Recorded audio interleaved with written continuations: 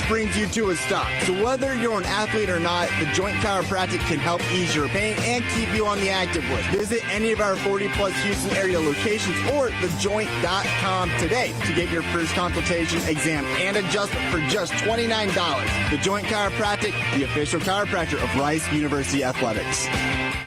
Is it just me, or is it always a struggle to take a good family pic? Between getting everyone to smile and finding the right outfits, it's not easy. Luckily, I shopped Kohl's Friends and Family Sale and got 20% off styles that are perfect for our upcoming photos.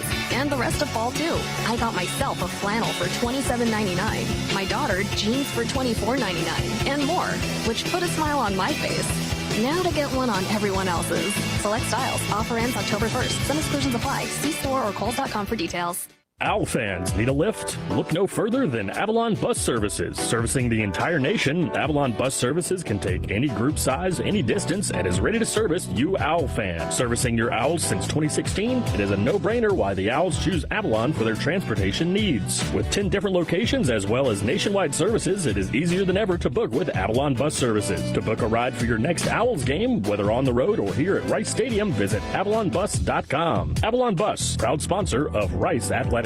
Owl fans, looking for the next great place to stay? Courtyard Marriott West University has got you covered. Located at 2929 West Park Drive, approximately 1 mile from Rice Stadium, Courtyard Marriott West University is the perfect place for fellow Owls to land on game days. Whether you are planning your next staycation, having family in town, or planning your next trip to Rice Stadium, Courtyard Marriott West University, proud sponsor of Rice Athletics.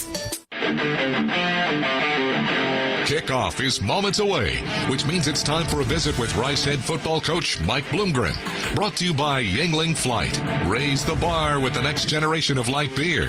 Now, alongside the coach, here's J.P. Heath. It is a family's weekend here. Rice hosting East Carolina University. This chat with Coach Bloomgren brought to us by Yuengling Flight, the next generation of light beer. And I was thinking about this on the ride in. I don't think I've ever asked you this specifically, but is the week seem longer after a loss like that, or does it seem shorter because you're so anxious to get back and hit somebody, so to speak? Yeah, I think both of those are true. Certainly Sundays and Mondays feel longer, right? Like, that's the reality of the situation. I mean, it's a win business, and the fun is in the winning. And when you lose, I mean, nothing's as good. You're like, gosh, is the sun going to come out? But then you get back in the grind of that Monday practice, Tuesday, Wednesday, Thursday, and you kind of just get your singleness of focus for going 1-0 that week, which is so critical.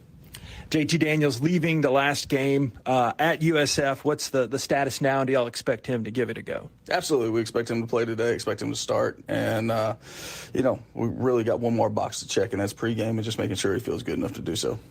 And obviously makes a big change out there. What dynamics have you averaging over 300 yards a game? It can't be said more how important he's been, huh? Oh, yeah. I mean, it's the most important position in sports, and he's a really good one. Like, he's very good at playing that position and playing the quarterback position.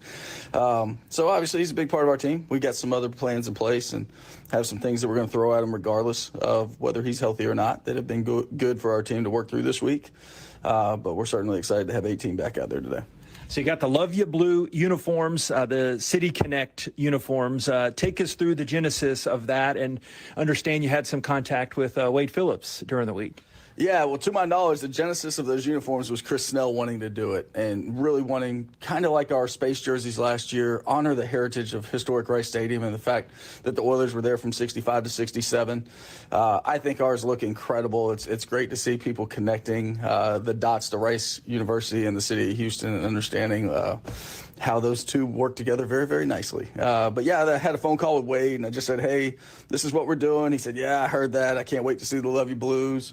And I said, and we just want to do everything we can to honor that great franchise and also the time his father was there. And that's what I remember. I remember watching the Oilers when Bum was there and wearing the cowboy hat on the sideline every place but the Astrodome. So, I told him I'm going to wear the cowboy hat out there as we run out of the tunnel. And then, unfortunately, I got to take it off so I can wear a headset. This is quite the career you've chosen. Take us back when you first met Mike Houston, ECU, way back those many years ago. Yeah, so Mike was the head coach at T.C. Roberson High School in Asheville, North Carolina, and I was at Catawba College, which is in Salisbury, North Carolina, just above Charlotte, about 30 miles north of Charlotte. And I recruited his high school, and he was always one of those coaches that I just loved talking ball with on the board. I loved the way he coached. And, I can remember numerous times where I put Laura in the truck and we drove out to recruit one of his games and watch his game on a Friday night. And so it's exciting to watch his success through the years at all of his different stops, and fired up for this opportunity to play him tonight. What's his and Blake Harrell's defense do so well to turn teams over? They've been really good at that. Yeah, they emphasize the heck out of it. We know that. We get what we emphasize in this life. And they do a great job, again, being relentless at pulling the ball, taking a punch at the ball. And they got 8 balls out last weekend and recovered 5 of them. That's a big number. So we've got to be cognizant of that. We got to have our out talent and then make sure we got our 5 points of pressure on that football, protecting it at all time. And the thing that's happened to them a little bit this year is they've turned the ball over as a football team, and we got to take advantage of all those opportunities regardless of who the quarterback is in the game. Yeah, speaking of that, finally, what are a couple or 3 other keys to the game that you've stressed to the guys here?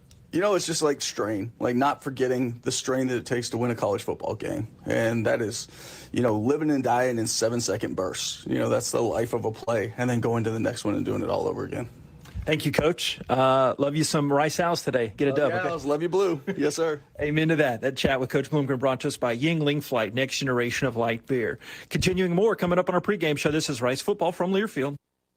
Football fans are passionate, just like John Deere fans. And if you're a John Deere person, the name to know is Shoppers. In football, it's about calling the right plays. The right call for John Deere equipment is Shoppers. Shoppers has a right-sized John Deere tractor with attachments for any job. You can build your tractor online with Shoppers' exclusive Build It, Price It, Own It tool. See all our John Deere specials by Googling Shoppers at SHOPPAS. It's time for you to make the right call. Shoppers, equipment for your piece of Texas, and proud sponsor of Rice Owl Athletics.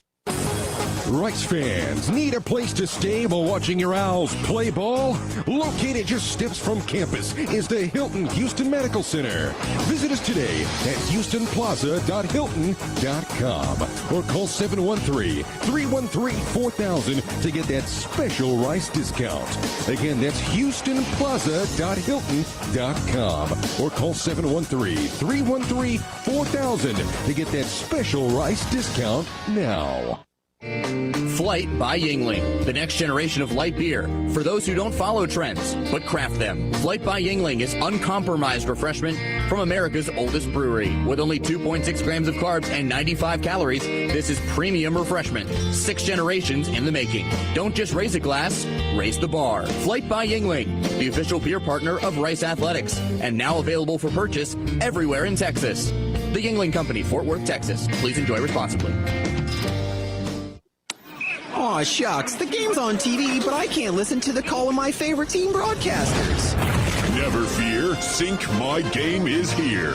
Sync My Game? Yes, Sync My Game. If you have a DVR and streaming device, head to syncmygame.com from Learfield. It's never been easier to hear the impassioned voices of your favorite radio crew synced with the TV. Wow, thank you, Mr. Just remember, syncmygame.com. Let's take a peek at the Houston Methodist injury report. The Rice Owls and the ECU Pirates here. The big one, of course, is will JT Daniels go for a 34th career start? Looks like he will. He went through pregame warm-ups, and you just heard Coach Bloomgren talk about that he practiced later in the week. He will give it a go. But on the offensive line, there's been a change as Clay Servant is back, but he's not starting yet. Brad Bauer is out on that left side, so Miguel Cedeno, who can back up on the guard or tackle. Miguel Cedeno slides over.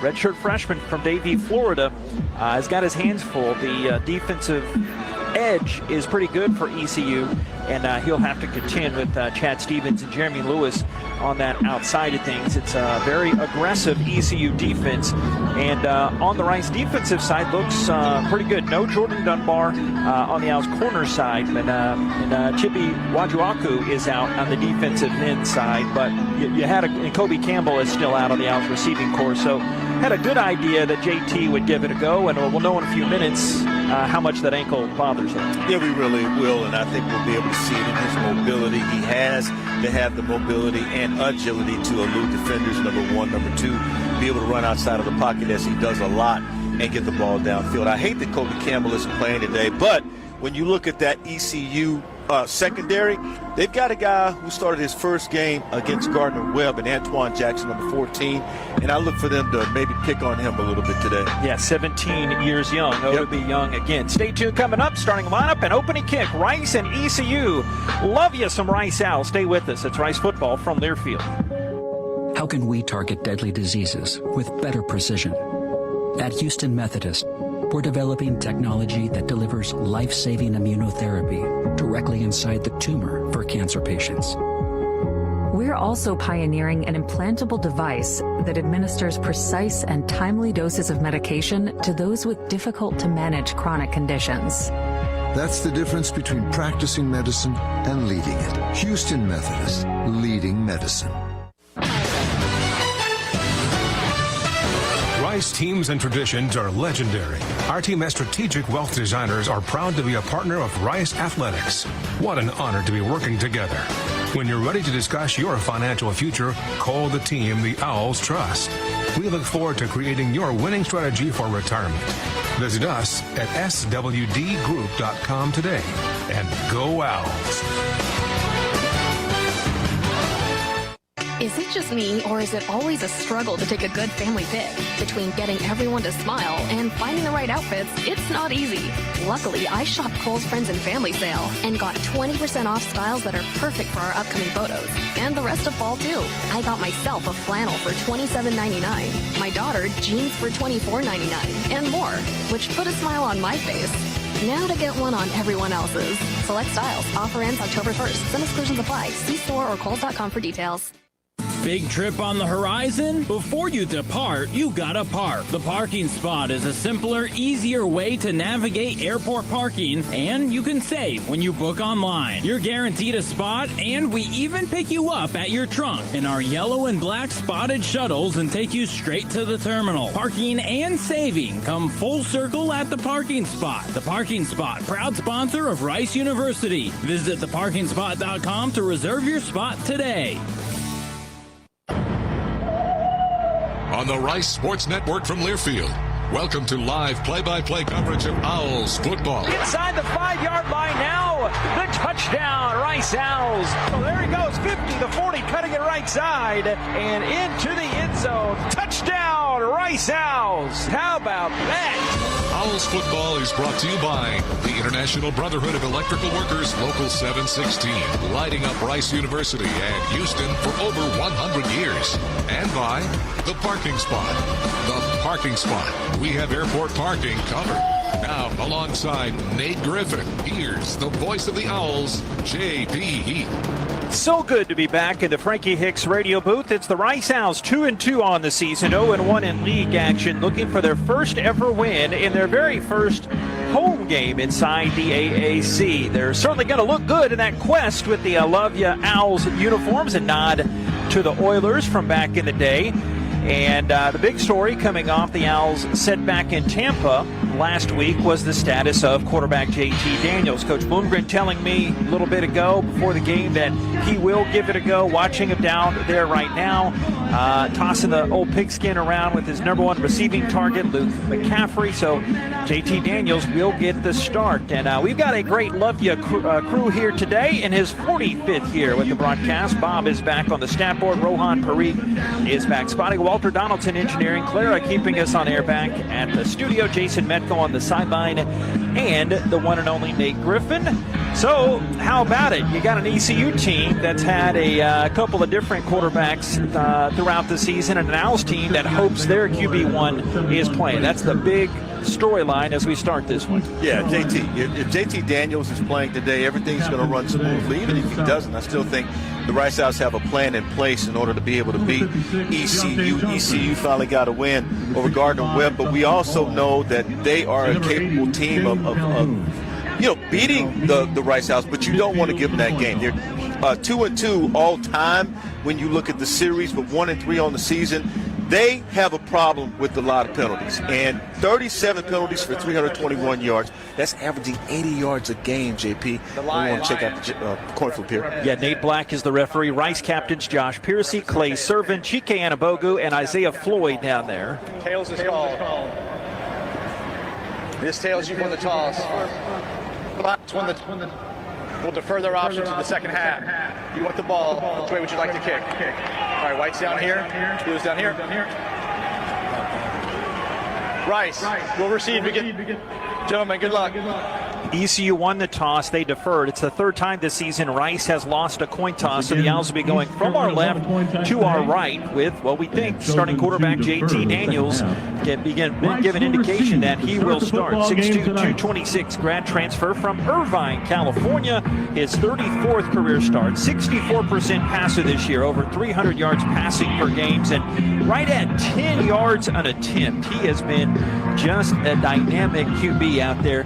His starting center will be Braden Nutter. Guards, Brant Banks, Nebraska transfer, and a guy that used to come to Rice games as a kid and said he's a big Rice baseball fan as a kid. Brant Banks at left guard, and Lavelle Dumont at right guard. Ethan Oniano, the Owls' right tackle, bioengineering major, and the left tackle today is expected to be Miguel Cedeno. Owls wide receivers, Luke McCaffrey, Nebraska transfer, 370 yards receiving on this season, had 199, a career high in last week's game. Rawson McNeil out there, and Landon Ransom goal. Starting back, probably Dean Connors. Juma Otoviano listed as the starting back, but the starter will probably be Juma Otoviano, mixing in there too. Jack Brownlee, Broden Gruen will rotate in on the tight end side of things.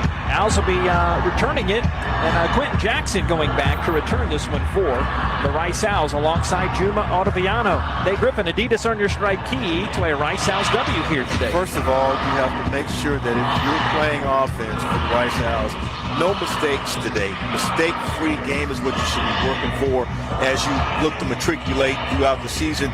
And defensively, as much pressure as possible. Can I be Captain Obvious on my key to the game? Yes, Can we have more than 1 yard rushing? Is that as in like last week? Last week in Tampa. It's only 1 yard rushing. And by the way, we're waiting on the kick.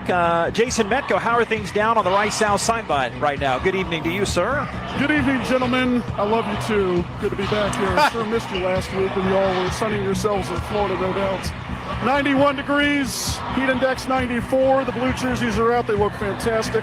Fun fact that will take 2 seconds. The Oilers were 11-10 here at Rice Stadium from 65 to 67. No former Rice player saw action for the Oilers during their 3-year run here, but the Oilers did have a defensive back by the name of George Rice, who was a starter in 1967, John Paul. Wow, that is very interesting. Yep. And Bob had told me, as we're still waiting for the kickoff here, he used to you'd come to games here, correct? I know he's off mic now, but they would take the grass and have the turf and just go back and forth when the two teams would go back and forth. All right, it's being kicked off. Here we go finally after the dramatics. Leith Marjan is kicking it deep, and it goes over the head and the right side of to the right of Jackson here to this near end zone, and it'll come on touchback out to the 25-yard line. So we just gave you those Owl starters on the defense for ECU, coordinated by Blake Harrell in his 4th year, former DC at Kennesaw State and the Citadel. His line is probably the strength of the team. Chad Stevens, Sarad Ware, Deontay Johnson, and Jeremy Lewis as 3 tackles for a loss to tie for the team high. Mike Edwards plays in the box a lot, creates some havoc. One linebacker, Taylor Jackson, another, and Ron Dilworth, the other linebacker. Safeties Wood, a Blinn Junior College transfer, also Wilk, and Revel and Jackson are the corners. Jackson, the 17-year-old field corner. Here's the snap. Daniel to Juma of Otoviano. He darts off the left side to 30, up to the 33, into the 34-yard line. He got 9 yards before colliding with Taylor Jackson. First down, second down, and 1 down to 34. That was a great cutback run. Reminds me of a run I saw earlier. I believe that was Michigan with a nice cutback run. You can see those 4 big offensive linemen pulling right, and the running back cuts against the grain against the offensive line. Dean Connors is the back. He's to the right of Daniels, who has his feet spread apart, left in front of the right. Takes the shotgun snap, surveys middle, floats it along the seam. Too tall for Connors, incomplete at the 40. He was able to get past Jackson, the middle linebacker, over the middle. Good time to call that play, though. 3rd down and 1. The 34 Owls in their Love You Blue tops. They have the silver helmets with the R on the side and the white pants. And ECU, the white helmets and the white jerseys, purple numerals, and they've got the yellow pants. And they're subbing. And you see Rice wants to go tempo. That ball was right down the middle of the field. If they're going to play a soft safety, do it. Owls go down in a short yardage situation. Barnett and Hargan, the fullbacks, in there for the blue and gray. And the running back is Dalen Alexander, the freshman sensation that has a nose for the end zone. But here at the 34, snap hand to Alexander, gets bumped in the middle and pulled back and body slammed by Stevens, the defensive end. No gain. And yeah, he'll be short. Owls had that great first down run, but they could not move it an inch the next two plays. And yes, they bring on the punting team here. They'll go 3 and out of this opening drive. Yeah, I think East Carolina's seen enough on tape to know what they need to do. Get leverage, get low, and make sure that you stop that run, especially, when you bring in that jumbo pack. Josiah Hatfield standing back at his own 20. And the punt will come from Connor Hunt, the Hawaii native, 5'11", 185. 15 punts on the year, a 41-yard average. The deep snapper is Wyatt Freeman. The snap and the boot goes high, and it's a bit of a short punt that lands on the far sideline and then comes back in the field of play inside the 25, and it's down by Ari Broussard. They say at the 26-yard line, a 41-yard boot and no return. And here comes the offense for the ECU Pirates. We'll see who they trot out at quarterback, whether it's 15 Flynn or 10 Garcia. Flynn started last week, and yes, indeed, he's coming out there. 6'1" redshirt junior from Fletcher, North Carolina. His center is a big one. Usually don't see 6'7" centers, but that's Hampton Ergel. Played at right tackle last week because of Owen Murphy's injury. Owen Murphy's back at right tackle. Parker Moore, the left tackle. Dustin Hall and Jacob Sacra are the guards.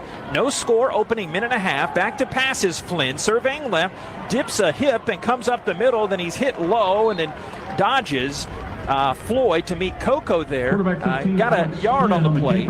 Second down and 9. Rest of the starters for Flynn in this offense. Rajay Harris is a good one. Junior from Duncan, South Carolina. Mike Bloomgren saying earlier, hey, he's back to the force he was a couple of years ago. He had some injury issues last year. Wideouts Patterson, Johnson, former Georgia teammate with JT Daniels, and Josiah Hatfield, the other wide receiver. Snap hand, left tackle Harris cuts it up the middle, gets a first down past the 35, and play Wyatt trips him up as he lunges and gets to the 40.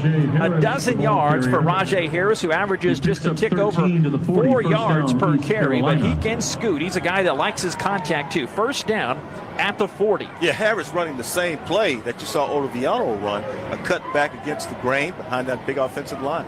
No score. Rice and ECU here. 12:30 of the opening quarter. Owls went 3 and out. ECU's first possession. Shotgun snap to Flynn. FLI in. Dragging across the middle. It's caught and running up along the left sideline, 45-yard line. And that was Hatfield, the senior from Graham, North Carolina, that's struck down at the midfield stripe. It goes for exactly 10 yards. Morrison helped out. And another ECU first down. That Rice defense, Coco, Piercy, Carroll, and Floyd on the line. Morrison and Conti, the starting linebackers. Wyatt at that Viper position. Gene and Taylor, the safeties. Trayshawn DeVone's one corner and Sean Fresh the other. 1st and 10 play at midfield. A fake left, dump it back right side to Johnson. Turns his way around his sideline. He gets edged out by Sean Fresh to that far way. He still got a couple. They might give him 3 on that play. Yes, indeed. Second down and 7 at the Owls 47. Yeah, they had 3 receivers far side. The inside receiver actually took a step back, like a delayed move, took the pass, tried to turn it up. Rice defense right there to stop it. With Nate Griffin, I'm JP Heath, just getting underway. Shotgun. Here's the snap, and play is halted here. The umpire comes dashing in there to signal this false start against. False start. 5-yard penalty.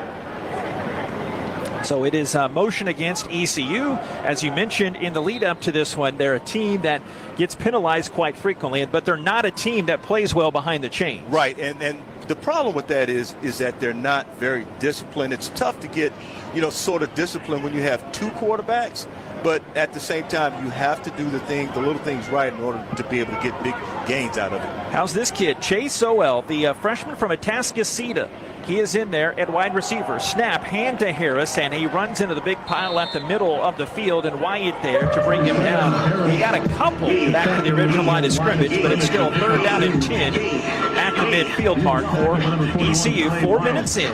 Rice nothing and ECU nothing. Pirates on the season average 22 points a game, but they're bottom 10 in the country, Nate, in passing and total offense. They do not have the explosive ability that we saw last week down in Tampa. 3rd down and 10 in midfield. Harris pointing out some protection Owls bunch a bunch of guys in the box. There's one safety up high. Wyatt is moved back. 3rd and 10, the 50. Three-step drop. Flynn looking, flips it left side. It's caught on the run.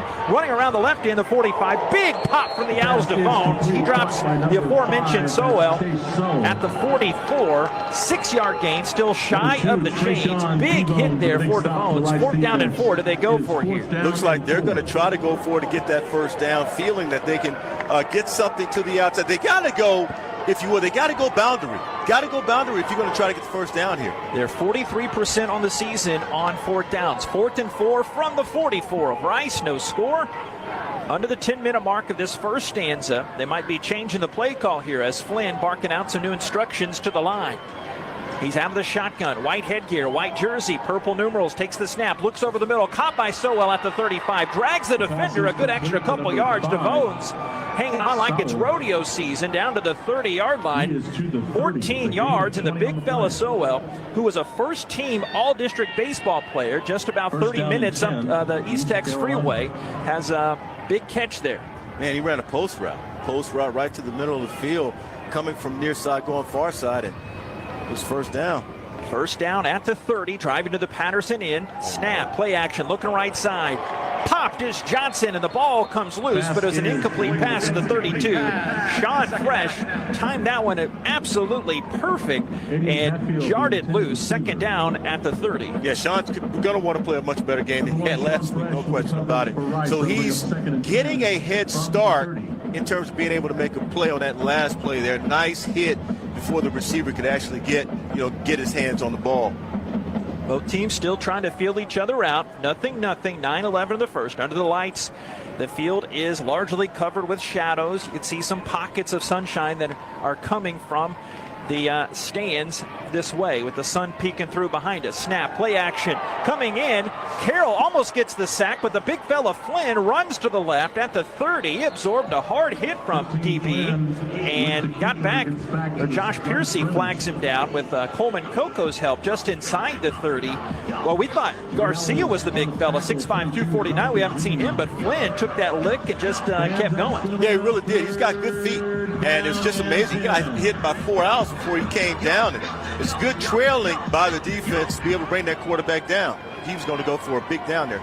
Going under the 9-minute mark, still nothing. 3rd and 10 at the 30. They're 0 for 1 on 3rd down. Out of the shotgun, here is Flynn. Here's the snap at the waist, looking right, throwing on the hash, caught at the 25, inside the 20, rolling down is Spalding.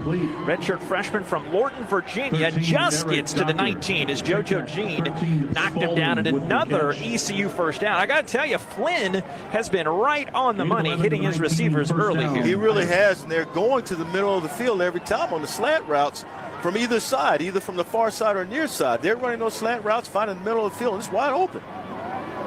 Out of the shotgun, surveying the Owls defense. He's got the back in there, Harris behind him. 3 receivers, snap, hand to Rajay Harris, and he will dip his head down and run across the right end and get maybe a couple. Play Wyatt brings him down. He had 9 tackles and a sack at South Florida last week. Myron Morrison helps him out well, so they do give him a yard. So 2nd down and 9 at the 18. Problem is, if you play soft safety, then you got a shot at going over the top. And, of course, the Owls don't want to give up that big ball, and so the thing is, we can tackle you even if you get 8 or 9 yards for the first down. Keep you in front of us. Yeah, we saw plenty of that deep ball last week, didn't we? 2nd and 9 at the 18. Bond, the back was in there. Back to passes. Flynn rolling to the right. Chased by Morrison. It's aired out deep right side and out of bounds near the pylon. Wyatt was giving it a gander over there, but well incomplete. 3rd down and 9 here for ECU now. Yeah, this is a big one because what you want to do is be able to take them out of field goal position or field goal range. So you can't give up the 3rd and 9. Even the 3rd and 5 is too much. So you really need to be able to get some kind of stop here. A little pressure on the quarterback wouldn't hurt. Jari Patterson out to the right, Sowell to the left, 6'2", 187. That freshman from Humble we were telling you about earlier. 3rd and 9 at the Rice 18, halfway through the first, still goose eggs. Shotgun this whole way for Flynn. He looks, he surveys, just that one safety over the top again. Shotgun snap, looking left, fade to the end zone, and wrong shoulder. It's deep and complete left side for Sowell. And it'll be a field goal situation as DeVones was back in coverage. 4th down and 9, and be in the area of a 35-yard field goal attempt coming up. Interesting, that play call was a little strange. It's as if they were playing for the field goal instead of playing for the touchdown to the Pirates. But we'll take it. Lining up is Conrad, sophomore from Kimmersville, North Carolina. 35 yards, middle of the field. The holder is the punter, Larson. Deep snap comes back from Garfield. It's put down. It's up the end zone to our left. It's through the yellow uprights. It is good. And ECU has broken the seal of this one. 7-17 of this opening quarter. So while ECU was marching down the field, the Owls bent, but certainly did not break as the Pirates score first and lead this one 3-0. We'll be back right after this. It's ECU 3 and Rice nothing. 7-17 of the first. It's Rice football from Learfield. This is Ernie Johnson Jr. Sports is about overcoming obstacles, and college coaches work hard to help young men overcome Duchenne muscular dystrophy. It's called Coach to Cure MD, and you can help. Text the word CURE to 501-501 to donate $25 on your next mobile phone bill, or go online to coachtocuremd.org. Text the word CURE to 501-501. Help coaches cure MD. Sponsored by the American Football Coaches Association. Texting and data rates may apply. At True Anomaly Brewing, our greatest achievement lives in knowing that everything we've learned is yours to enjoy. While it may not be rocket science, we brew with the same detail and dedication learned while running mission operations for NASA. Taking risks is part of our DNA. We don't take them just to say we did, we take them because of the result. Bold brews we're proud to share with fellow adventure seekers. True Anomaly Brewing, beer for the explorers.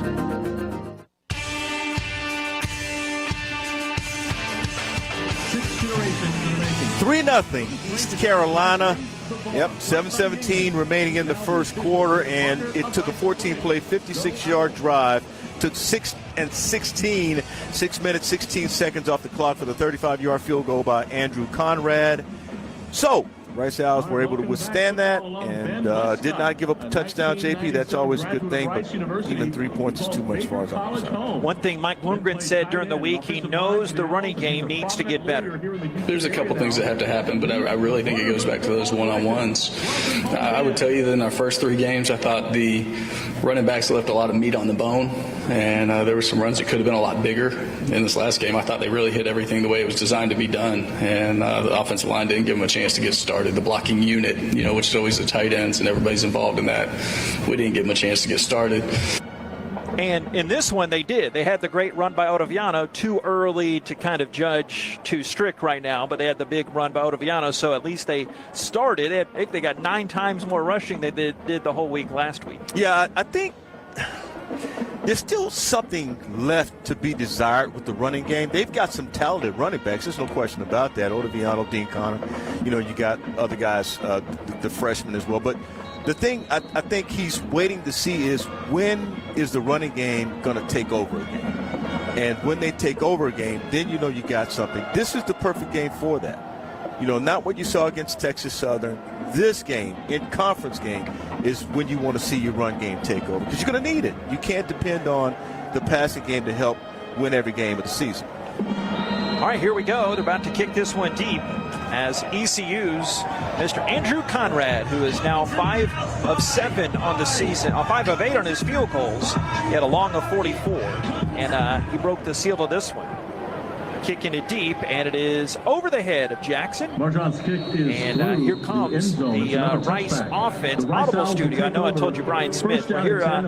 Marcus Tuiasosopo during the week. Coach Tui talking about. Coach Tui said what stands out about this ECU defense. What are playing with 2 different. Oh, their effort, relentless effort. They're flying around. They create turnovers. So that's a challenge. We got to hold. If we hold on the ball, we're going to be in the game. That's what Coach Bloomgren stressed during the week as well, as Daniels out of the shotgun. We saw him throw it once on that first drive, 0 for 1. 3-0 ECU. Daniels out of the shotgun, takes the snap, stands, looks right, throws right. It's off the hands, incomplete, the 28 for a diving Bowden Groom. He was blanketed defensively there by Jack Powers there, one of the defensive ends, linebacker sliding over. 2nd and 10, the 25. Jack Powers all over Groom. I got to tell you, Groom rather. I got to tell you, they came to play today. And so far right now, they're making most of the plays. They rotate a lot of guys on the D-line. Samuel Donka comes in, sophomore from Lorton, Virginia, to this far sideline. 3-0 ECU lead, 7-12 near sideline. Here's the snap after McCaffrey went in motion. Handoff in traffic. It's taken by Connors, and they rip his helmet off. And a flag comes in at the 27-yard line. 0, Julius Wood, Glenn JUCO transfer, came in, and Connors popped up. He's okay. And now remember, he does not have to leave the game if the penalty is deemed to be, which I don't know why it wouldn't, against ECU. That's going to be face mask. Personal foul. Grasping the helmet. It's 15-yard penalty. An automatic first down. Number 0 game. His helmet was removed as a result of the penalty. He will not at the moment. Dean comes to the sideline, but that was potentially vicious there. As there was no part of the jersey he grabbed. He just grabbed it by the helmet and yanked it off. Well, you want to make sure Dean's okay, because that could result in a neck injury or any other kind of injury that you don't need. 3 receivers to the left side. One of those going in motion is the freshman Walker. Shotgun again is Daniels. 1st and 10, the 43. Snap to Daniels in those love you blue jerseys, silver helmets, thrown deep left side, caught at the sticks. And McCaffrey is brought down at the 48 by Antoine Jackson. That's actually Rawson McNeil. He had 8 catches for 94 yards on the season. 6 catches alone in that last week's game. That goes for 9 yards downfield. 2nd and 1 to go now for the blue and gray. Good stick route on the comeback, and certainly that was all the way across the hash marks. You had JT throwing from his right to his left, all the way across the field. That ball could have been picked off. Thank goodness. Russell McNeil, that's a good catch. The arm's okay. Ankle might be iffy, but here's the snap. Play action. Daniel's going to throw it on the run. It's off the hands at the 35-yard line. Tipped and intercepted. Taken Wilk goes back. And a guy that did not play last week, but it went off of McCaffrey's body and picked off. Only the 4th interception of the season by Daniels, and ECU has the football back. Once again, running from far side to near in the middle of the field. That ball is thrown and it's perfect. It's a perfect pass. And I'm not quite sure what happened there. He had number 10. He had him. It was thrown perfectly to him. All he had to do was just hang on to the ball. I think Luke's vision, easy of course to say from up here, his vision got blocked by Davis, their backup linebacker coming over, and then he reacted a little late and it popped up. Here's the snap as ECU has the ball back, leading 3-0. A hand goes to one of their reserve backs, Marlon Gunn, a sophomore from Baton Rouge, Louisiana, hit down by Gabriel Taylor. And he got 3 yards on the play, 2nd and 7 at the 28. So big early momentum potential shifter right now. Well, you got a time of possession issue. 6:16 for ECU, 2:43 for Rice. You need the football.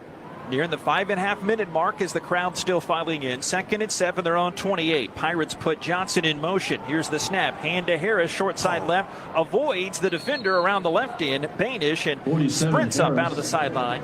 Out of bounds, and Conti ushers him out about the 31-yard line. He got 3 yards. 3rd down coming up. They'll need about 4 from their own 31-yard line. And these are self-inflicted, whatever you want to call them, from Rice. You don't want to give them that much time on the clock so they can put more points on the board. You're fortunate that they only have 3. Left hash, couple of snaps. Here, see the stand-up end does not budge. That hard snap count. They look over the defense. I'll still have that one high safety. Wyatt moving back there. 3rd and 4, they're on 31. 3-step drop. Flynn looking deep, going right side. High. Taylor in coverage and knocks it away from Hatfield on that right sideline. Good job by the blue and gray. Actually, the tight end Calhoun moving out there. And could not haul that one in. 4th down and 4, the 31. Now ECU will punt it, and it looks right now that turnover will not come back and hurt them. Yeah, that's a tight end versus a safety on that route too, so thank goodness, because that could have been a big play that time, especially when you're on the go route. Sean Fresh back to return this punt from Luke Larson. Inside his own 20, backs up, catches it at the 14, right hash, across the 20, 25, voids a defender, 30, right side 40, 45, Fresh up to the 50, and he is pushed out of bounds in ECU territory, scanning the field, and no flag on the play. Fresh, a great punt return. He had one punt return for no yards on the season before getting that one into ECU territory. That's best of his career right there when you see that. And, you know, he was due to have a big one. There was also a key block made on that punt return as well.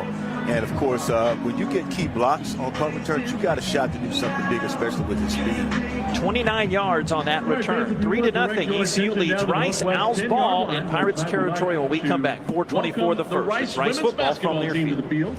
Hey, Oscar, wake up.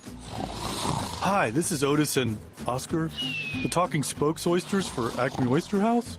You've probably seen us on TV. My friend Oscar is, sleeping. You know, we oysters like our pets. Anyway, drop by tonight for a dozen raw, a dozen char grilled, a seafood platter or po' boy, and maybe a few laughs. Come Acme, bro. Not you. Acme Oyster House. Life's more fun with seafood. Whether running a marathon or walking your dog, every movement matters. But when you're in pain, simple activities can feel unbearable. At Houston Methodist Orthopedics and Sports Medicine, our specialists can help you heal faster using the latest technology, minimally invasive procedures, and advanced physical therapy. As the top-ranked hospital in Texas, we have the expertise to keep you moving and help you get back to doing the things you love. Houston Methodist, leading medicine. Houston Medicine is located at 7702 Main Street. That's right here in Houston. Zip code 7. You know what I want to hear? I want to hear Jason Metco right now. ECU 3, Rice nothing. You want to hear me live? Was I supposed to bring that back? That's okay, though. We can talk now, though. No, I'm down here just, hobnobbing with all the famous people that I normally do. And we're with today's game sponsor, too, Caroline Verro-Moore, the Houston market president with American Bank. And Caroline, first tell us a little bit about your partnership with Rice Athletics and how that came about. Yes, thank you for having me on. Amerant is one of the largest community banks in the country. And we've been in the Houston community since 2001. And so for us, this partnership means a lot to us. We're really excited about it. It's the ability for us to provide banking services to fans and coaches and students here. So we offer tailored solutions and banking products to all the Owls. For those students who are interested in your services, how can they get them? Yeah, so we have a special student checking account, and we offer extra benefits. We offer no minimum balances, and we waive some of the fees. In fact, we have a banking center that's right down the street on Kirby and Holcomb, so we invite every Owl to go and visit our banking center this week. Last one for you. You're down on the field. It's a lot of excitement for you. You knocked over my microphone. What's it like to be down there? Oh, it's so exciting to be down here and see the players up close. Football's great. We wish the Owls all the best today. They did great with the value bucket, and we hope that they're going to do great today. And we got a big play on first down there, JP. Back to you. Won't turn it down. Thank you very much. Good luck, Caroline, down there. Thanks to our friends at Amarillo Bank. Chase Jenkins coming in, a 28-yard run. Antoine Jackson hauls him down, and there's a down Owl on the field right now, and I think that is Chase, who after making that scamper, Jenkins, the 6-foot freshman from Katy, Taylor High School. Remember, he had that action, his first career appearance against TSU, and he pops right back up.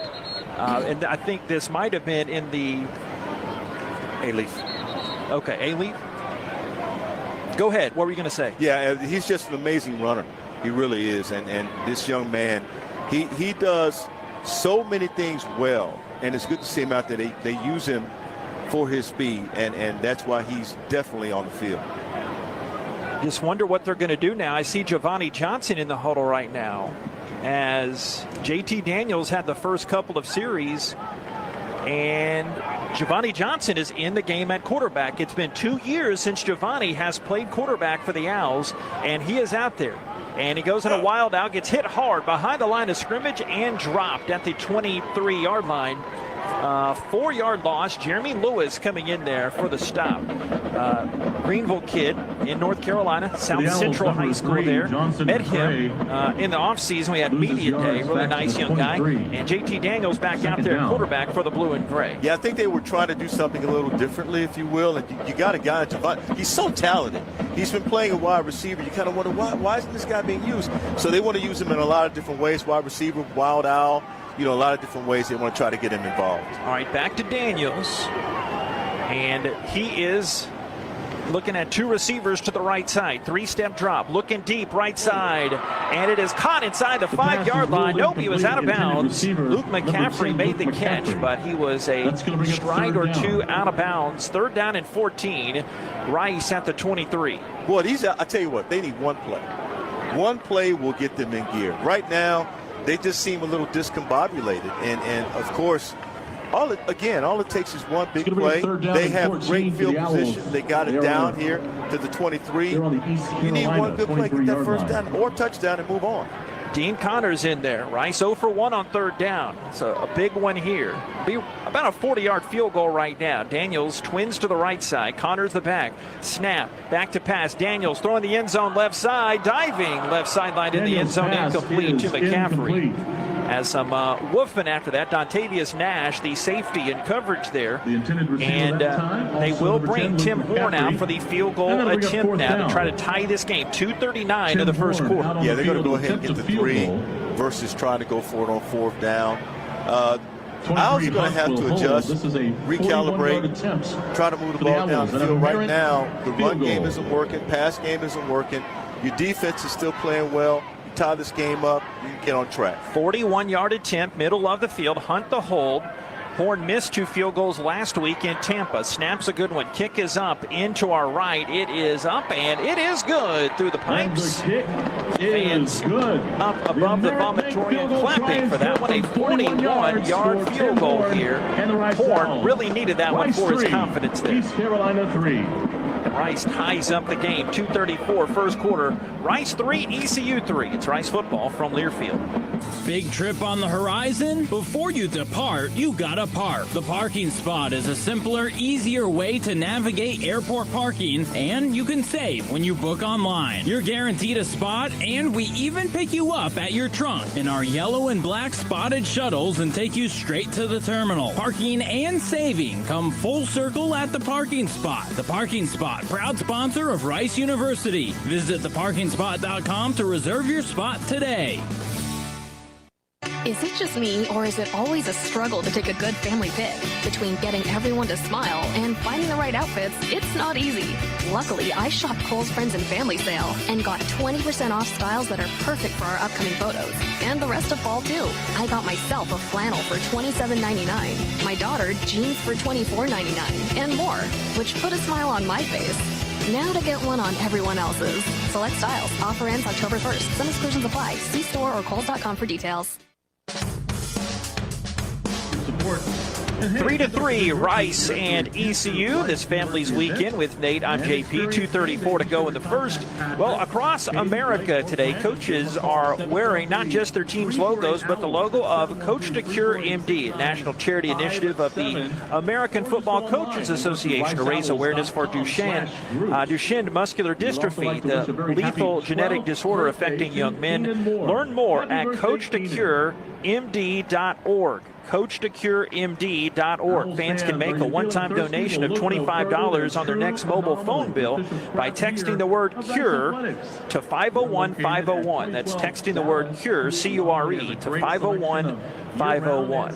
5 plays, 23 yards. Took a minute 50, 41-yard field goal by Tim Horn. Ties the game with 2:34 remaining in the first quarter at 3. Yeah, stats leave a few things to be desired here, but when you've got a bottom 10 offense in the nation, ECU, against a Rice team that's been scuffling to move the ball, might not be totally surprising as they get to feel each other out here. ECU 67 total yards, Rice the 45.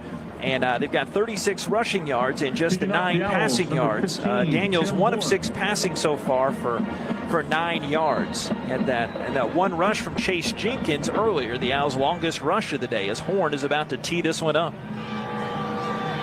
ECU back deep.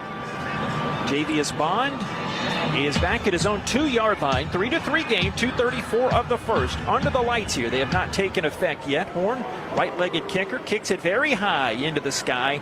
And it is 2 yards deep and trickles in the back quarter of the end zone out of bounds for Bond. And East Carolina brings it out to the 25-yard line. You have to be careful. You do not want to give East Carolina confidence to be able to stay with you. And they know that this is a very powerful Rice offense.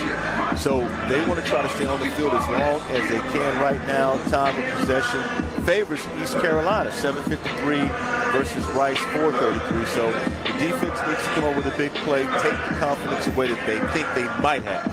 That's a good point because Rice's best scoring quarter is this first. They've been outscoring teams 59-10. And here's the first play of this series. Flynn back to pass, steps up in the pocket, pump fakes, and then a flag comes soaring in as Flynn is brought down behind the line of scrimmage. The flag came way back in the defensive backfield. Damone Green is the one that brought Flynn down near the line of scrimmage.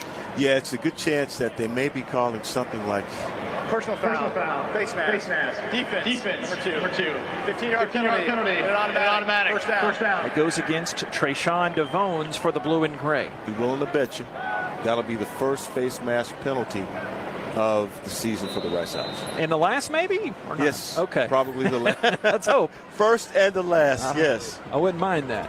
I was telling you about that stat. Owls had 59 points on the season in the first quarter this year. They had 65 total points in the first quarter all of last season. So they had better starts this season until this game. 3-3. First down at their own 40. 2:10 to go. Right to left ECU. Back to pass. Balls of his feet. Flynn, air deep right side. Up high. Caught at the 40-yard line and knocked out of bounds is Hatfield.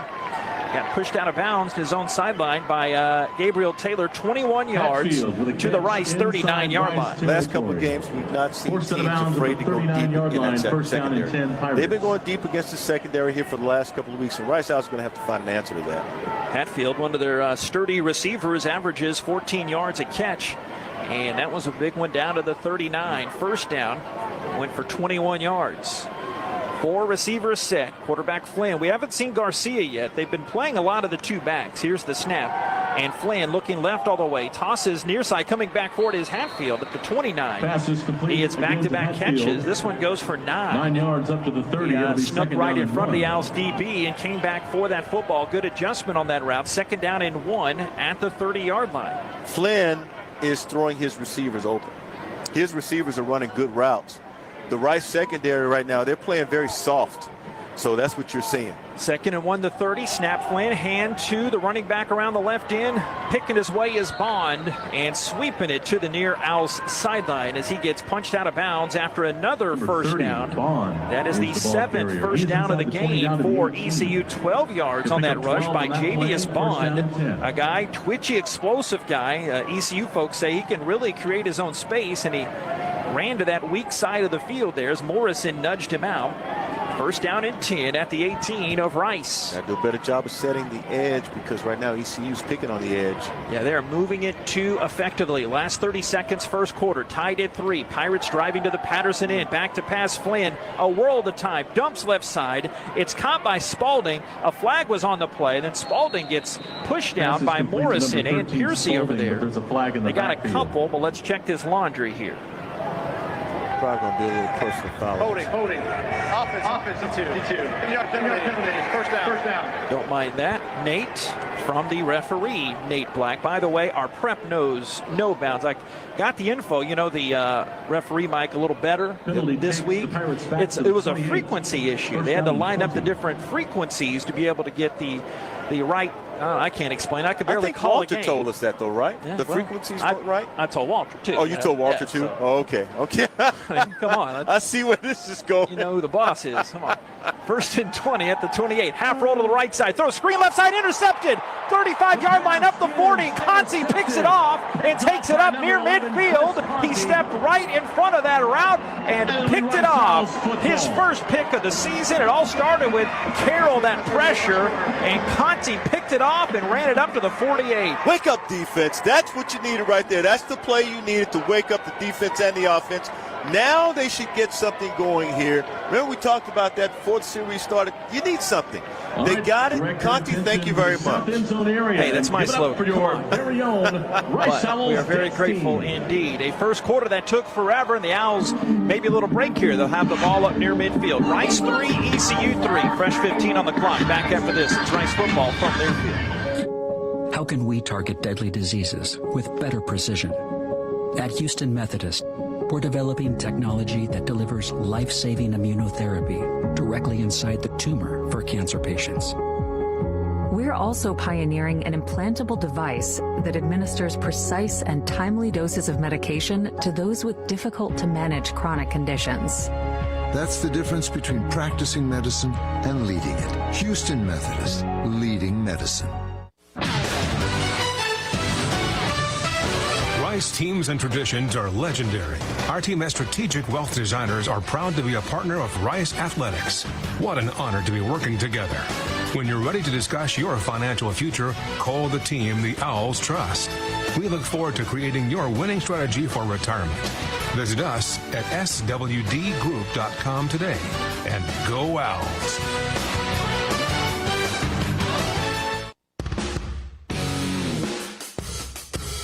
Nice job. The first 15 in the books from historic Rice Stadium. A 3-all tie right now between Rice and East Carolina. Jason Metcalf on the sideline, still trying to get word on Chase Jenkins, who came in for one play in the first, went down with an injury.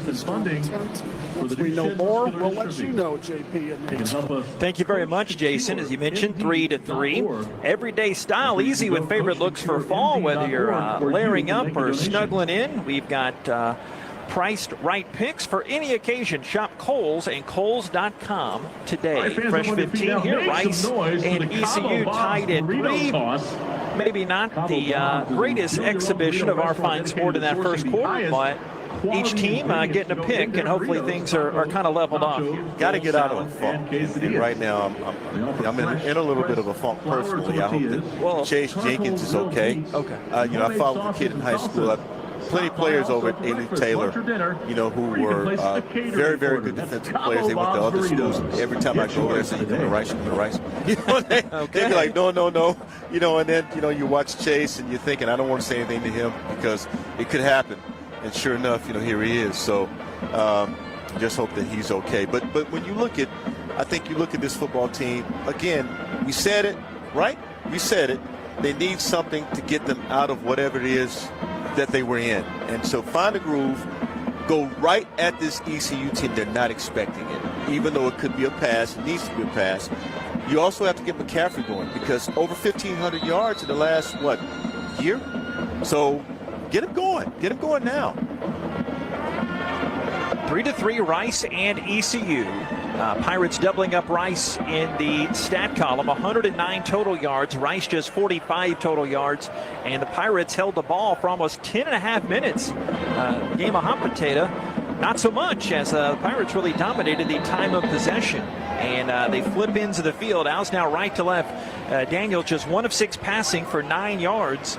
He had a 432-yard career-high performance last week in Tampa. Here's the snap. Daniels looking left, throwing out route. McNeil makes that catch, squatting down on his fin. He got that in front of the young Antoine Jackson, their field corner. Went for 8 yards. 2nd down and 2. We're seeing more from Rawson McNeil gradually coming. We saw it a lot in the offseason, but he's a big fella. They used to call Baby Roz when Roz was here. Yeah, he's a big, tall receiver, and I tell you what, he's not afraid. I've seen this guy compete, get up, talk smack. And I said, well, they got something here. You know about that smack talk. Yeah, 2nd and 2 at the 44. Trips to the right side. One of those is Walker. Standing at midfield, waiting to snap is Daniels. JT takes that snap, looking right side, throwing deep down the right side, jumping up high inside the 20. The catch is made. Did he hold on to it? Indeed, back to back to McNeil. Makes another grab, and it goes inside the ECU 15, as it was Youngin against Youngin crime there. Antoine Jackson, the 17-year-old, could not nab it. 30 yards down the right sideline to the 14. About time they pick on Jackson. You're looking at that. Rawson McNeil, 6'3". Jackson is 6'1". Big cornerback against a wide receiver, except McNeil's just a couple inches tall. High pointed, right? There you go, high pointed. What a back catch shoulder. there. And McNeil back-to-back catches 9 and 10 of his young career coming in this game. Gruen tied in right. 3-3 game, opening minute plus of this second. First down at the 14, snap and a handoff, and this running play is going nowhere. On the carry. Not a zilch as Dean Connors gets squatted down and knocked down for a loss of 2. Mike Edwards there. Georgia Southern transfer, team leading tackler coming in. So second down and 12 at the 16. They just can't get the running game going, but there's an answer to that. And you can run the short passes out of the backfield, wheel routes, things like that, get them out in the flat. Those are short run plays, basically. So I'm going to see if they change it up here a little bit. McNeil and McCaffrey both to the right side. Receiver here to this near side is Walker. Second and 12 to 16. Ball's near the middle of the field. Snap. Daniels looking right all the way. Quick pass is knocked down at the line of scrimmage. Hit down by Jeremy Lewis, outside linebacker there from Greenville. So swatted down. Second down and 12. Third down, excuse me. They'll need a dozen at the 16. Oh boy. Now you got to throw. I mean, unless you go play action, you got to play action. You got to throw. You got to do something that's going to. This defense has been reading the offense for the most part all day long. And you notice JT has had to get the ball off quickly. When he's throwing the ball to completions, he's gotten the ball out of his hands very fast. Walker and McNeil, along with McCaffrey, only receivers in the formation to the left, the wide side of the field, and time is called by ECU. DC Blake Harrell saw something he didn't like. And we'll take this break as red hat and red shirt guy comes onto the field. 12:52 of the second. Rice ball driving in the ECU red zone. 3-3. Rice and ECU in this first half of action, second quarter. It's Rice football from Learfield. Shoppers has the right John Deere for your piece of Texas. If you're looking for a tractor, gator, or lawnmower, let the experts at Shoppers give you the right answers to your John Deere questions. Shoppers makes buying a piece of John Deere equipment easy with our online Build It, Price It, Own It tool. You can add attachments specific to your needs or check out our ready-to-go John Deere tractor packages. See all that Shoppers has to offer by Googling Shoppers at SHOPPAS. Shoppers, equipment for your piece of Texas, and proud sponsors of Rice Owl Athletics. This is Ernie Johnson Jr. Sports is about overcoming obstacles, and college coaches work hard to help young men overcome Duchenne muscular dystrophy. It's called Coach to Cure MD, and you can help. Text the word CURE to 501-501 to donate $25 on your next mobile phone bill, or go online to CoachToCureMD.org. Text the word CURE to 501-501. Help coaches cure MD. Sponsored by the American Football Coaches Association. Texting and data rates may apply. Into your next meeting. 12:52 remaining in the second quarter. Rice and ECU tied at 3. Both field goals. Right now there's a timeout on the field. Fly by Yingling, the next generation of light beer. For those who don't follow trends but craft them, don't just raise the glass, raise the bar. Fly by Yingling, official beer partner of Rice Athletics, and now available for purchase everywhere in Texas. You ever had a Yingling? I have, yeah. You have? How about Bob? You think Bob has had a Yingling? Look at Bob. Bob shakes his head like, yes, I've had a Yingling. I've had one, Bob. I've had a Yingling. How about this? Glancing at the Weston out-of-town scoreboard, and Baptist came back. They got down 21-0 in Orlando, and Baylor wins at UCF 36-35. And out in the South Plains, Texas Tech beats Houston 49-28. Dana Holgerson, of course, used to be the OC there under Mike Leach. They inducted Mike Leach into the Texas Tech Hall of Fame there today. So they had a pirate theme out there for Coach Leach. But Texas Tech and Houston each 2-3 now. That's amazing. And boy, I'll tell you what. That shocks you? Well, not totally, because I knew that Texas Tech needed a win. And I would tell you. With Tyler Shuck out. Yes, and they got a really good head coach over there. Yeah. On the timeout, third down and so Cougars still looking for that first Big 12 W. 3-3, Rice and ECU. Owls 3rd and 12 at the ECU 16 as Owls are 0 for 2 on third downs. Back to pass Daniels looking to the short side right. Towards the end zone. Elijah Maharo out there drawing a flag near the pylon. Siobhan Revel out there tangling with the Cal transfer tight end who he may have slipped in there a play or two. I know a ball has not been thrown his way. Defense, 28. Saw Maharo in the second and last scrimmage, and he performed well. We just have not seen him in the regular season. Yeah, no question. But I think you got a very good receiver. And the thing is, you got to be able to make some plays. Also, bottom line. So, look, you got to let the receiver release. You can't hold play ball. But that helps out the Rice Owls. That's a 1st and 10 right there, 1st and 9 rather. Owls started this one at their own 48. 3-3 game. 1st down and goal at the 9 after that penalty against ECU. Their 4th of the game already. Daniels surveying to the right. Motions with his left hand towards his receivers to the left, and they're changing things up here. Ottaviano coming from the rotation out of bound to the backfield, and a timeout's called by Rice. Mike Bloomgren getting his steps in, racing out there to the side judge to get that one called, with the play clock marching down. That's a good timeout. That's a very good timeout, because they were uncertain about what they wanted to do in terms of lining up. And anytime JT is looking and people are moving, that's a good timeout. ECU DC is Blake Harrell. His defense for East Carolina, 26 points allowed per game. They're not great on 3rd downs, and they're giving up about 345 passing yards, but neither team has gotten into a very good offensive groove so far in this one, hence the 3-3 game. Yeah, and I think it's just a matter of time. Rice Owls need to put some points on the board, but the one thing you don't want to do is just rely on the passing game to try to win a game. All right, McNeil's had the hot hand receiving. He's inside slot left. Ottaviano the back, 18 to snap it. 1st and goal at the ECU 9, tight end 3. Here's the snap. Daniels, quick hitter left side, caught by Walker at the 6, and they sandwich him. Jackson jumped on top with the help of middle linebacker Taylor Jackson. No relation there. Those two guys sandwiching on the hit, but for 3 yards, 2nd and goal at the 6 for Rice. Yeah, and the area in the red zone, as you well know, becomes very constricted. So you're going to have to run the ball, and here's where you find out where your run game is. You got to start running the football. You can't rely on the pass. And as much as Rice has troubled running the football, they're tops in the conference, 93% in red zone scores. Snap on 2nd goal in the 6. Handoff Ottaviano, and he falls forward inside the 5. Lunging forward, I think they'll give him the 4. Julius Wood, senior from Columbus, Ohio. They give him a couple there. 3rd down and goal at the 4. You got receivers coming in, though, so that tells me unless you're going to go with the jumbo package, you plan on trying to throw the ball. So they think that they can beat their secondary, and if you're going to do it, you better pick on that freshman. The freshman out there is...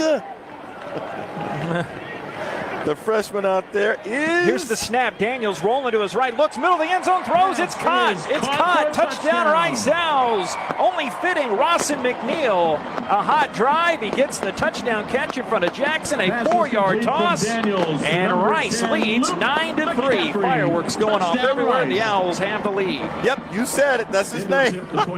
That is his name, Antoine Jackson. So that's what you wanted to see. And of course, you gotta pick on him a little bit. But a good play call right there. Got it done quickly. Touchdown. I love the jerseys, but they're blending in a bit. We see 8s as 1s, and the kick is up and true. But yes, indeed, that was McNeil on that kick. And the catch. And the Owls have 10 unanswered points now after Horns. PAT is up and true. 11:32 of the 2nd quarter. Timeout on the field. Rice 10, ECU 3, 11:32. Stay tuned. Back more coming up here on Families Weekend here on South Main. It's Rice football from Learfield. Owls fans, you may not think of yourself as an athlete, but everyday life is full of athletic feats. You bend, you reach, you lift, you twist until back, neck, or shoulder pain hits, which brings you to a stop. So whether you're an athlete or not, the Joint Chiropractic can help ease your pain and keep you on the active list. Visit any of our 40-plus Houston area locations or thejoint.com today to get your first consultation, exam, and adjustment for just $29. The Joint Chiropractic, the official chiropractor of Rice University Athletics. The newly renovated Houston Marriott Medical Center Museum District is a proud new sponsor of Rice University Athletics. For visiting families and fans, the closest hotel to Rice University is delighted to offer preferred rates. Guests will enjoy 2 new restaurants, a new exclusive M Club lounge, and complimentary shuttle service within 2 miles of the hotel. Visit Marriott.com to learn more.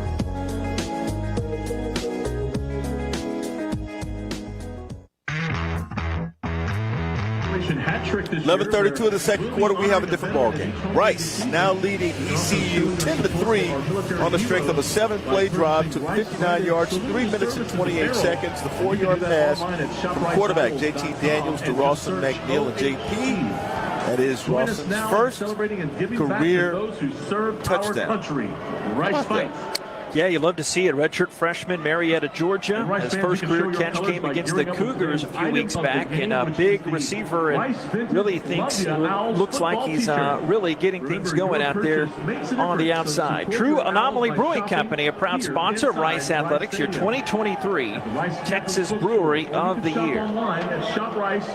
Rice 10 and ECU 3 here.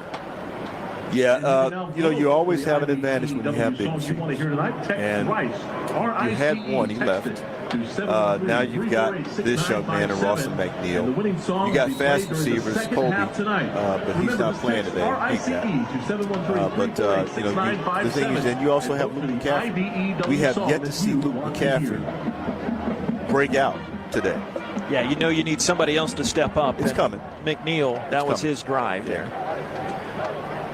4 catches, 51 yards with that first career grab. McNeil a 30-yarder that set the Owls up in the red zone. Now Tim Horn going to kick this one off.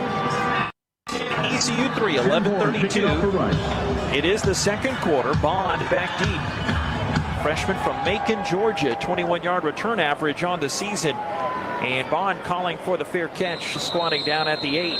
And they will bring it out to the 25-yard line. It's first meeting against East Carolina since 2010.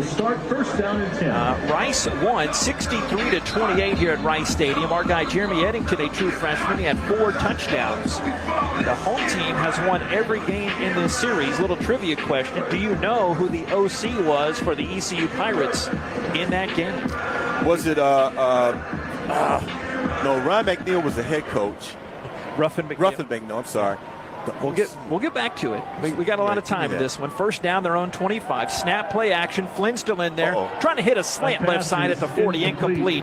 Flags come in. I didn't know they had that many flags in the pocket as Devones was draping all atop the Tascasita kid so well there. Looks to be a pass interference.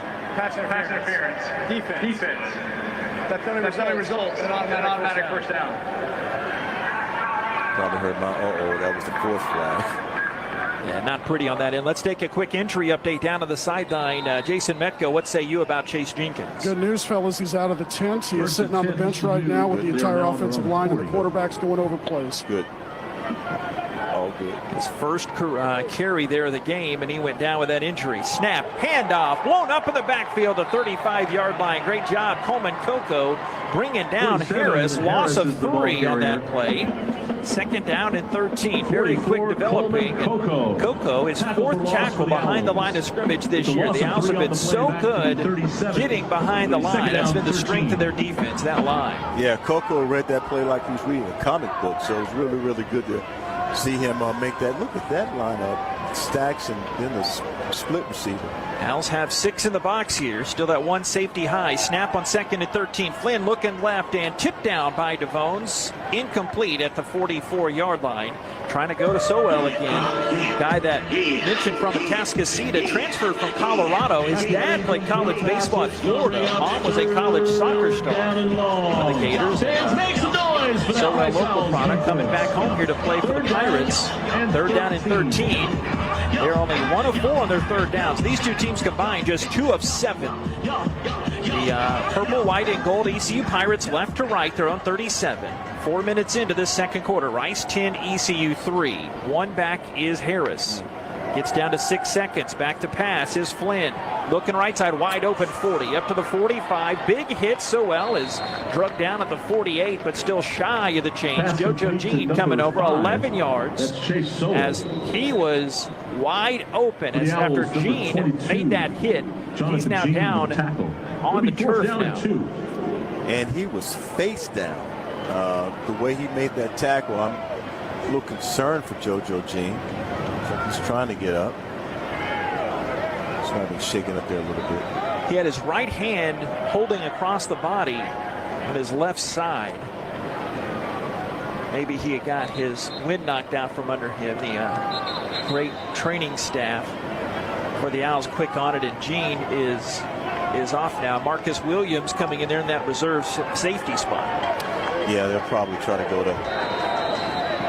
against Marcus Williams and realize he's a good player. ECU 43% on 4th downs. Rice's defense 38% stopping. 4th and 2, they're on 48. 10:22 clock running in this second quarter. Flynn changing the play. 24 to snap, but they might be trying to draw Rice off sides here. Then they'll take the penalty, and then they can punt. That's what they were doing. Second charge time. East Carolina. Well, do you call the timeout to punt, though? Well, I don't think you do. Sometimes you want to. Okay. Sometimes you want to draw up another play. On 4th and 2. Maybe they didn't see the defense that they wanted to see, but those first two calls were to draw the defense off sides. We stop it here. Rice 10, ECU 3, 10:08 of the second. Nighttime is coming upon us. Just a beautiful night here in the Bayou City. Stay with us. Big 4th down play coming up next. It's Rice football from Learfield.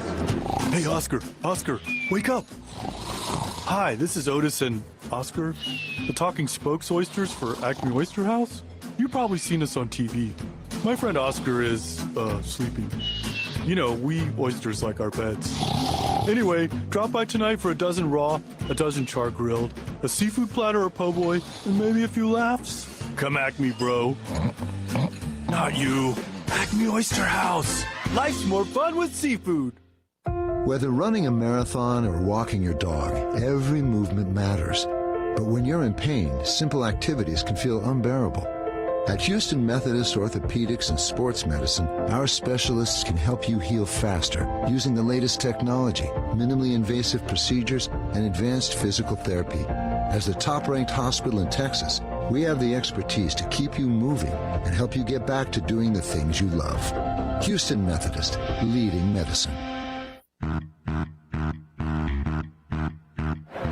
So ECU elects to punt. They call the timeout to punt, and Larson arcs it to the left of Fresh here on the sideline, and that goes out of bounds. And that doesn't help us out one hill of beans as they pull back on the media timeout to add it now here to talk things over.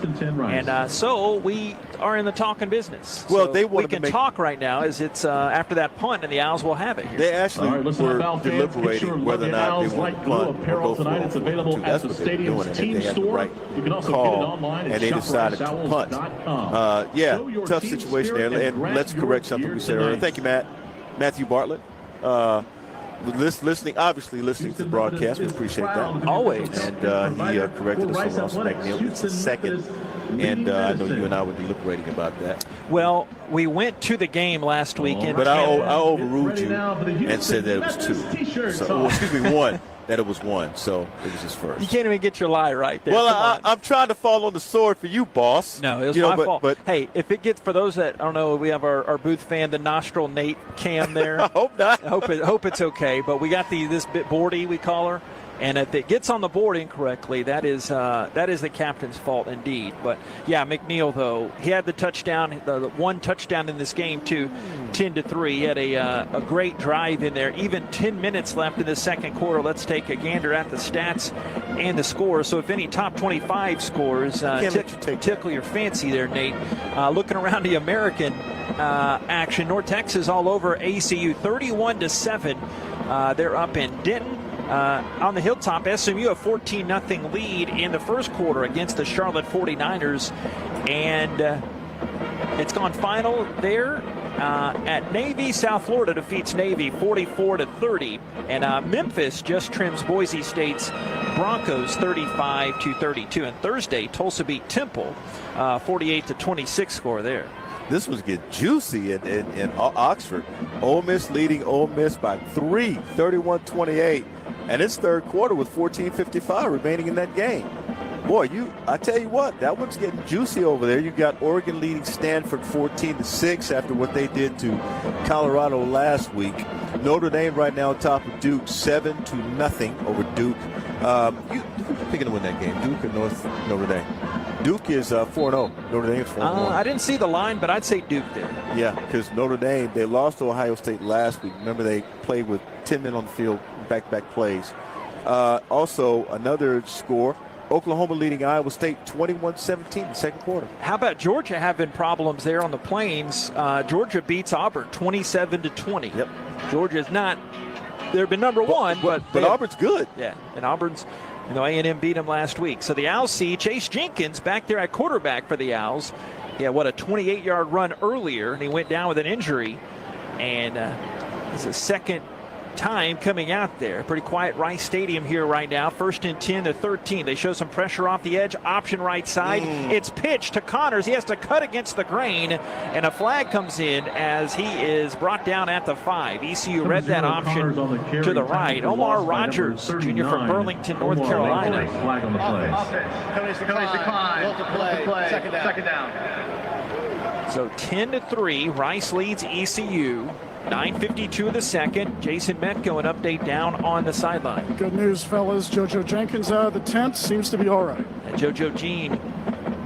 Yeah, JoJo Jean. Blue and gray. For the Owls from the 6. Have the ball. Got to get something going here. I wonder what Jenkins has in the throwing arsenal here. You think that's 2nd and 17. They also diagnosed that play right because they had stacked defenders to the strong side. Walking some pressure. Dilworth off the edge here. 2nd and 17. Their own 6. Under 10 to snap it. Jenkins heels on his own end zone. Fakes the handoff. Dips it and throws it out left to Gruen running across the 10. Gets hit high into the air and falls down forward to the 14. Ontavious Nash, a nice tackle. Goes 8 yards. And still just past the original line of scrimmage. So 4th down and long. 3rd and long coming up for Rice. Yeah, run the board, work the boundary, because right now the ball is on a left hash, right, and you can throw to the boundary to your side of the field. You got a shot here, but you gotta really work this thing. They're running too deep secondary. That was Jenkins' first pass attempt as an Owl. Movement comes on the left side. Ball was not snapped. Full start. Offense. We're 77. Penalty. It's Brant Banks. What was that? A Westbury guy in the left guard, and takes a 3rd and 9, makes it 3rd down and 14. Owls inside their own 10. Owls just don't seem instinctive. They just don't. I mean, they're so talented that they can. There's certain things they can do, certain things they can't do. You don't want to get stuck deep in your territory. Now you got to throw 3rd and 14. After the penalty, it's 3rd down and 14. You better work the boundary if you're going to do it. So Maharo out to the right side. He's there alongside Braylon Walker. 8:36. Now the clock stops. I don't know if it should have stopped there. And now they wind it again. 8:35, 8:34. 10-3 Rice leads. 3rd down and forever at their own 9-yard line. One back to the left of Jenkins and a 4 wide receiver set. Ball's at that left hash. Connors motions out of the backfield. Snap. Runs into the right side and does a big belly bump with that defensive end and slammed back. It's actually the nose tackle. Deonta Johnson from Dinwiddie, Virginia, brings him down for a loss of 3. So 4th down and forever. The Owls will have to put it away. Well, there goes that. There wasn't a whole lot of running room out there. I was looking for a pass, some kind of a pass towards the boundary, but they chose to run the ball, and you had some options. Yeah, I defer to you on the X's and O's, but you have to figure they're not with Jenkins playing. There are probably not a lot of 3rd down and long plays in the book that they would want him to throw out there. Back of the end zone, Hunt takes the deep snap. Hatfield back to return this at his own 40. Pretty good punt. Lands at the 46 and takes a turn to that yellow, white, and purple sideline to the far side halfway through the second quarter. And we got a timeout on the field. Rice 10 and ECU 3. 48-yard punt. Very respectable for Hunt. To give the Owls a little bit of space there. Back after this, Rice and now the AAC home opener. It's Rice football from Learfield. Owls fans, you may not think of yourself as an athlete, but everyday life is full of athletic feats. You bend, you reach, you lift, you twist until back, neck, or shoulder pain hits, which brings you to a... Whether you're an athlete or not, the Joint Chiropractic can help ease your pain and keep you on the active list. Visit any of our 40-plus Houston area locations or thejoint.com today to get your first consultation, exam, and adjustment for just $29. The Joint Chiropractic, the official chiropractor of Rice University Athletics. Owl fans, need a lift? Look no further than Avalon Bus Services. Servicing the entire nation, Avalon Bus Services can take any group size, any distance, and is ready to service you Owl fans. Servicing your Owls since 2016, it is a no-brainer why the Owls choose Avalon for their transportation needs. With 10 different locations as well as nationwide services, it is easier than ever to book with Avalon Bus Services. To book a ride for your next Owls game, whether on the road or here at Rice Stadium, visit avalonbus.com. Avalon Bus, proud sponsor of Rice Athletics. By the Village Dentistry, Calvin will be going home. The International Brotherhood of Electrical Workers represents any and all electricians in the Houston Gulf Coast area. IBEW Local 716, lighting up Rice University and Houston for over 100 years. The score, Rice leads 10-3. And they're playing ECU, in case you're just tuning in. 7:34 remaining in the second quarter. I'm Nate Griffin. He is JP Heath, and he is the voice of the Rice Owls. And let's hear from Brian Smith. Brian, tell us about ECU's offense. What can we expect? Well, they're playing with two different quarterbacks right now. One of them's more a runner, and the other's more passive. They're both capable runners, but they got two really good running backs, and they spread it around and get it to different receivers. You got an O-line that's physical up front, and they're going to try to run the ball on us. And we obviously look at it from a Rice perspective, but ECU every game has played at least two QBs. You just heard B-Money, as everybody calls him, say they play two quarterbacks. Well, they have. We haven't seen Mason Garcia, and why would you? The way Flynn has been able to move the offense, he's had a very respectable first half for the ECU side. Might not see him unless they decide to go with him in the second half. They don't score any points here, but you call him B-Money. I call him the silent assassin. That Brian Smith knows how to diagnose some defenses, and this is why the Rice Owls defense is so good. I call him the silent assassin. And obviously, he played his college ball and University of Massachusetts, I believe, defensive back. Really good. Twins both ways. Best starting field position for the Pirates. They're on 46. First down left to right. Rice 10, ECU 3. Flynn play action. Dumps around the right end. It's caught by the tight end Calhoun, who streaks into Rice territory. Inside the 45 to the 43. Marcus Williams there. I got to tell you this note about Calhoun. I interviewed him before the season at Media Day. He lived in Houston 5 years. I started talking barbecue trash with him, as I'm wont to do. And he told me he had an uncle from Frisco that sent some brisket to him in Greenville. I said, finally, he got some good barbecue there. I razzed him on North Carolina barbecue here. Here's a snap, play action, and they run up the middle, and they did give it to the second back through. That's the back Bond, as they faked it to Harris, and that went for 11 yards before Sean Fresh pulled it down at the 32. Quarterback handoff, and they did a nice job with that. It almost looked like some type of an option.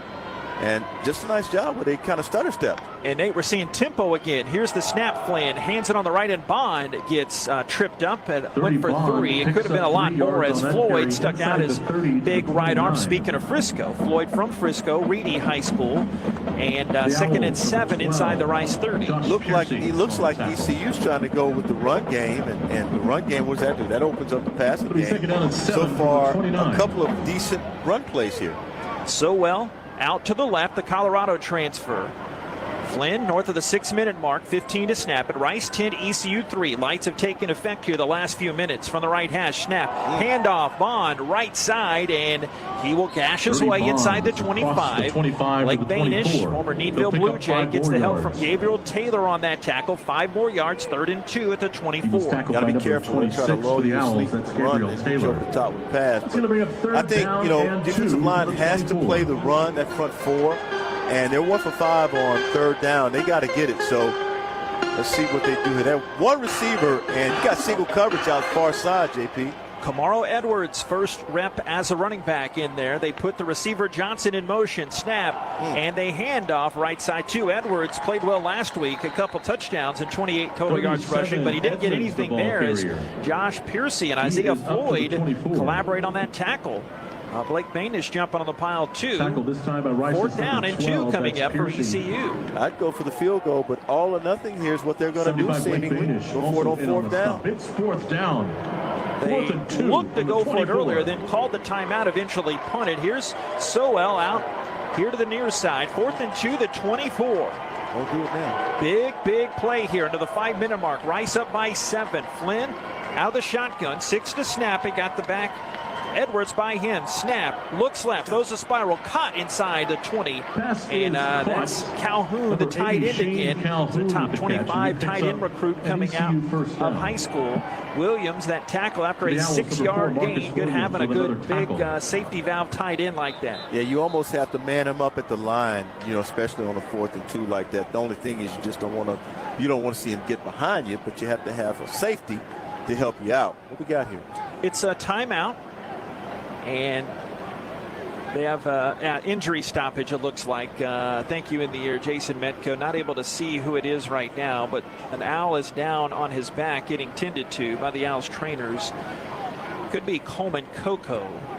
And that looks indeed to get the look on the monitor. Thanks to Wayne and Jason on the Owls video side. I know they're paying attention on the production side of things right now. Probably not listening to us, but they hooked us up.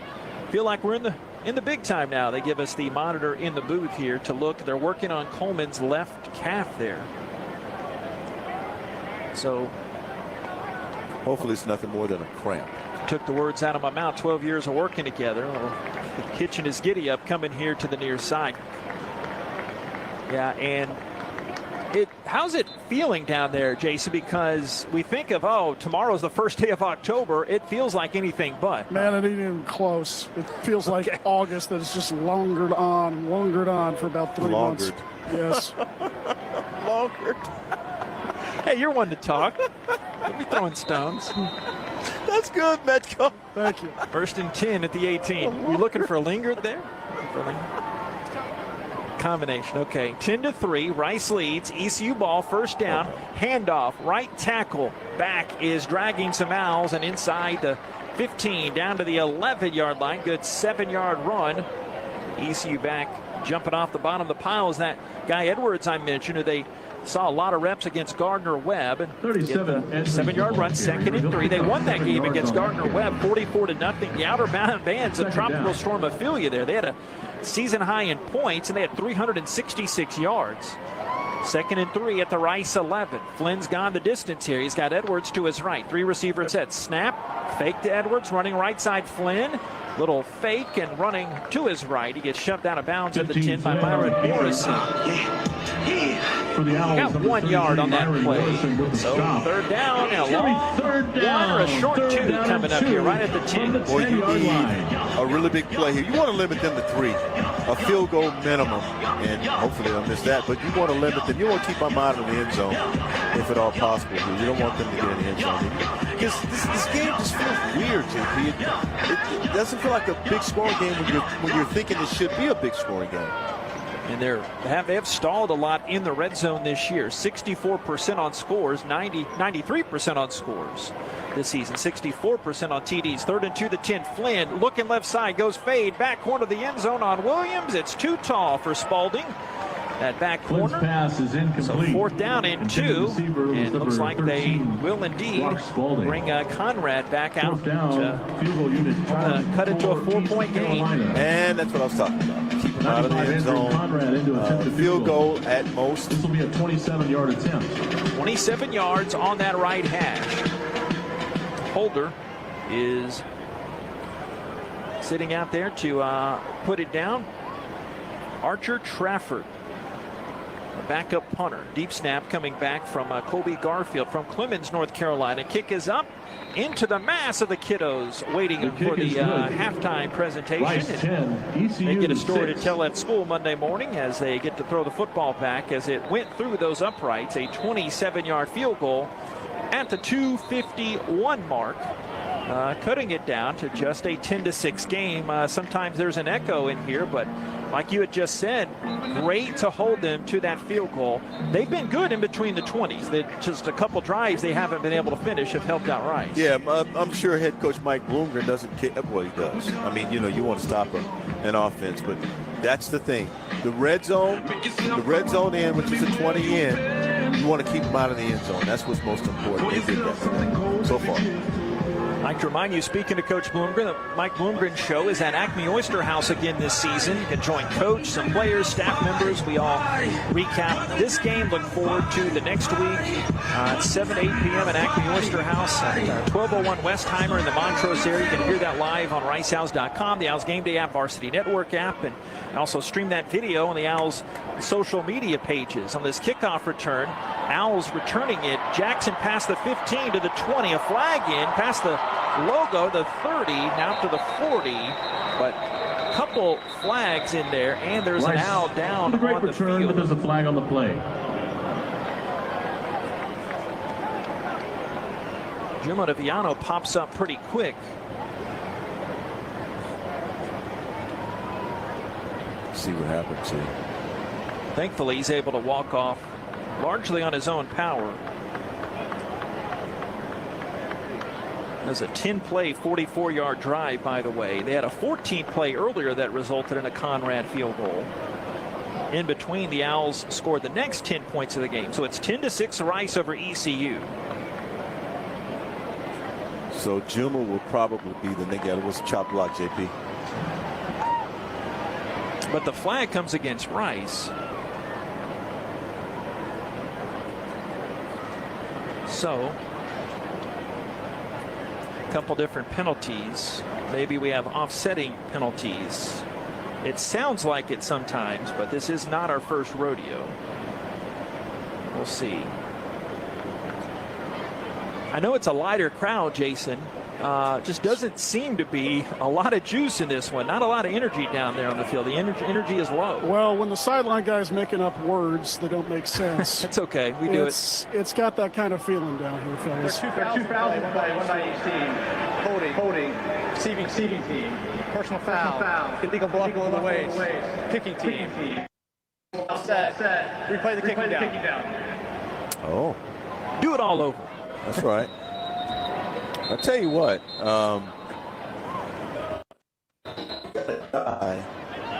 In Quentin Jackson. Yeah, and with Ottaviano leaving, Al's bringing Francisco out there on the kick return unit. He's the guy at the 7, but Jackson back at his goal line. And he is lightning quick. Rice 10, ECU 6. Their family's weekend. Owls only 88 total yards in this game. ECU 161. Kick deep by the Pirates. Kickoff man, Laith Marjan from Raleigh. And it goes to the back of the end zone. And Rice bring it out here. Right to left, 2:41. Remember, ECU gets the ball to start the second half. So this is a pretty important drive for the Owls. As taking a gander, yes, JT Daniels is coming out at quarterback for the Owls. He's 5 of 11 so far for 54 yards. Need to score here. And remember, Mike Bloomgren talking about the middle 8. This is the last 4 minutes of the second quarter, first 4 minutes of the third quarter. They're in the last 4 minutes of the second quarter. Got to score. Plenty of time to snap it here. 14 seconds. 3 receivers set. McNeil and McCaffrey to the right. ECU showing some pressure up the middle. Shotgun snap. Daniels half move to the right side. Throws it right. Caught one-handed. Pulling it in. Gruen to 30. Up past the 35. First down. Grab by number 14. Good job. Right at 10 yards. That's good for the Mike Edwards hauling him down. First down to the 35. Clock starts again. 2:27 to go. Rice has 2 timeouts remaining. It's a first down and 10. Don't seem to be in too big of a hurry at the second. So ECU has decided to try to take Luke McCaffrey out of the game. So all the other guys are getting their catches today. 5 wides, empty backfield there for Daniels. First down to 35. Rice leading this game 10-7, right to left. And those pretty old Houston Love You Blue jersey tribute. Snap. Thrown Gruen right side to 38. Dumped incomplete. As Julius Wood is excited to be back near his JUCO spot of Blinn Junior College. He was celebrating after knocking that one down. 2nd and 10 to 35. I think he wanted to pick because he had a good shot at maybe picking that thing off, but didn't quite work out. Rice right now with some speedsters on the field, and I think that's wrong. That should be, is that first and 10? Not first and 10. Should be second and 10. Second down and 10. Scoreboard in the tally marker not agreeing. They're on 35-yard line. Back to passes Daniels. Looking left, going for the shot, looking for McNeil. They can't run under it at the 35-yard line. Pass is incomplete. As Antoine Jackson, 17 years young, had a pick 6 at App State. ECU's only pick on the season until tonight. I got to ask you, as obviously neither of us played college quarterback, but with his ankle after the USF game, do you attribute that much to 6 of 14? He's airmailed a little. Does that do a lot with his plant? He's trying to make up for the strength that he doesn't feel he has. So he's throwing the ball a little bit extra tonight. There's not a lot of touch on the ball. It's a good ball because he is JT Daniels, but the touch is lacking a little bit. Rice only 1 of 4 on third downs. They need 10 for the 35. Back to pass. Daniels hit low and he rolls down. He is sacked inside the 25-yard line. Big hit coming from Chad Stevens, the Greensboro native, and clock still rolls. 100 seconds to go in this second half. I wonder if ECU would call the timeout, and I think they have. The clock has stopped here. Third charge timeout. East Carolina. Please reset the game clock. So they put it a few more seconds on the clock here. Rice 10, ECU 6 here. And thankfully, Daniels popped up, and he was okay after that sack. Well, I mean, what do we say coming in? And again, the scouting report for the ECU folks, they've shown that great pressure from the edge. Like you said earlier, they've taken some stuff away from the Owls, but it's been an ECU defense that has come to play. But JT walked off, he limped off the field towards the end. And so I'm a little concerned. Any other time, he would have tried to elude that sack. But he just went with the flow that time, which tells me I want to stay alive for another play. Hunt back to punt. 1:44 to go. Bond back. They have Hatfield actually back at his own 38-yard line to return this punt. Rice 10, ECU 6. They do not bring the pressure. The kick is deep. Hatfield back into his left. Another good one from Hunt. Caught at the 22, far sideline. In between the numbers and the sideline, dashing up past the 40. And it will a pretty favorable spot there after a 12-yard return, 48-yard punt there for Hunt. So 133, and ECU with the 1 timeout remaining. Rice 10 at ECU 6. Pirates have the rock here. You got to be careful. You know, this game, JP, is really a big game for Rice because it's a turning point in the season. You can go 3-2 or 2-3, and you don't want to go 2-3 when you have ECU at home. This is a shot to win this game. Got to play like it. Owls the 2 safety look up high. 1st and 10 at the 40. Flynn is back to pass. Lots of time. Gets some pressure late from Morrison. He steps out of that 40. He's running 45. Takes a left turn. Sheds a defender 50 far away. Out of bounds inside the 45 as DJ Arkansas finally nudges him out. But into Owls territory at the 43-yard line. Goes for 17 yards on that little scamper. Keep knocking. Eventually you're going to get in. So you got to be careful here if you're Rice. Too many yards on that play. Minute 22 to go. ECU still 1 stoppage in the back pocket of 5th-year boss Mike Houston. 10-6 Rice. Now show a little pressure on that defensive right side, but backing up is Taylor. Back to pass. Looking. He pumps. Taylor from behind. There he is, and he brings him down at midfield. Falling forward there. And Gabriel coming out with the football. 26 gets him. Dropped him for a loss of 6 on the play. ECU will keep the football. Gabriel trying to say, hey, I snatched it away from him. Yeah, he's trying to get a challenge flag. Mike Blooming throw a challenge flag. He's trying to snap it. They'll review it. Hey, might as well use it. Yep. To get a look at the replay. Let's see it. Coming up here in a little bit. Marcus Williams and Gabriel Taylor. Very well choreographed celebration there that Nate and I need to pick up. Try that. We can give that a shot. 54 seconds left. Obviously, if the play is turned over into Rice territory, Rice will have the football. Now we get another quick look. As we told you about Gabriel, that late pressure, he hit the throwing arm right as it came out and was it's out. Pulling the ball out. The ball looked to be coming out when Flynn was falling down on his left side right at midfield. And they've got the end zone cam from the Patterson end looking down at midfield. I'm saying it's out. Now, I'm not a referee, but that ball looks to be out before his elbow hits the ground. He has to maintain, he has to have control of the ball before his elbow hits the ground. And while it's hitting the ground, he has to have control. And as we joke, we really do love each other up here in the booth, but we always mess with each other. A lot. How whatever we say is down in the replay booth, they're not seeing the same thing we want to see with our blue and gray glasses. I'm doing my best to keep off the blue and the gray glasses. I'm just saying, that doesn't help the broadcast any when we do that. Well, really doesn't. Call what you see, right? Yeah, I mean, you see, you think you got good eyes, and I think my eyes are good enough to tell me that that's a fumble. So we'll see what they call. Maybe I didn't give the guy enough money. It's a fumble. Stay tuned. In a matter of moments, we'll have a word with Coach Bloomgren and Jason Metco. Nate Black, the referee, is looking into the DV Sport portable monitor there. He's looking at the elbow. He's checking to see if that elbow is down, and I don't think that elbow is down. He had a really good look from that end zone camera. I think he got it down.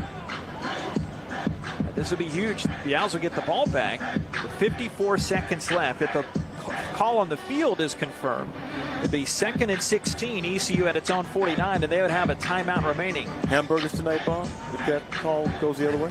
After further review, the rule of the field stands. See, there you go. Oh, well. What do we know? So much for that. Wishful thinking. Yeah, I thought so. Like we said, 2nd and 16, their own 49. You know what I like? We had the monitor in the booth to be able to talk. It's good. Second down, 16 from the 49. 54 seconds left. Rice 10, ECU 6 here.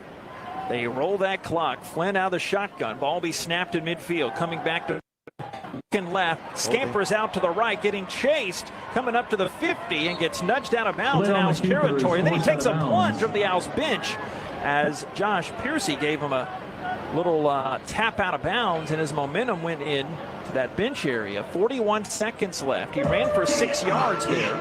3rd down, and looking at a dozen yards to go. 41 seconds left. They're getting big yardage tonight against this Rice Owls. Again, between the 20s, they're getting these yards.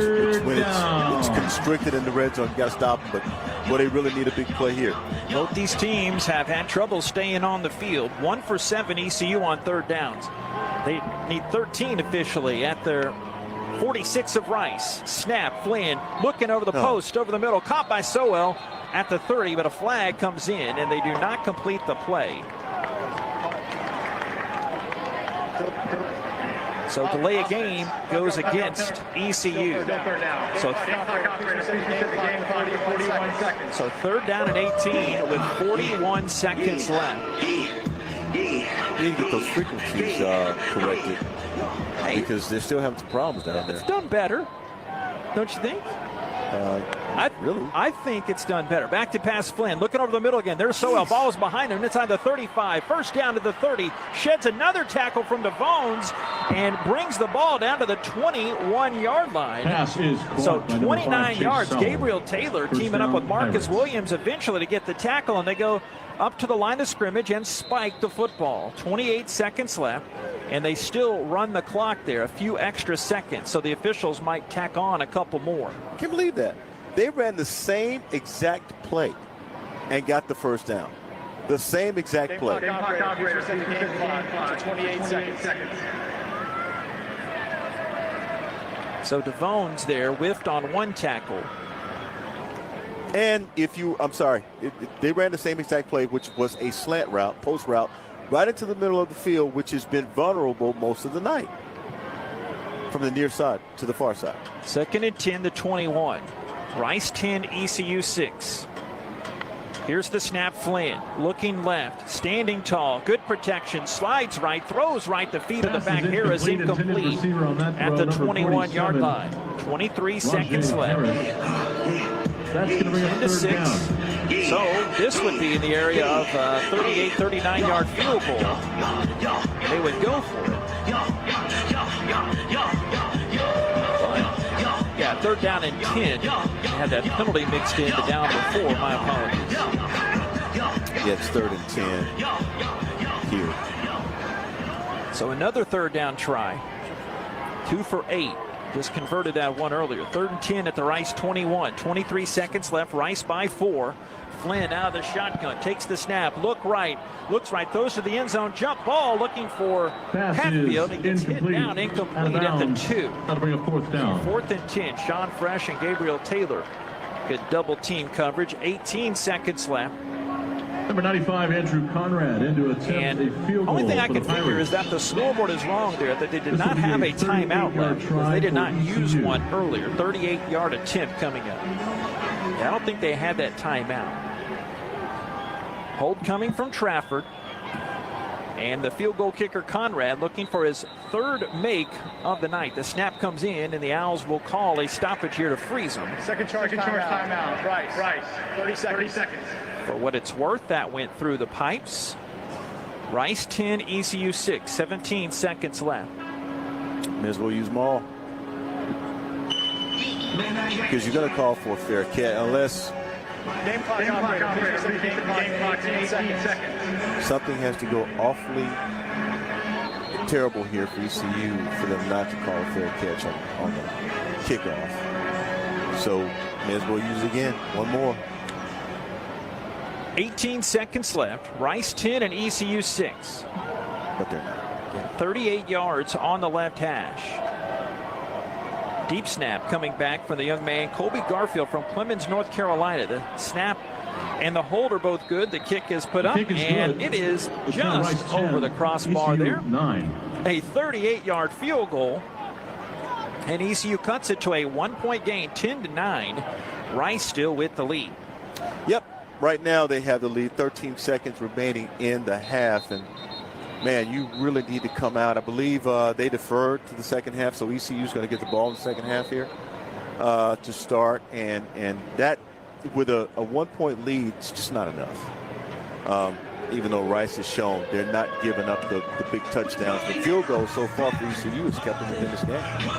13 seconds left. Rice 10 and ECU 9. That was an 8-play, 39-yard drive. 1:20 off the game clock. About 20 minutes and 20 seconds off the real-time clock, it felt like. This first half has drug on a bit, no complaints. Going to kick this one deep, and the Owls bring their returners up to the 10-yard line. Fresh back there, 13 seconds left. Kick is deep for Jackson and to his right, and that is out of bounds.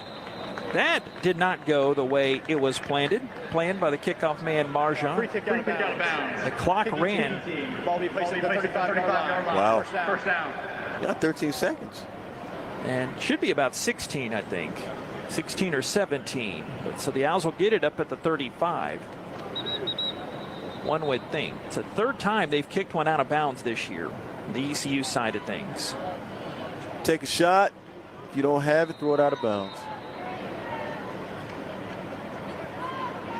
10-9, Rice. Get your fast guys out there on the edges. Rice has it first down and 10 from the 35. And the game clock says 13. It should be about 16 seconds left.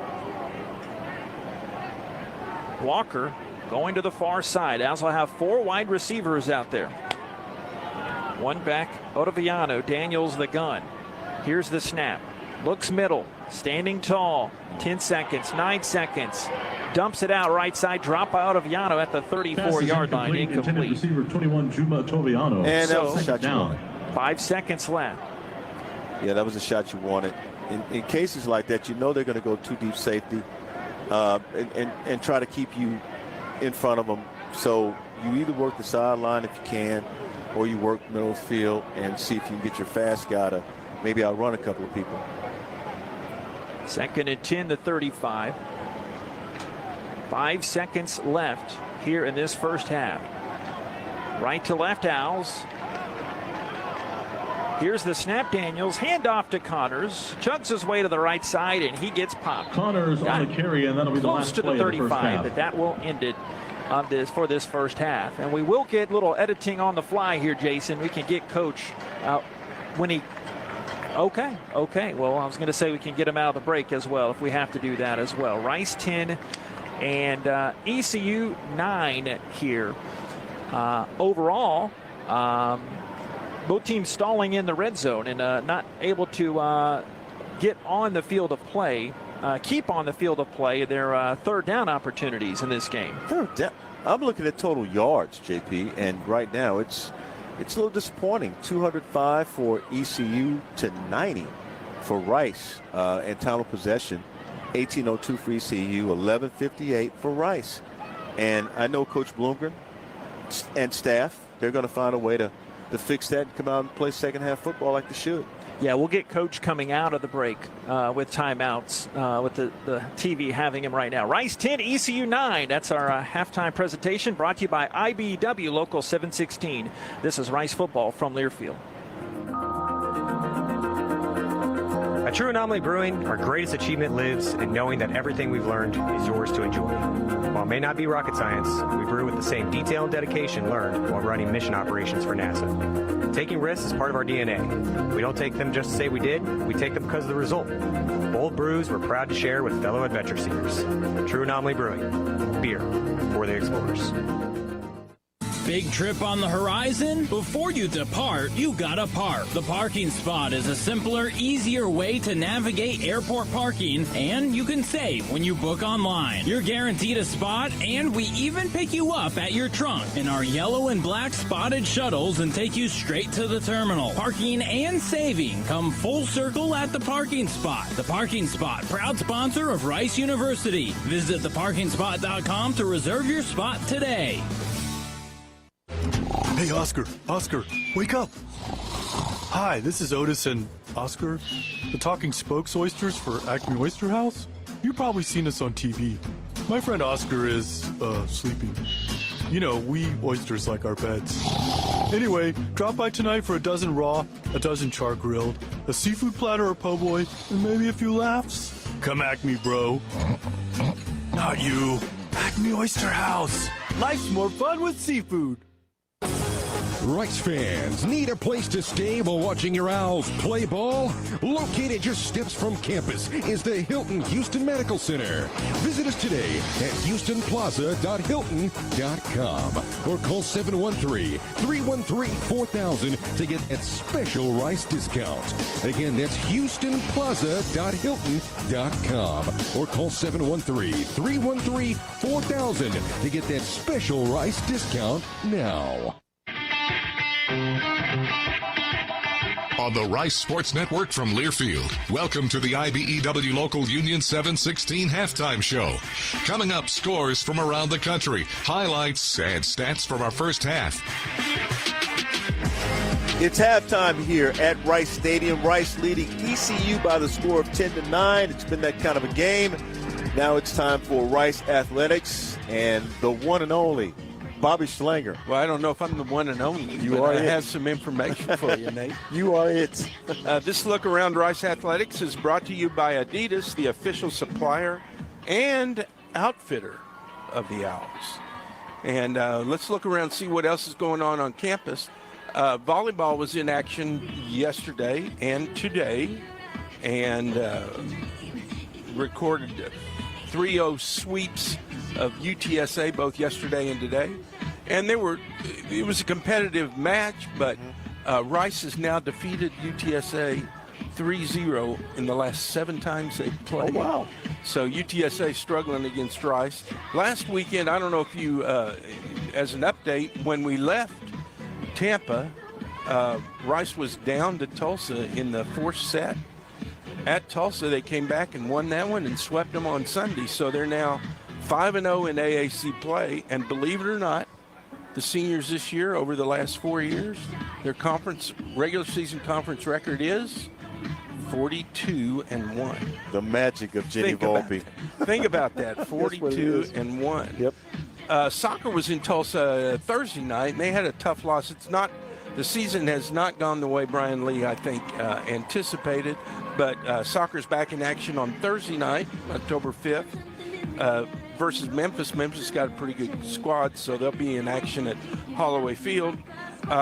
both men's and women's cross country were in action this weekend, and the women had a nice result today in the Live in Lou Classic in Louisville.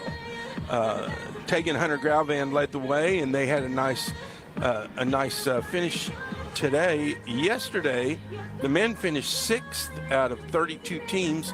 Gus Gannon led Rice, finished 12th out of 317 athletes. So women's tennis in action this weekend, and they'll finish up over at the U of H Invite at 10:30 tomorrow morning. So very good. A lot to see around campus, getting ready for basketball coming up, both men's and women's.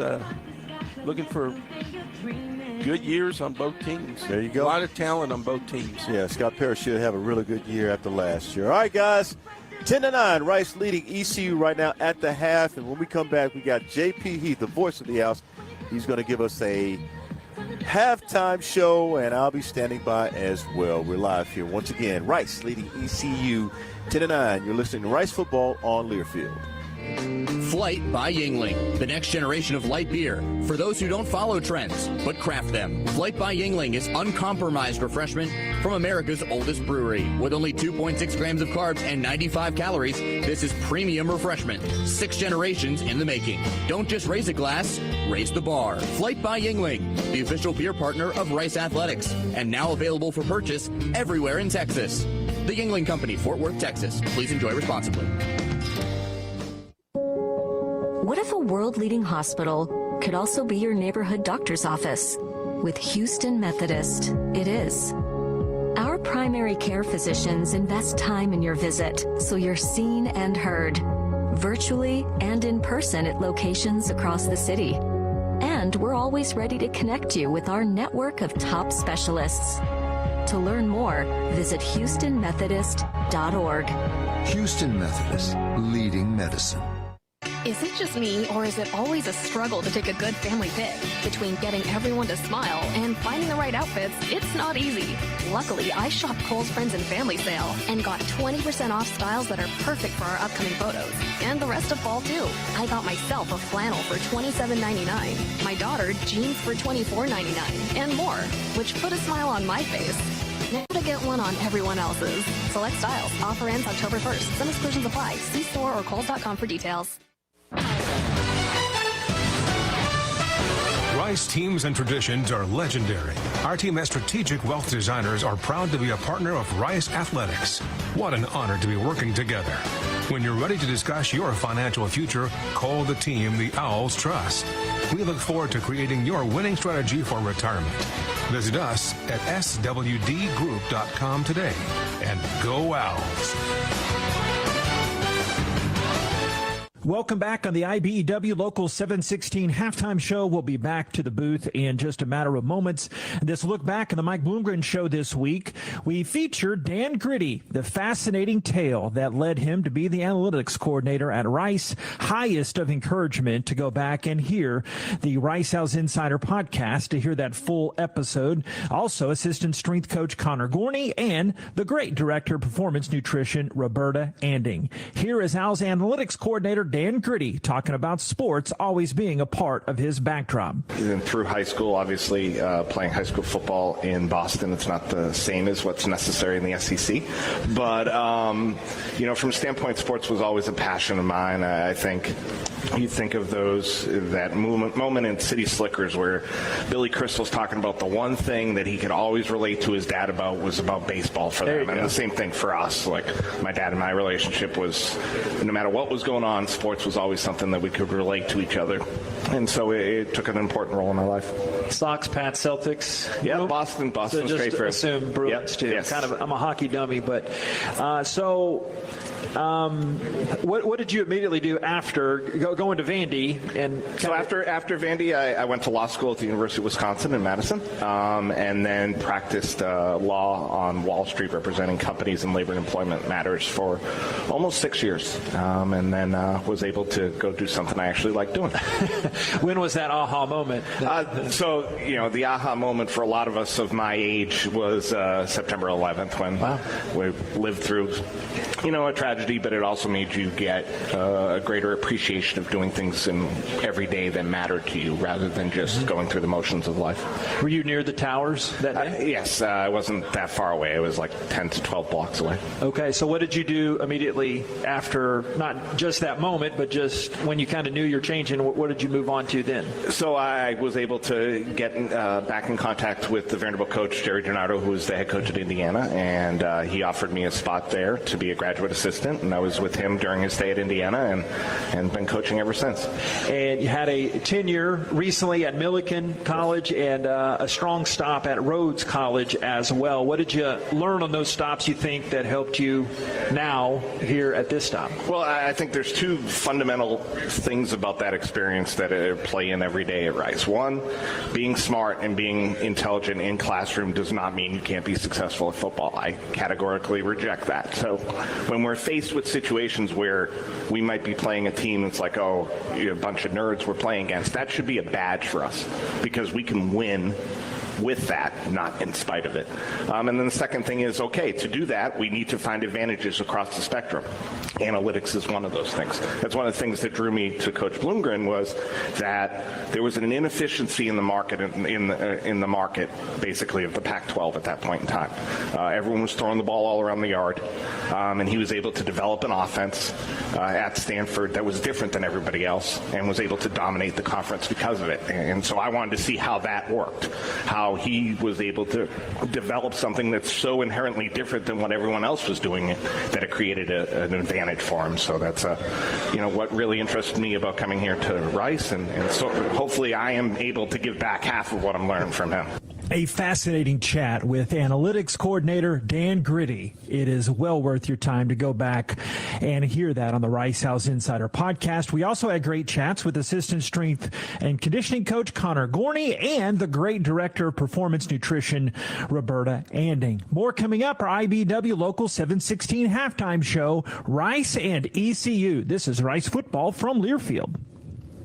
At Shoppers, we get all kinds of John Deere tractor questions, like what horsepower tractor do I need? Do I need four-wheel or two-wheel drive? What kind of attachments do I need for my John Deere tractor? The Shoppers tractor experts have the answers to all those questions. Or you can go online and create your own John Deere tractor with our Build It, Price It, Own It tool. It'll give you cost along with finance options. You can see all our specials by Googling Shoppers at SHOPPAS. Shoppers, equipment for your piece of Texas and proud sponsor of Rice Owl Athletics. Hey, Oscar, wake up. Hi, this is Otis and Oscar, the talking spokes oysters for Acme Oyster House. You've probably seen us on TV. My friend Oscar is, sleeping. We oysters like our pets. Anyway, drop by tonight for a dozen raw, a dozen char grilled, a seafood platter or po' boy, and maybe a few laughs. Come Acme, bro. Not you. Acme Oyster House. Life's more fun with seafood. At True Anomaly Brewing, our greatest achievement lives in knowing that everything we've learned is yours to enjoy. While it may not be rocket science, we brew with the same detail and dedication learned while running mission operations for NASA. Taking risks is part of our DNA. We don't take them just to say we did, we take them because of the result. Bold brews we're proud to share with fellow adventure seekers. True Anomaly Brewing, beer for the explorers. Owls fans, you may not think of yourself as an athlete, but everyday life is full of athletic feats. You bend, you reach, you lift, you twist until back, neck, or shoulder pain hits, which brings you to a stop. So whether you're an athlete or not, the Joint Chiropractic can help ease your pain and keep you on the active list. Visit any of our 40-plus Houston area locations or thejoint.com today to get your first consultation, exam, and adjustment for just $29. The Joint Chiropractic, the official chiropractor of Rice University Athletics. This copyrighted broadcast is an exclusive presentation of Learfield under the broadcasting rights granted by Rice University. Reuse of this presentation is prohibited without the express written consent of Rice and Learfield. Announcers are provided by Learfield and approved by Rice University. Well, I got to say, they just had a firework display that would make July 4th or New Year's jealous, as Rice 10, ECU 9 here at Families Weekend. Rice with the narrow advantage. Not all that pretty, folks. The stat sheet matching up with a lot of that. ECU 13 of first downs, Rice just 5 first downs, and ECU outgained Rice in that first half, 205-90. And Rice just did not have the football a lot. ECU outgained Rice 18 to 12 minutes in that first half, and the third down conversions were very rare in that first half. ECU 2 of 9 on third downs, Rice just 1 of 5, and just couldn't get a lot of things going in that first half. Rice had the 27 plays for just 90 total yards in that first half of action. On the passing side, JT Daniels, 6 of 15 for 64 yards. And Chase Jenkins, 1 of 1 for 8 yards. And he actually led the Owls in rushing, 25 yards on the ground.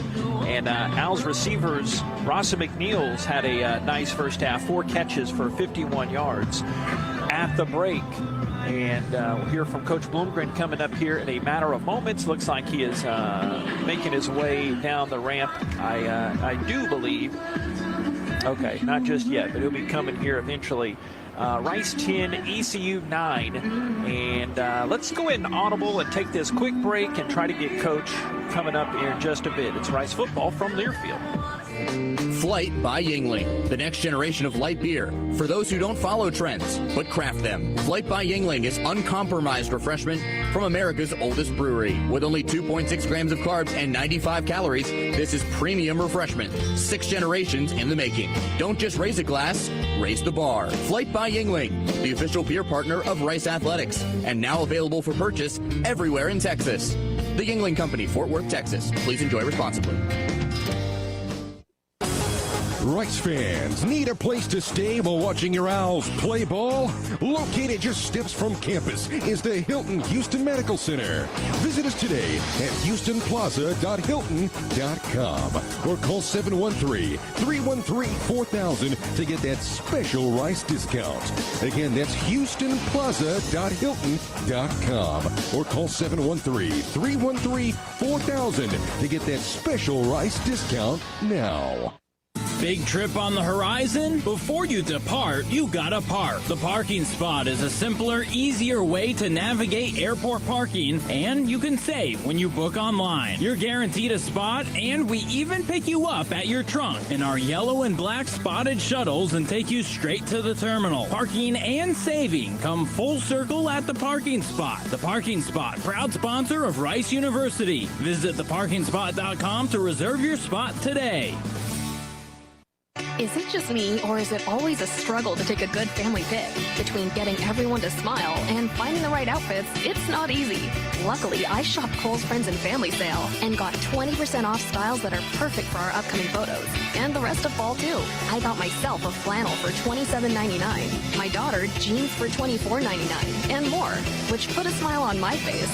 Now to get one on everyone else's. Select styles. Offer ends October 1st. Some exclusions apply. See store or Kohl's.com for details. Second half action is set to begin. The third quarter is brought to you by True Anomaly Brewing Company. True Anomaly, the 2023 Texas Brewery of the Year.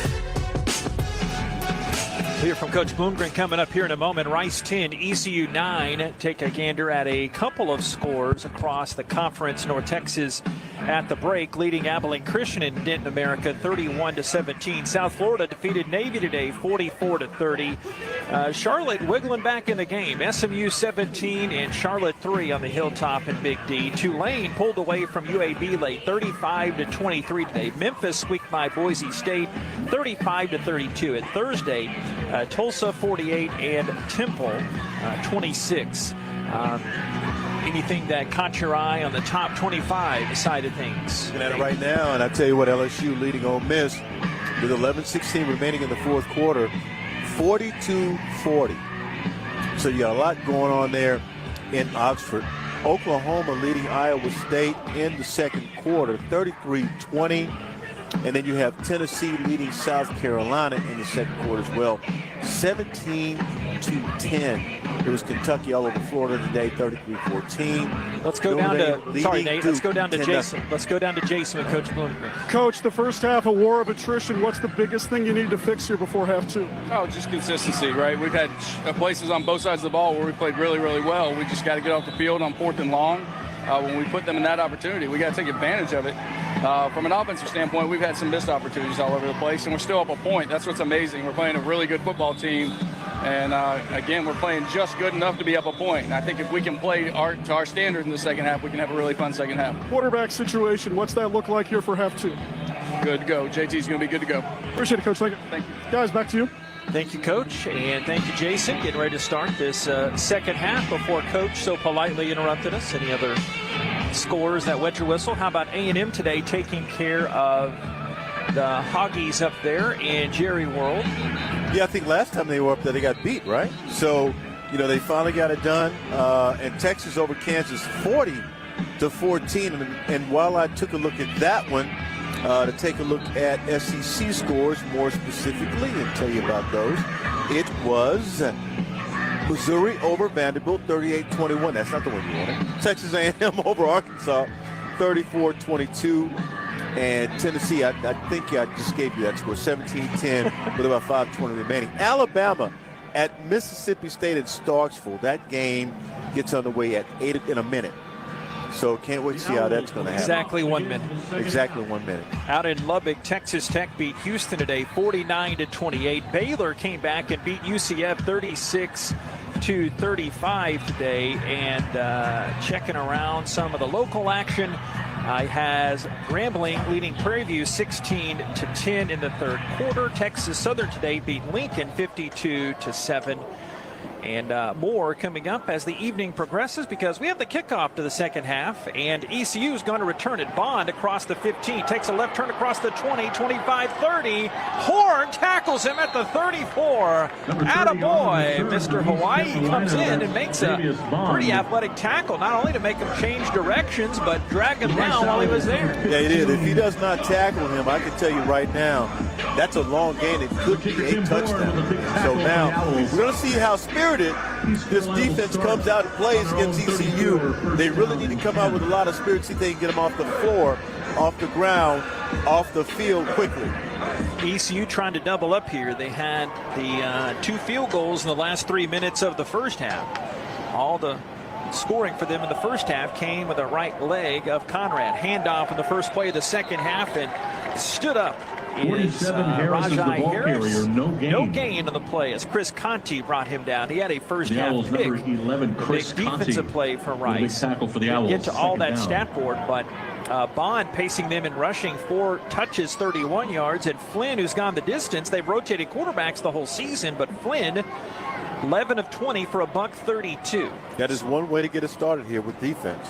Second down and 10 at the 34-yard line. 10-9 Rice leads. Flynn drops back, throws it over the middle. Sliding catch is made at the 46-yard line by Chase Sowell, former Eagle of Atascocita up there in Humboldt. And great job. A dozen yards, first down to the 46. I have come to the conclusion that the Rice Owls have conceded the middle of the field, because they have been throwing a lot there all night long. It's been vulnerable, and they have been completing a lot of passes. They just haven't given up any big plays in the red zone. Jay Sowell, 5 grabs for 73 yards. Here's Flynn back to pass again. They pick up the blitz, tossed over the middle. There you go, Nate, the 42. The tight end Calhoun moseys inside to the 35. As play Wyatt actually stops him at the 37-yard line for 17 more yards. Is that a Nate? Because you said that about the middle. Hey, pick your poison. Don't go deep. Try to just give it up over the middle. Keep the ball in front of you. First and 10 down to the 37 as they pick up the pace again. Play action to Bond. Flynn slips through a sack and gets planted as he throws it deep down the right side. Hatfield makes the catch inside the 5. And he brings fresh out of bounds. Gives the catch to number 88. Yeah, so he out of bounds at the 3-yard line. What a job. 34 yards. But how about Flynn for standing in there to the last moment, and he got planted by the Owls Wyatt there. Yeah, they really did. They called a go ball, and the receiver actually beat number 1, and you hardly see that. We've seen it a few times this year, but I tell you what, that was just a really, really good pass that time. All right, ECU has had 3 drives stall in the red zone so far in this first drive of the second half. The first and goal to go at the 3. Snap, give, left side, and Harris gets tripped down inside the 5. And Isaiah Floyd Harris, the ball carrier. squatting down on him. No Game. gain. Second down and goal at the 3. Floyd, a co-captain, making his 4th tackle on the season. So second down and goal at the 3. You heard the words from Bloom there, talking to Jason just a few minutes ago. Hey, it's a really good team, but you've given them some breaks in that first half. Gave them a lot of breaks, and they've gotten a lot of breaks at the very beginning of this 4-minute mark, as we say.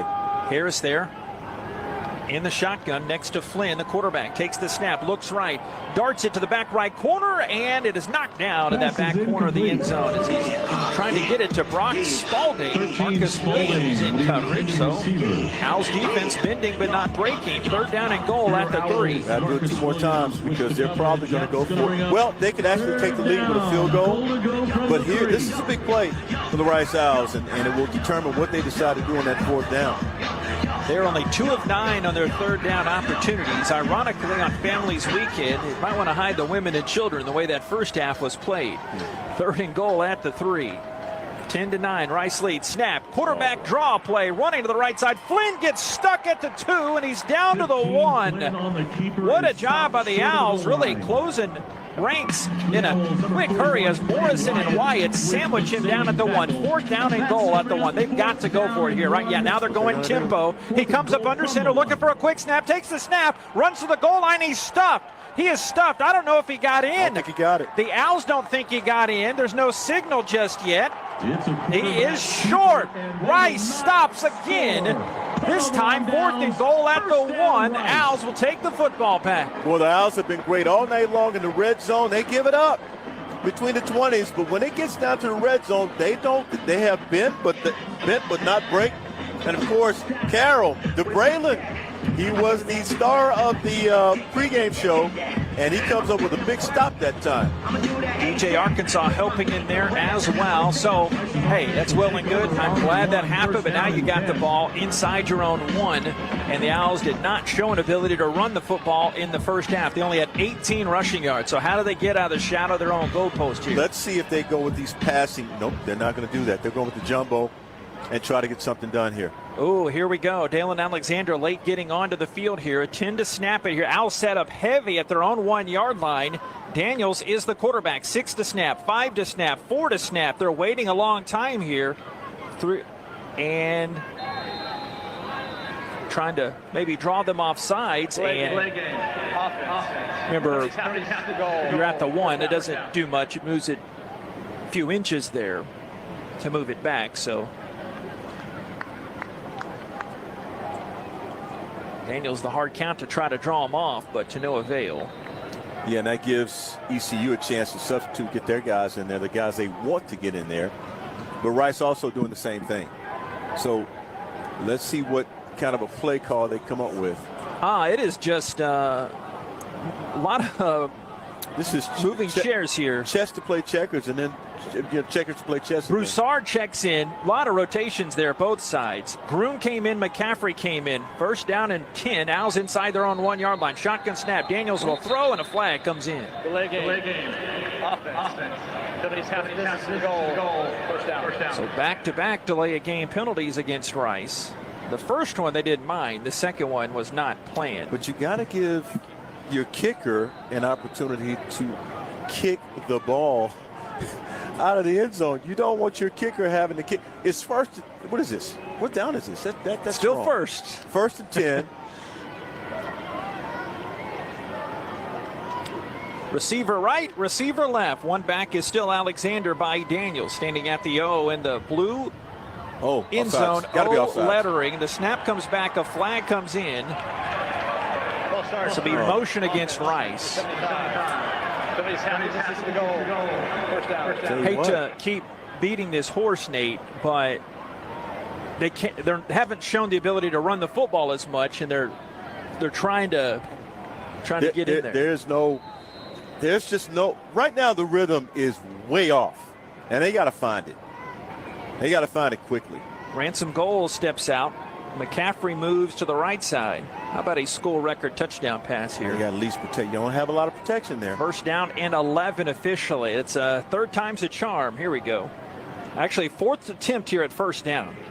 Shotgun Daniels takes the snap. A quick hitch right side is spiked down in his face as Oniano was trying to hold the block of the big fella Danka. He reached up and volleyball spiked the ball down. Second down and 11.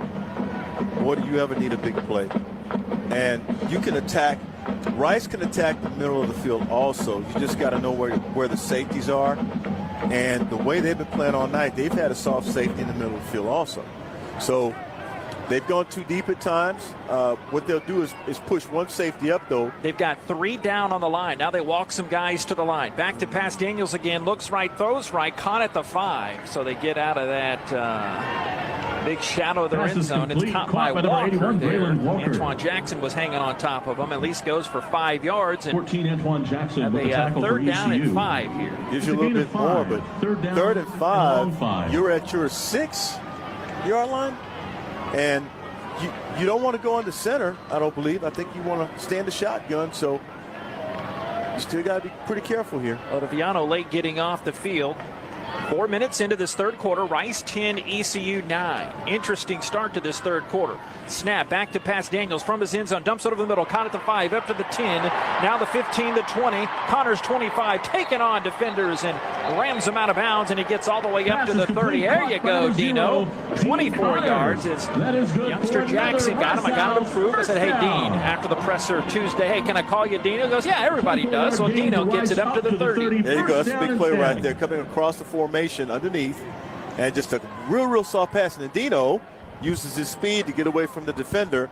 That's a huge play. Now you can relax a little bit. Let's see what they got defensively and see if they change up the way they're playing secondary. Edwards whiffed on that tackle, and Rice has it up to the 30. First down, back to pass Daniels. Looking middle, running to his left side. He gets tackled at the logo at the 26-yard line. And he's brought down, nowhere to go. A sack, a loss of 4 on that tackle by ECU's big fella, Josiah Robinson, underneath. Second down and 13. And a flag on the field. I will not turn that down. No, not at all. There you go. You got that big penalty. That's pass interference. That is as big as it gets in a situation like this. And this is exactly what you need, especially when you don't have any kind of rhythm. Penalty will take the Owls up to the 40. You'll take the yardage any way you can get it. And it would have been 2nd and 14, and they make it 1st and 10 now at the 40. Daniels out of the gun. 4 receivers set. 9:50, 9:49, 9:48 the third. Rice 10, ECU 9. 4 wide receivers and a tight end here for Daniels. Right to left, blue and gray. Back to pass is Daniels. Flips it right side, caught at the 40. And the Owls back is down. It's actually McCaffrey's first catch of the day. McCaffrey, as he got sandwiched underneath. He'll get about a yard on that play. Revel, first one to get over there, and only a 1-yard gain. McCaffrey, second down and 9. You know, it's interesting. They've decided to take McCaffrey out of the offense, the ECU, and the rest of the receivers are not getting enough separation from the secondary. It's very perplexing here. Yeah, we saw that strong McNeil drive ended in his 2nd career touchdown in that first half. 10-9, 2nd and 9 to 41. Owls on their own end. Gun snap, Daniels. Look left, nothing there. Goes back right, goes to the sideline. It's caught at the 44, up past the 45. And Owls receiver, big Quentin Jackson, is brought down, a 5-yard gain. Still third down. They've got to get into ECU territory for a first down. They need 3 here. So ECU is playing a deep safety, if you will. Middle of the field, short middle of the field is wide open, but the pressure on JT right now is such that it can't see the lanes and the receivers aren't getting separation. So there's not a whole lot of play here, if you will, to be able to get the ball down the field. Landon Ransom goals to the right. Twins left. 3rd and 3. They're on 47. McCaffrey to the left. Snap Daniels. Pressure coming from both sides. Heaves it over the middle. Caught for a first down to 49. Owls down to 45. And Ransom goals. Number 17. Thrown down Landon Ransom by goals. Hagen Wilk, junior from Berwick, Pennsylvania. First down for the blue and gray. There you go. Finally, you had something working there far side of the field, you run a comeback route, you get that first down. It's been open all night long, and they finally had an opportunity to hit it. They counted 10 on the official stats, maybe 11 there, going down to the 43. First down at the 43. Coming to the near way, Gruen, the tight end, flexed all the way outside the numbers to the left. Right hash Daniels, shotgun snap, surveying the ECU defense. Mosey's to his right. There's a good little hip swiggle.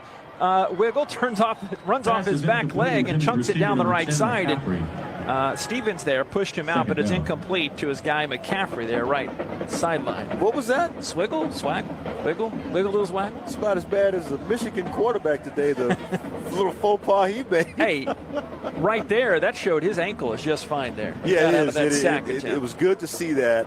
Agility, stepped into the throw, just a little bit too much mustard on it.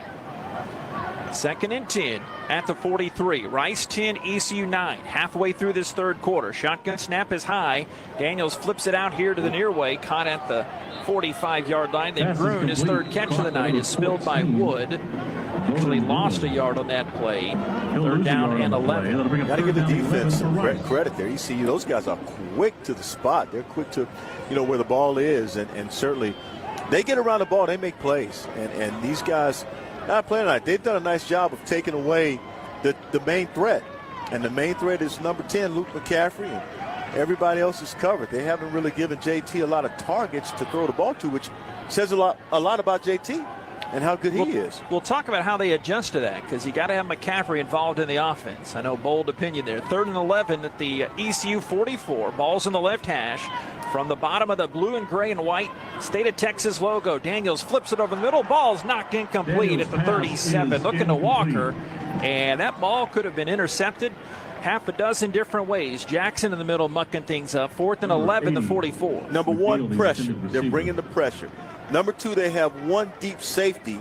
So there's an area there, but what they're doing is they're dropping back in coverage on those safeties. They're mixing up their coverages. They're telling him we're going to send pressure, and then they're dropping back. So you don't have a lot of passing lanes, and therefore you can't see the passing lanes. You can't get the ball down the field like he has been the other times during games. Hunt could be the MVP of the night. 3 punts, 47-yard average. And Hartfield back deep and inside his own 8. He comes up to the 13 to the sideline and makes the catch this near way. So ECU takes over as Hunt pins them inside the 20 for a 3rd time this year. Timeout on the field. 6:35 of this third quarter. Rice 10, ECU 9. This is Rice football from Learfield. Owl fans, looking for the next great place to stay? Courtyard Marriott West University has got you covered. Located at 2929 West Park Drive, approximately 1 mile from Rice Stadium, Courtyard Marriott West University is the perfect place for fellow Owls to land on game days. Whether you are planning your next staycation, having family in town, or planning your next trip to Rice Stadium, Courtyard Marriott West University, proud sponsor of Rice Athletics. Aw, shucks, the game's on TV, but I can't listen to the call of my favorite team broadcasters. Never fear, Sync My Game is here. Sync My Game? Yes, Sync My Game. If you have a DVR and streaming device, head to syncmygame.com from Learfield. It's never been easier to hear the impassioned voices of your favorite radio crew synced with the TV. Wow, thank you, Mr. Just remember, syncmygame.com. 6:35 remaining in the third quarter. Rice still up by 8 points over East Carolina. Here's the Red Beans of Rice University. Acme Oyster House is a proud sponsor of Rice football. After the game, come join us for a fried seafood platter, a shrimp po' boy, or a dozen char-grilled oysters. That's where Bob's going to take us after we get done with the game. Acme, the best little oyster house in Texas, the home of the Mike Bloomgren Show, Mondays 7 to 8 p.m. It's at 1201 Westheimer. I got to tell you, those char-grilled oysters, they're worth the drive. On point. Yes, sir.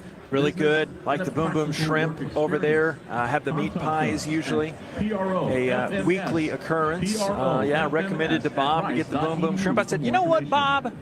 You need to get the Boom Boom Shrimp. And Bob. He said, okay, the shrimp tacos. They are some good ones. But yeah, 7 to 8, we always have a fun time. Hopefully fans got to hear that recap of the halftime. We had Director of Analytics, Dan Gritty, and he was a fascinating guy to chat with. We also had your friend Roberta Anding was on there, Director of Nutrition. I'm telling you, man. She said to say hi. She is awesome. We had Connor Gorney was also on the show, the Owls assistant strength and conditioning. But if go back to the Rice Owls Insider podcast, if and when you have time, and Dan Gritty was working on Wall Street 9/11, and he was safe and wanted to change things, got into football, and Coach Bloomgren said he's the smartest guy in any room that he is at, and he's helping the Owls on the analytics side. That was a great talk. But now ECU has it back, 1st and 10, their own 13-yard line. Nothing wrong with a little low-scoring kind of turnover. You need turnover and score. That's what you need. Low-scoring tussle in the mud here. This one has been not the most aesthetically pleasing one. Here's the snap, handoff right side, and Bond runs through one-arm tackle, and DB DeBraylon Carroll hauls him down at the 16-yard line. He got 3. Second down and 7 now. Bond, a guy coming in the best average of the backs at 5.5 yards per carry. Second down, 7. They're a team that averages 133 yards rushing, so not going to gash you too much, but Flynn has made some big plays. They just have not been able to punch it into the end zone today. 2nd and 7, their own 16 snap, and they give it to Bond again. Wiggles his way to the left side and brought down behind the line of scrimmage. Coleman Coco is okay. Teams up with Myron Morrison, a loss of 1. 3rd down and 8. They're on 15-yard line now. That's huge. Put them in a long 3rd down situation. You want to throw the football if you're them, but you're deep in your own end zone. So they're in a very desperate situation here. You need a run, even though they're showing you pass right now. 3-by-1 is what they got. 5:25, 3rd quarter. Rice 10, ECU 9, 3rd and 8 to 15. They're 2 for 10 on 3rd downs. Trips to the right. For the pick. Flynn might be changing things as he saw Wyatt walking up to the line. Here's the snap at his knees, looking middle, tosses middle behind this receiver and almost intercepted. Johnson couldn't haul it in, and DeVones almost had as easy as pick 6, as it'll be a 4th down and 8, and the Owls look to have held serve now on this drive. That's good defense. Looks like the defense is, well, in between the 20s, because they've been awake all night long inside that red zone. So compliment to them first, and then they stopped them finally. Sean Fresh trying to flip the field, rolling to his right side, and the punter Conrad, little rugby punt, rolls it up past the 50, and appropriate for him as a 37-yard punt. That's not too bad. Playing a game of field position here, as Rice has it at the 46 after Fresh did not get near that. 4:59, 3rd quarter. Rice 10 and ECU 9. Back after this here, Families Weekend, Rice and these ECU Pirates. It's Rice football from Learfield. Big trip on the horizon? Before you depart, you gotta park. The parking spot is a simpler, easier way to navigate airport parking, and you can save when you book online. You're guaranteed a spot, and we even pick you up at your trunk in our yellow and black spotted shuttles and take you straight to the terminal. Parking and saving come full circle at the parking spot. The Parking Spot, proud sponsor of Rice University. Visit theparkingspot.com to reserve your spot today. The newly renovated Houston Marriott Medical Center Museum District is a proud new sponsor of Rice University Athletics. For visiting families and fans, the closest hotel to Rice University is delighted to offer preferred rates. Guests will enjoy 2 new restaurants, a new exclusive M Club lounge, and complimentary shuttle service within 2 miles of the hotel. Visit Marriott.com to learn more.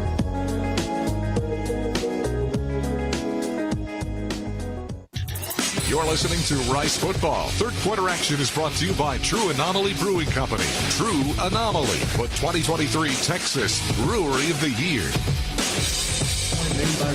4:59 to go, quarter number 3 in a war of attrition, to say the least. It's a baseball score right now, really. 10-9 in favor of Rice leading East Carolina. Get ready to experience the ultimate fusion of football and music as Rice football hosts the inaugural Tailgate Alley Pre-Game Concert Series for 2023 football game days. Mark your calendars, grab your friends, join us for an unforgettable season filled with fun, music, and football. For more info and to claim your tailgate spot today, visit riceowls.com/tailgating. John Paul.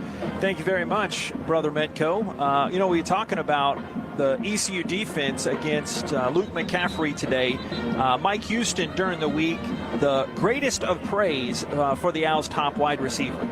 I think he is a really good football player. I mean, he does a lot of stuff for them, and the way he competes for the ball in tight coverage, very impressive. We've got a tremendous challenge. The kids know it, and so they're preparing for it. But he's a special player. And Coach Houston's guys have come ready for that challenge today. They've taken him out of the game so far. You got to take one person out of the game. Who's it going to be? Well, we see who it is at McCaffrey. McCaffrey going in motion. Luke McCaffrey, right side. Yeah, I've done it before. Snap, handoff. Broussard, right side. Gashes 50. Ari hurdling the 45, and he springs his way for a first down run. The 42. Good job leaping into the air. Jonathan Jones bringing Ari down. Sees a long run of 11 yards. That was huge because now East Carolina's got to think about it. Okay, now they just gashed us for 11 yards from a different running back. So this guy is different. What are we going to do now? Are we going to bring our safeties up? We're going to play too deep? What are we going to do? We got to be careful because if we play too deep, then we have a guy who can get us for about another 10 or 15 yards. Ari's first carry since the TCU game where he had his only reps. 1st and 10 at the ECU 42, leading 10-9, 4 and change to go. And Daniels looks left, throws left near the sideline, caught at the 41 by Braylon Walker. He is grabbed there by the ECU defensive back, Isaiah Brown. Goes for 4 yards. 2nd down coming up. They need 6. Well, I tell you what, that was a great run by Ari. I have to go back to that. Yeah. That's something that they can use. That's a model for a couple of plays that could be coming. So go back to the run. Doesn't hurt. Ottaviano, the back end there down. Stacked the receivers left side. Spread out to the right. 2nd and 6 to 38. 8 to snap it. Snap. Boy. Jenkins in there. Flips it back to McCaffrey. Tries to throw it back to Jenkins, and it's spiked down incomplete. They had the razzle. They didn't have the dazzle there as Kingston McKinstry, Iowa Central Community College, knocked it down. 3rd and 6 to 38. They had the right idea because you could get it to Chase. It'll be 3rd and 6. And he would run it in. He would take it. He's got speed, lightning fast.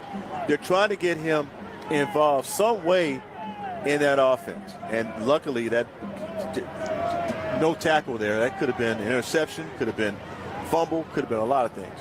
Ottaviano and McNeil among the 3 receivers with McCaffrey to the right. 3rd and 6 to 38. Daniels back in there. They're only 3 of 8 on 3rd downs. They have to hurry. 2 to snap, 1 to snap, and it does not come. Delay of game. Their 3rd delay of game this half. Delay game. March it back again, and I know I'm such an astute observer of this great game, but you can't have the 3rd and 6 penalties put you behind the chains. Oh, well, no, you don't need those at all. No. 3rd and 6. Oh, delay a game? No. I'm sure Bloomgren's not very happy about that. 7th penalty of the game for Rice, one of the least penalized teams in the nation coming in. McNeil out right to the right. He's had a great game. 3rd and 11 to 43. Rice 10, ECU 9. Daniels shotgun. Now throwing from his own territory. Rushes off a sack attempt. Rolls to his left. Tosses near the near sideline. And it is caught. Inside the 30. First down. There's his tight end target, Bowden Grund, Octavius Nash. Forces him down at the 27-yard line. First down, blue and gray. Bowden Grund's been running some really good routes tonight. That was near side. Just a quick down the sideline route. So it's an out route. And it's good that Gruden was there. Nice catch. It was near the sideline, so Mike Houston wants to look at it as they will review it. But what a job by Daniels. You can see he is playing through that ankle as he brushed off the sack from Jones. That's 230 against 195 there. 3 minutes. Yeah, he's been doing a good job all year of that. And certainly you can see his elusiveness, his agility, and his ability to get away from the defender, even on a bad angle. It would be 16 yards if it stands here. But we have not seen the replay yet from our TV friends here in the program feed. And Jason, that was right near your neck of the woods down there as we're getting another look at it. He's in. The feet were in like tap. He got it. Jason, what did you see down there? I saw a catch that would be good on Sundays. Yeah, he's in. Wouldn't mind that whatsoever. It might be Sunday by the time we're out of here. Oh, what a drag of those feet by Wood. He deadened those feet and just drug it across. Well, that's a drill.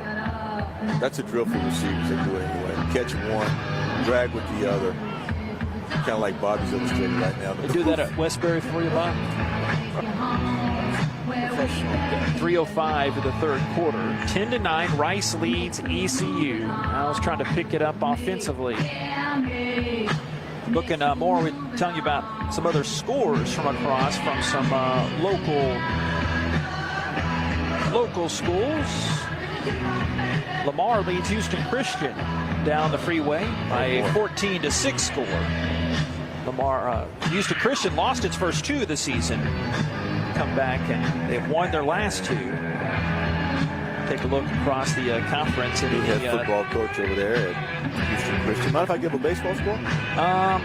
Not on the team up I-45. I'm taping that game. But if the local team. It's not. Of course it's local. Top fifth, Astros lead the Diamondbacks 1-0. Okay. In Arizona. I got to where obviously I was paying more attention to this, and I was thinking, well, I might as well just watch it when I get home, like the dumb sports fan that I am. No, that's not. It is a catch. It does catch. Yep. Does stand. Things starting to, thank you very much. Bob handing me a note here that Daniel's really heating up. He's 8 of 10 passing in the second half. He's only 6 of 15 in the first half, and I really respect your football opinion, but I was talking to Taylor McCarg at the half, Owl Conference Championship winning QB, and he didn't think either that the ankle was bothering JT in that first half, so he has picked it up a bit here. 1st and 10 at the ECU 27. Snap high for Daniels, hands to Broussard, gets bumped, breaks the first wave, but then still lost some on that play as Chad Stevens there mucking things up in the backfield. He drops 5 on that play. 2nd down and 15. That could have been an 8 or 9 yard loss. Well, it could have been a fumble too. Yeah. They were in the backfield before. Loss of 5. Already got a chance to take off, and that tells you leverage is what they're getting right now. They're beating the Rice offensive line. Been beating them all night long, and got to figure out a way to get something going here. We do see Clay Servin at that left tackle spot for the Owls. Cedeno started 2nd and 15 to 32. A little movement comes from ECU where they drawn off though.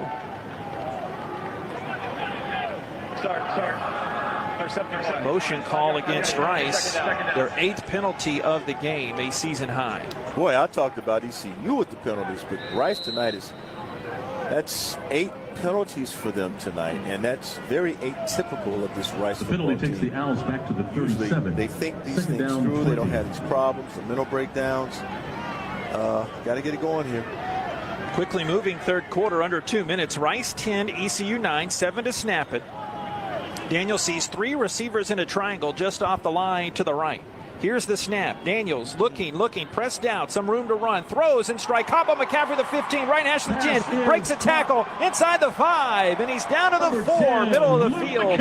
What a job by McCaffrey as King and McKinstry bring him down. 1st down and goal to go for 33 yards on that connection. There's the Luke we know. That's it. JT's unbelievable. I mean, it doesn't matter how much pressure he's under. He keeps his head up, looking down the field for somebody to get open. I'm watching the replay. His head never went down, even though he had defenders hanging off of him, and he finally got it to his guy, number 10. Cool hand JT out there. He is a calm customer, a friggin' magician, as we were talking last week down in Tampa, and I was talking to some Greenville radio folks during the week.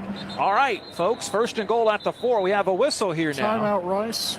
Owls call a stoppage, and I'm not against that here. And we'll take the break as well. They'll make us wait, and we will like it. 55 seconds left, third quarter. Rice 10 and ECU 9 will pay some bills. We'll be back right after this. 10-9, Rice leads ECU. Final minute of this third. It's Rice football from Learfield. At True Anomaly Brewing, our greatest achievement lives in knowing that everything we've learned is yours to enjoy. While it may not be rocket science, we brew with the same detail and dedication learned while running mission operations for NASA. Taking risks is part of our DNA. We don't take them just to say we did, we take them because of the result. Bold brews we're proud to share with fellow adventure seekers. True Anomaly Brewing, beer for the explorers. Is it just me, or is it always a struggle to take a good family pic? Between getting everyone to smile and finding the right outfits, it's not easy. Luckily, I shopped Kohl's Friends and Family Sale and got 20% off styles that are perfect for our upcoming photos. And the rest of fall, too.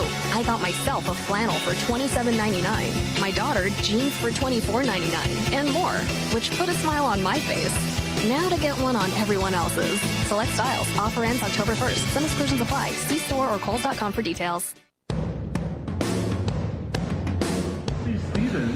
Don't you dare. You know, one of these days, I'm gonna sell some sponsors and sell the in the booth in between content, because that's almost as half as entertaining as what we talk about. It's more entertaining. It is more. Okay. Some things, I mean, we're not. I mean, it's clean. It's just that it's not exactly football talk. Let's just put it that way. And let's say that the conversation never stops. It's an even, if anything, it picks up. Keeps right on going. Keeps even more. So, all right, got another minute here. Rice 10, ECU 9. They'll take on number 12 ranked Memphis at 7 o'clock. As silly as this sounds, they picked things up in the second half, but Nate, I'm looking at the scoreboard, and it hasn't moved on the score column, but both teams have moved the ball a little bit better. But you got to find some kind of momentum, because they had none. Okay, they were just blocked. I mean, it's been the defense has done a tremendous job making sure that ECU does not score a touchdown. They limited them to football or to field goals.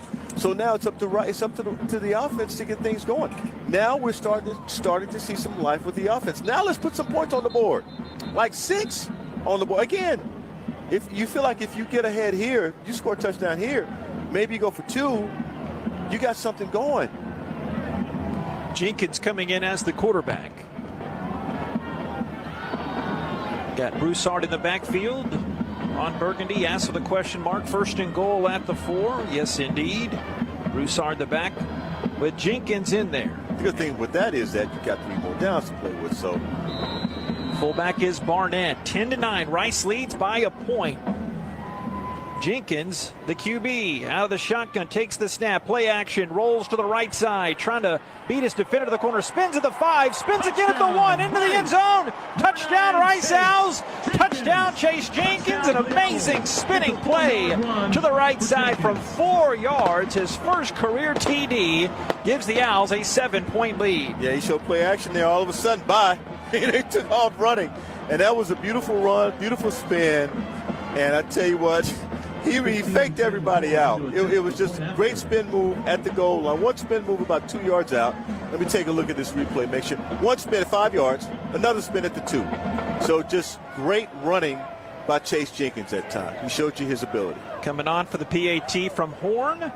Kick is up, and it is true on the extra point. Rice 17. Wrap this drive coming up in a bit. 49 seconds left in the third. Actually, we will keep it here. 17-9.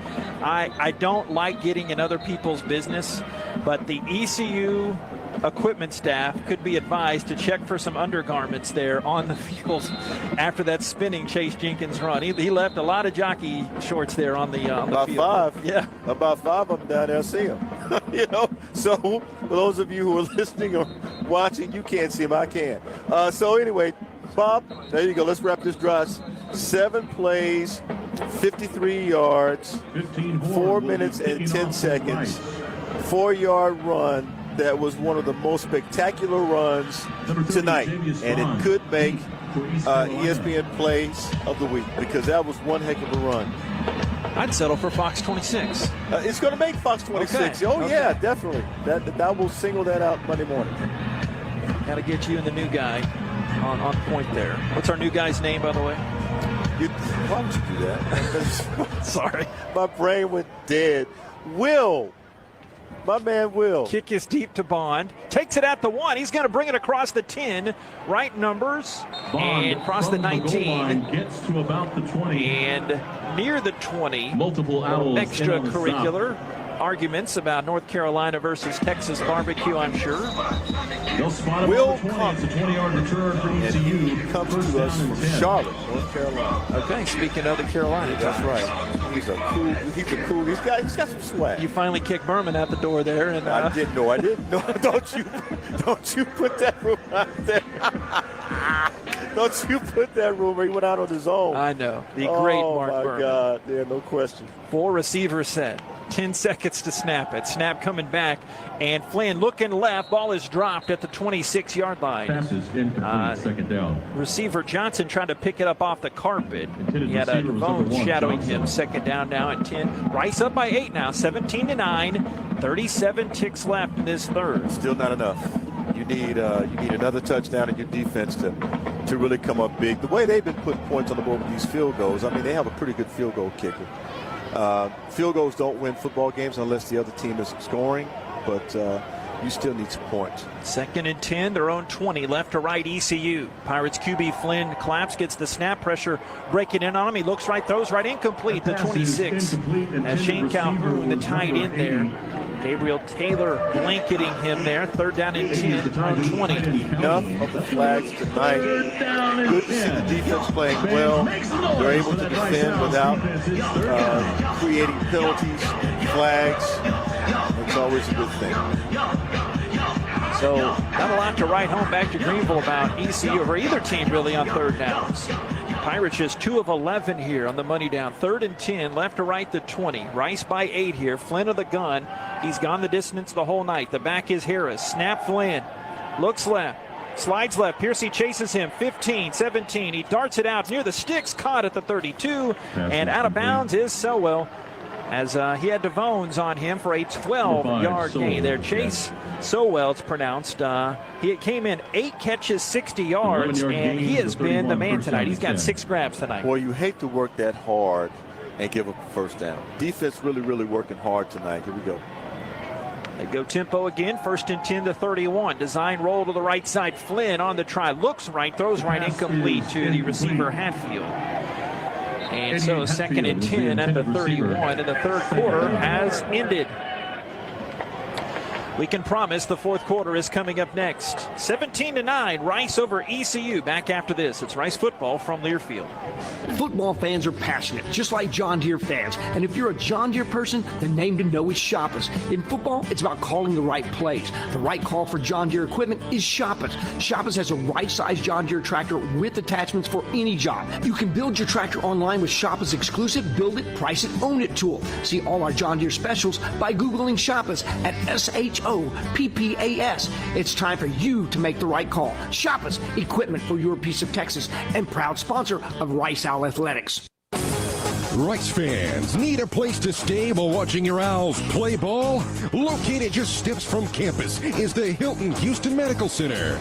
Visit us today at houstonplaza.hilton.com or call 713-313-4000 to get that special Rice discount. Again, that's houstonplaza.hilton.com or call 713-313-4000 to get that special Rice discount now.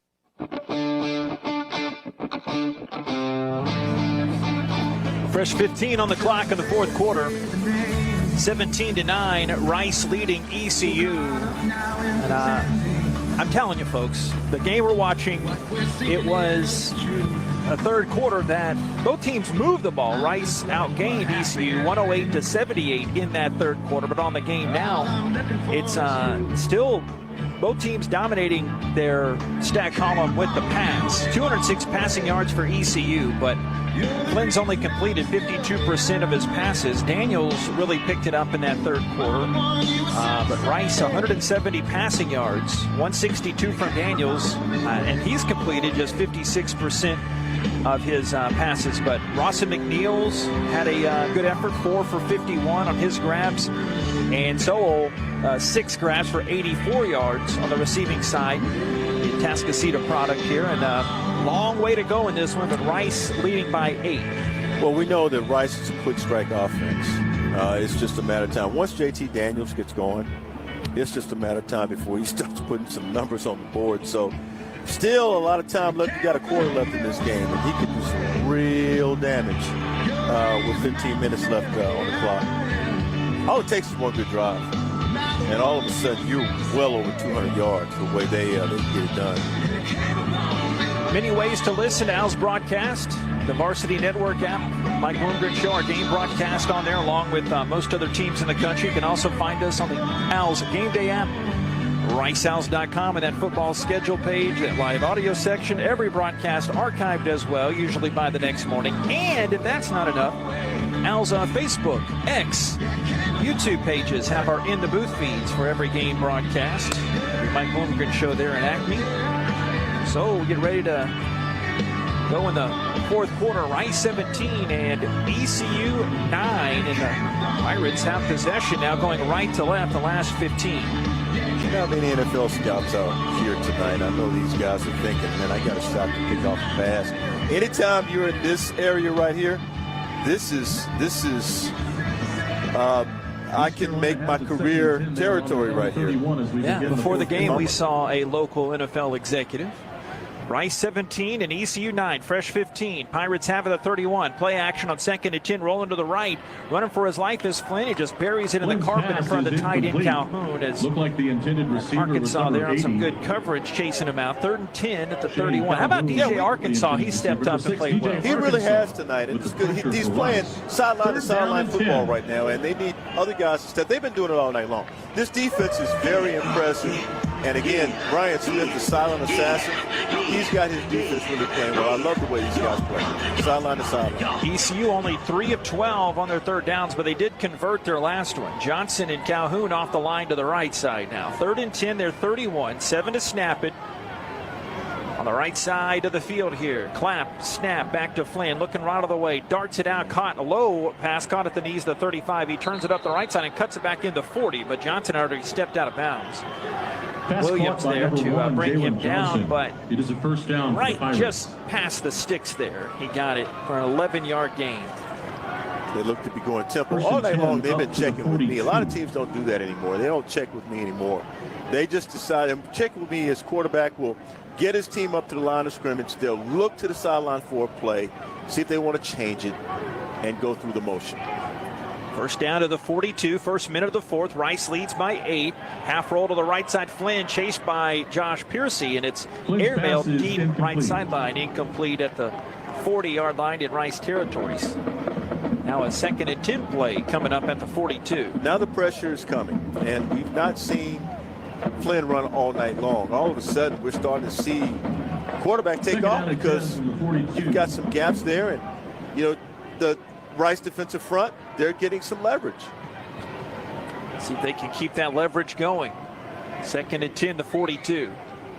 Flynn, one back by him, takes the waist-high snap, runs it up the middle, 45. Gets squished down by Piercy at the 49-yard line, 7 yards. He'll pick up 7. So a very manageable 3rd down and 3 play. ECU's been tough sledding on the ground, only 77 yards rushing. But that was a really good 7 yards right there, because that could have been a long 3rd down conversion opportunity for ECU. But they took advantage of the pressure. Quarterback takes off, called his own number. That quarterback is Flynn. 3rd and 3 at the 49. Hard shotgun snap. Hand to Harris off the right side. Burst down to the 40. First down. Spins out of a tackle inside the 35 and down to the 30. Sean Fresh hauls him down for a 19-yard gain. I just had to open up my big fat mouth there about them not able to run the football, and they mark it down for a 21-yard gain to the 30. Actually, they've been running the ball pretty well tonight against this defense, and they've been getting big first downs with the run, not so much with the pass, but the 3rd down, the run has helped them a lot tonight. Well, they only have 84 yards before that rush. That's a big 84, though. Right hash. Here comes the snap. Flynn hands it again, and cutting back, wiggling around the left side is Harris. Now middle of the field. He gets hog-tied and brought down to the 21. Lay Wyatt. Harris picks up 9. So 9 yards. They're finally picking up the running game there. 2nd down and 1 at the 21. How about this guy Flynn? Three-star recruit out of high school, his 5th year in the program, did not play until last season. He played 2 games, had 5 total snaps, and this is the first game he's played this season where he's been the man the whole way. 2nd and 1 to 21. The snap, fake right. Flynn calling his own number to the left, runs into Wyatt and steamrolls his way for the first down to the 15. 6 more yards there. And Nate, I never want to tell your business or what to say, but we have seen this before. In between the 20s, they've been able to move it. But really, each team's gotten inside the 20. They can't do anything with it tonight. Well, we'll see what happens with Flynn, because this guy is exactly a smallish sort of fellow. He's 6'1", 233. Sort of squatty, if you will. How big an old boy are you? Yeah, that's right. 1st and 10 at the 15, middle of the field. Back is Harris by him. Twin receivers to the right. Snap, twirls the football. Play action, looks for the slant, caught at the 5. And receiver is stood up.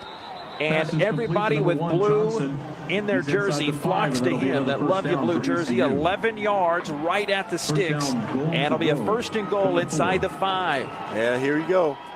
You got to get a stop. You need a really, really big stop here. Rice has been excellent all night long in the red zone. They have not given up a touchdown. And now you got to get your guys in there who make the plays in the red zone. Jalen Johnson, his 3rd catch for 25 yards. Former Georgia Bulldog teammate of JT Daniels. They won a national title 2 years ago, 17-9. Rice leads by 8. 1st and goal at the Rice 4. ECU around the right end and stood up.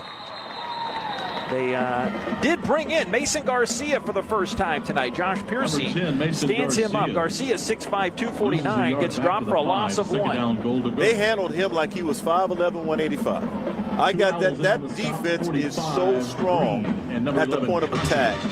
And they get to the ball very quickly. Here they go.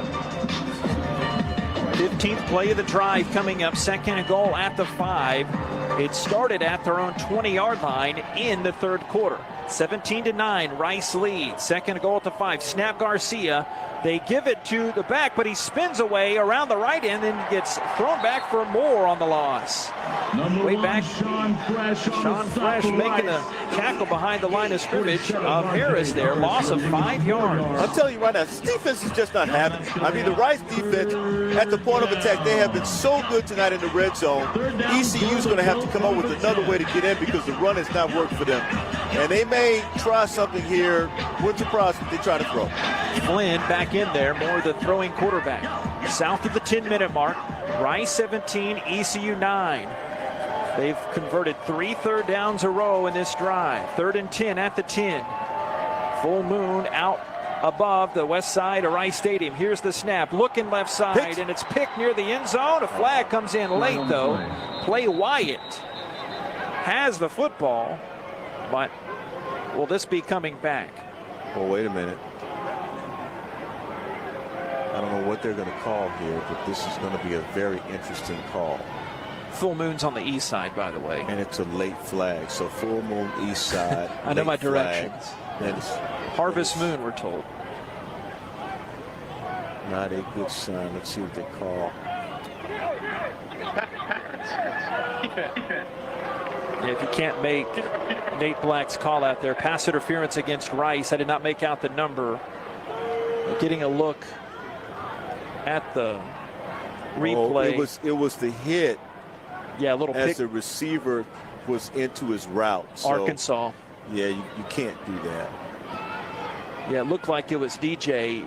Well, Wyatt was right by Arkansas. Following the penalty. Oh, Arkansas hit Hatfield down into the end zone. So they had coverage versus the pass. And so now you're in a tough situation here. 1st and goal at the 2, 9:37 to go. If they score here, they would probably go for 2.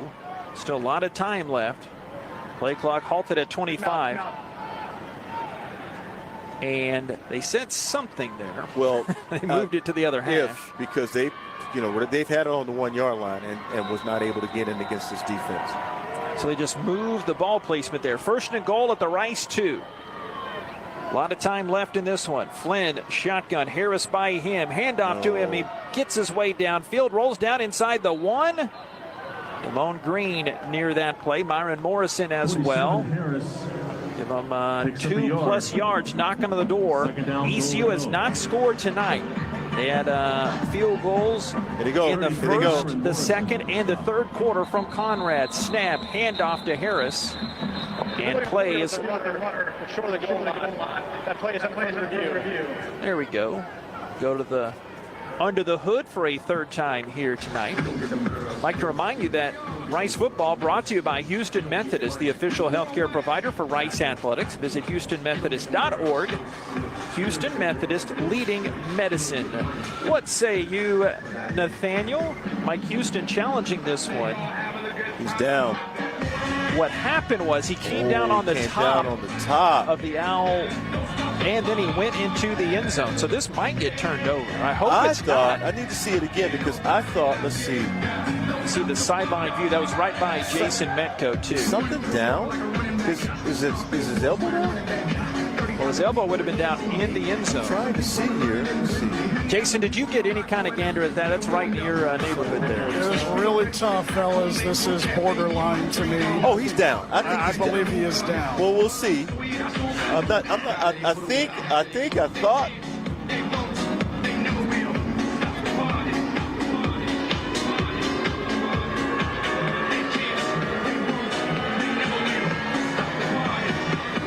Yeah, the way he's bent, remember he's landing, is that Piercy? I think his back is on Piercy's stomach there, and he's reaching back across to his right, and they've got the big lineman, Isaiah Foote, there. And he's reaching back by foot, trying to put it over the end zone. I wish I could help here. I'm no help on this call at all. You blew the last one. So. Yeah, so I'm not sure how these guys are going to call this because I thought that last one was for Rice, but you know what we need to do, right? We need to have a little tote board here to track our predictions throughout the season.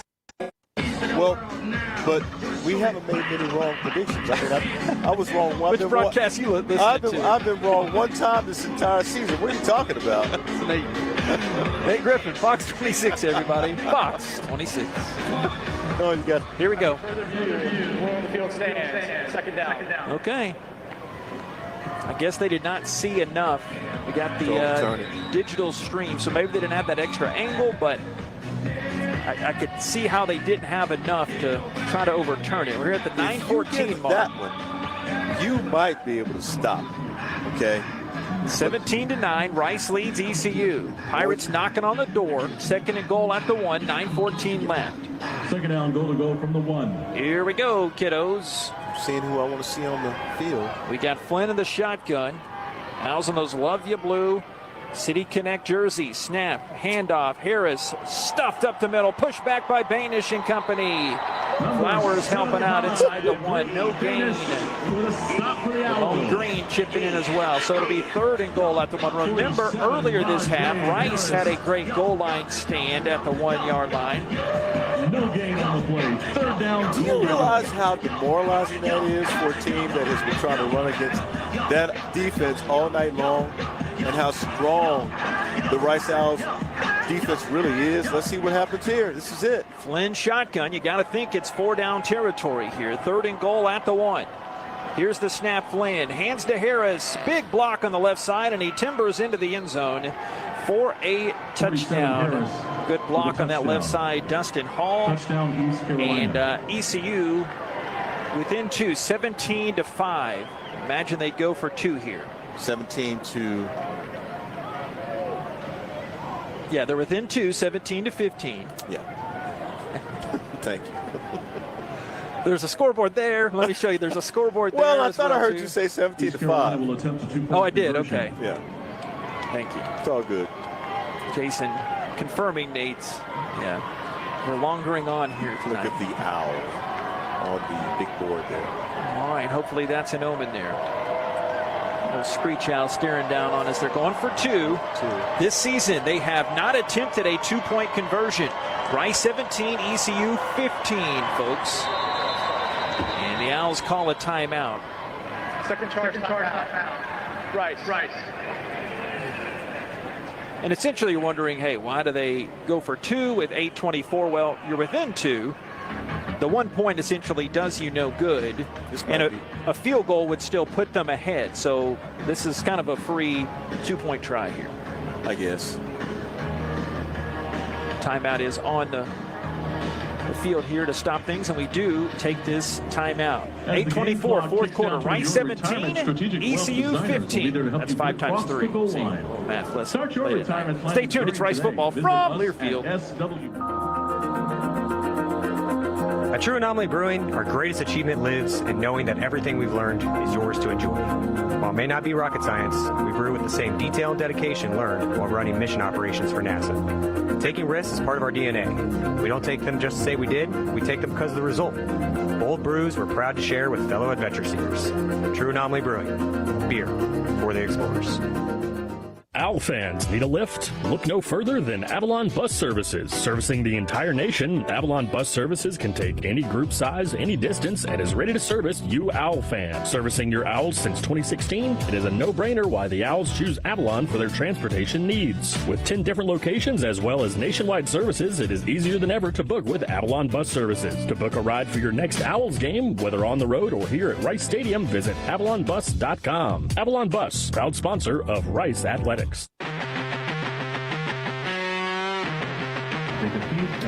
17-15 with a conversion pending, 8:24 remaining in the game, and ECU gets on the board. 17 plays, 80 yards, a 1-yard run from Harris set at the 7:19 mark, and now you have 8:24 remaining, and of course it took 7:19 on that drive, and of course ECU looking like they're going to go for 2 to tie this game up. So JP is, you probably just want to go for, well, basically you get a shot to tie the game up. That's what you're trying to do. And depending on how things kind of unfold here, at least you know with 8:24 remaining in the game, you got a tie game. We'll play for overtime if we have to. I'd be surprised if they didn't throw it here. The Owls' run defense guarding that goal line's been so stiff this second half. Rice 17, ECU 15. Here's the 2-point try. World of time left in this game. 8:24. Again, Pirates going for 2 for the first time this year after that rushing touchdown by Harris, his 4th of the season. That's their first rushing touchdown of the night. All right, here we go.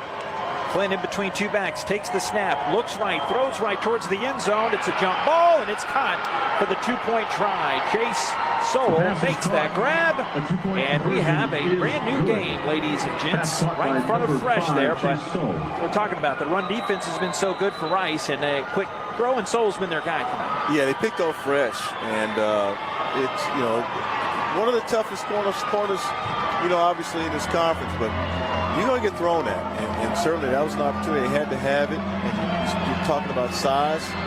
They got it. 17-17, brand new ball game. Another timeout on the field. Rice 17 and ECU 17, 8:24 to go. This is Rice football from Learfield. How can we target deadly diseases with better precision? At Houston Methodist, we're developing technology that delivers life-saving immunotherapy directly inside the tumor for cancer patients. We're also pioneering an implantable device that administers precise and timely doses of medication to those with difficult-to-manage chronic conditions. That's the difference between practicing medicine and leading it. Houston Methodist, leading medicine. Shoppers has the right John Deere for your piece of Texas. If you're looking for a tractor, gator, or lawnmower, let the experts at Shoppers give you the right answers to your John Deere questions. Shoppers makes buying a piece of John Deere equipment easy with our online Build It, Price It, Own It tool. You can add attachments specific to your needs or check out our ready-to-go John Deere tractor packages. See all that Shoppers has to offer by Googling Shoppers at SHOPPAS. Shoppers, equipment for your piece of Texas, and proud sponsors of Rice Owl Athletics.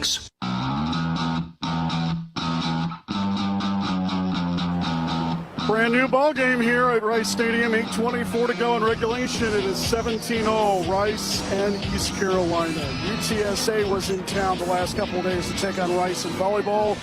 And Rice victorious today in a sweep, 25-12, 27-25, and 25-23.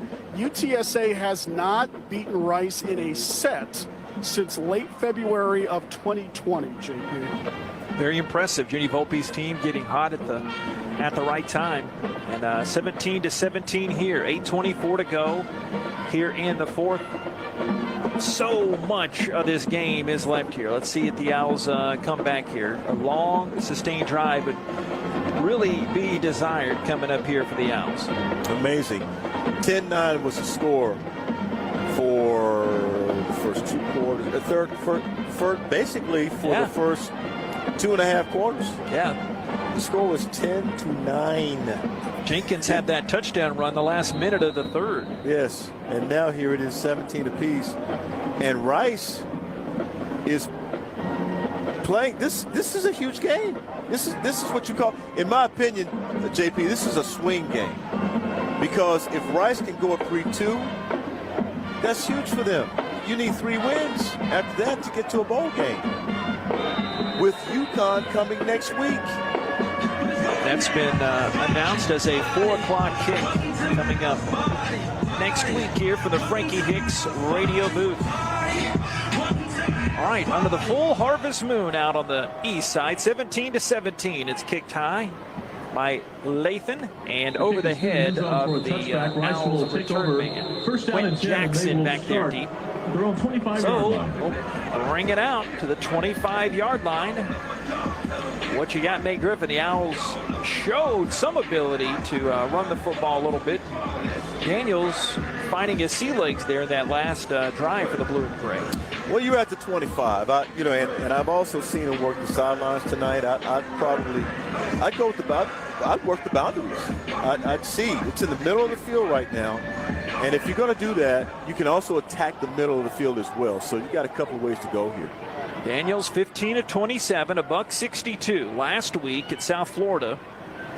At a career high 432. Shotgun snap floats back to him, throws a bullet over the middle to Groen. His fifth catch of the night, rolling across the 40. Julius Wood hauls him down. A career high gain for Groen. That's another 16 yards on the pitch and catch. That middle of the field. ECU a dose of its own medicine. They've been giving it to him all night long. Now, as long as the ball stays in the middle of the field where they down it, you want to pick on the middle of the field.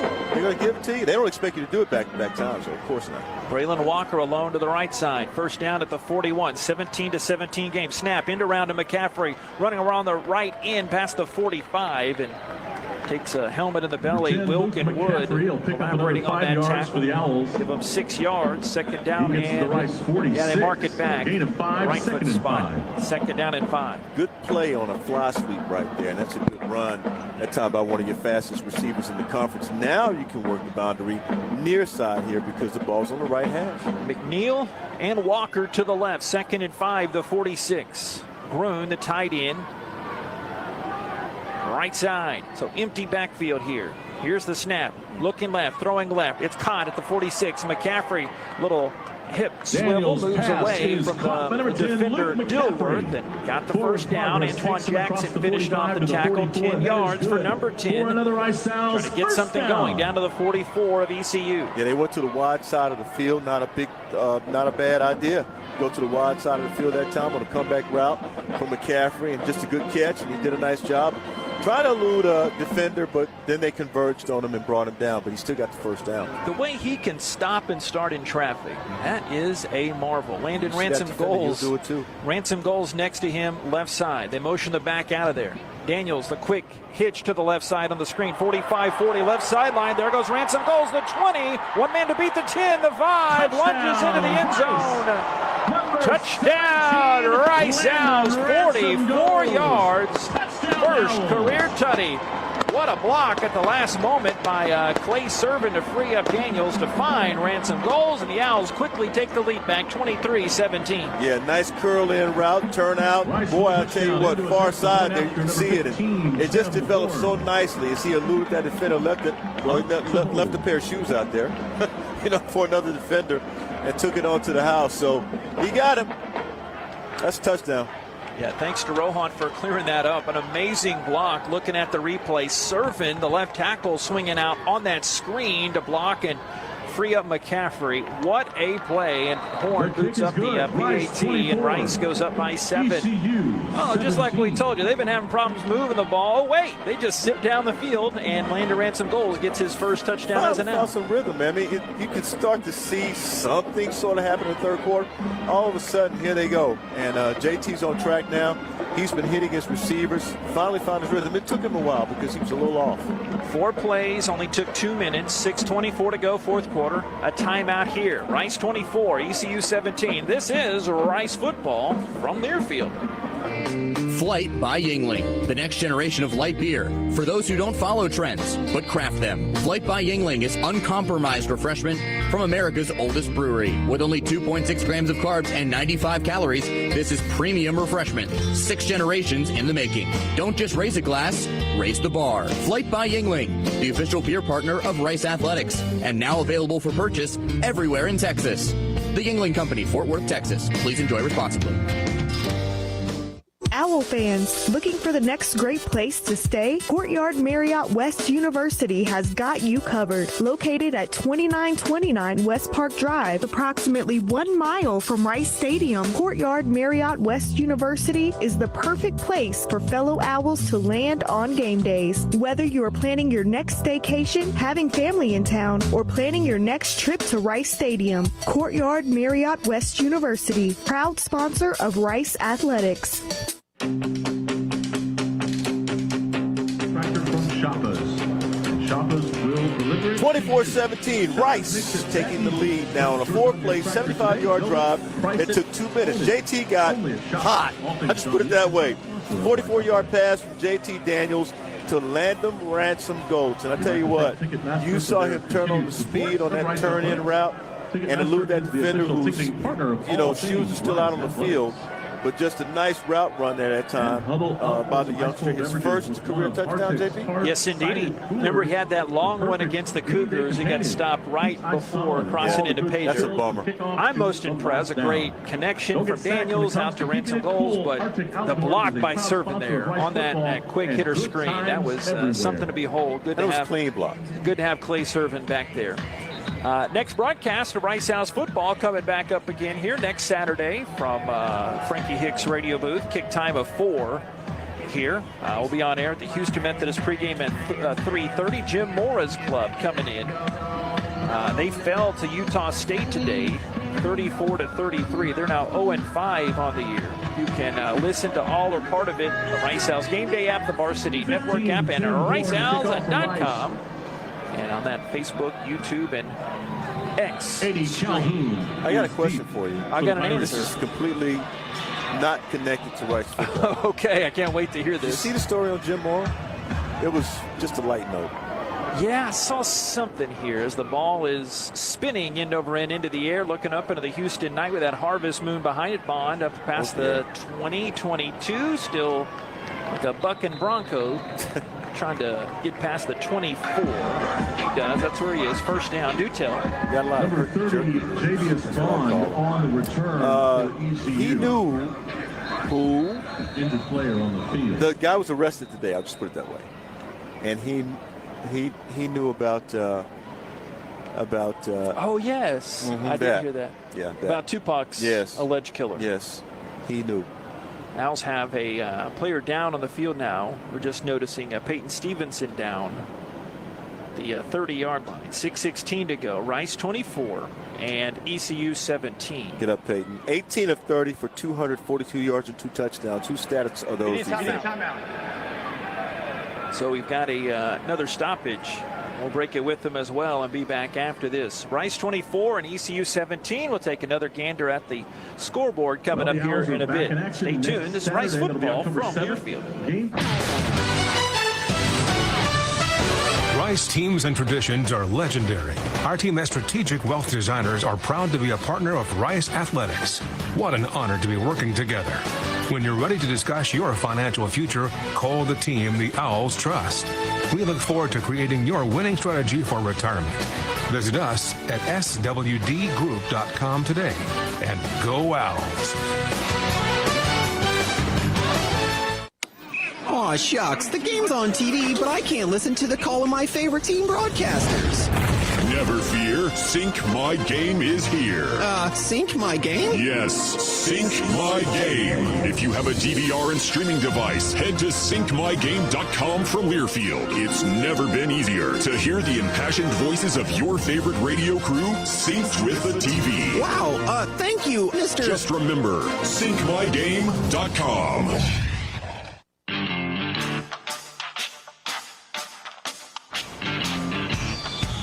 Take a look at the Weston Medical Center scoreboard as they have tended to Stevenson. He is up and on to the sideline, 24-17. The score here. Rice leading. I know this is your purview, but they're going to the fourth. Notre Dame leads Duke 13-7. The best little oyster house in And Texas. taking a look across American action. They're up in the hilltop in Dallas. SMU's pulling away from Charlotte, starting the fourth, 27-9. And North Texas leads Abilene Christian 45-31, among other scores. Do you have any that just tickle your fancy there, Nathaniel? Alabama leading Mississippi State in Starksville, mind you, 17-10. That's it, just 17-10. Ole Miss beats LSU. You want to take a gander at the score? I see it, yeah. 55-49. That is amazing. And then that'll keep Lane talking for a while. I'm telling you, oh boy, Oregon is rolling. I mean, they are just beating Stanford. They play for clicks. We play on the field. We're Oregon. We do everything to draw attention to ourselves. Nobody else can do it. You know. I love it. Everybody's a hypocrite these days, but I just 42-6 right now. They are rolling. But did you see? I saw while we're at it. I'm not sure if it was real, if it was fake. Yeah, these days you just don't know. Lincoln Riley was supposed to have made a statement during a press conference about Deion Sanders right before the Colorado USC game today, and he was asked if he had ever met Deion Sanders. No, I've not ever met him. I don't really care to meet him. All I care about doing is hanging 80 on him by halftime so I can rest my starters. I don't believe that. No way. I don't believe he said that. No. One of those fake Twitter accounts. Yeah. 1st and 10, back to their own 24, starting after that long break. Back to pass Flynn, hoister right side, ball deflected off of the receiver Johnson's hands, incomplete. That ball was hanging up there, and Sean Fresh and one of the out safeties was that Wyatt trying to get that deflection, but to no avail. 2nd and 10, the 24. Yeah, you play for deflections because they call that tip drill. You do that every day in practice, and now they're going tempo here. Looks like there may be another opportunity. Owls mosey down the field pretty quickly in that last scoring drive. ECU trying to match it. They're down by 7. Handoff around the left end, 25-30 up to the 40-yard line. Turning back in, Bond near midfield, got by Piercy inside the 40, and he gets hit more down in the field of play by Williams. Hit him an extra 3 or 4 yards down the field of play to the 37-yard line. So their longest run of the night. This guy Bond from Macon, Georgia, goes for 39. Well, he takes the snap, he hands it to him. There's no lane at all for him to turn the ball up inside. All of a sudden, he gets to the edge. They like him, twitchy guy. They say he is explosive in space, and we saw that. 1st down to 37, roll to the right. It's thrown to Hatfield around the right end. Good open field tackle by Fresh. Chopping him down. Got maybe a yard on the play. How about that open field tackle by Fresh? That goes on the resume tape. I mean, that is the kind of tackles you make right there. You're trying to get to the NFL? They love those open field tackles like that for no gain. Especially against a receiver like Hatfield. 2nd and 10 to 37. 5 minutes exactly left in this ball game. Rice 24 and East Carolina 17. Last time that these two teams played here was back in their Conference USA days. The snap for Flynn. Looking middle, throwing middle, high. It's caught at the 35 though. Good job by Johnson reaching up, but it only went for a couple yards as another good open field tackle. Marcus Williams there bringing it down. And a 3rd down and 7 upcoming at the Rice 34. That's a good job by Marcus Williams because he was playing about 10 yards off the ball. And he actually saw the receiver going over in front of the formation and was able to make the tackle after the catch. They're 6 of 15 on third downs. 3rd and 7 at the Rice 34. 14 to snap it. 4:18, 4:17, 4:16 to go. Here's the snap. Flynn. Quarterback run to the left side. 35. Big fella timbers forward, but he's still only gains about a yard. Coleman Coco there. Lunge forward for an extra yard. He got 2. 4th down and 6. 33.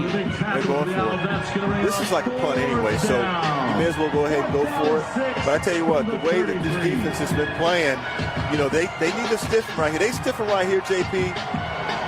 Offense comes on and gets it done. 4th and 6 to 33. They do have 3 timeouts remaining. They're 2 of 3 on their 4th downs tonight. Here's the snap. Flynn looking right. Looking, plenty of time to throw. Throws it complete to 31. Receiver is hit hard at the 29-yard line and down. Big hit on Sowell. Josh Piercy laying the lumber just shy of the sticks, and Rice will take over. Hardest hit of the season, no doubt, for the Owls. That is the wrong guy to run against. I'm just telling you right now. Josh Piercy, number 12, nothing but muscle. He's got muscles in his ears. I mean, that's one heck of a hit that time by Josh Piercy.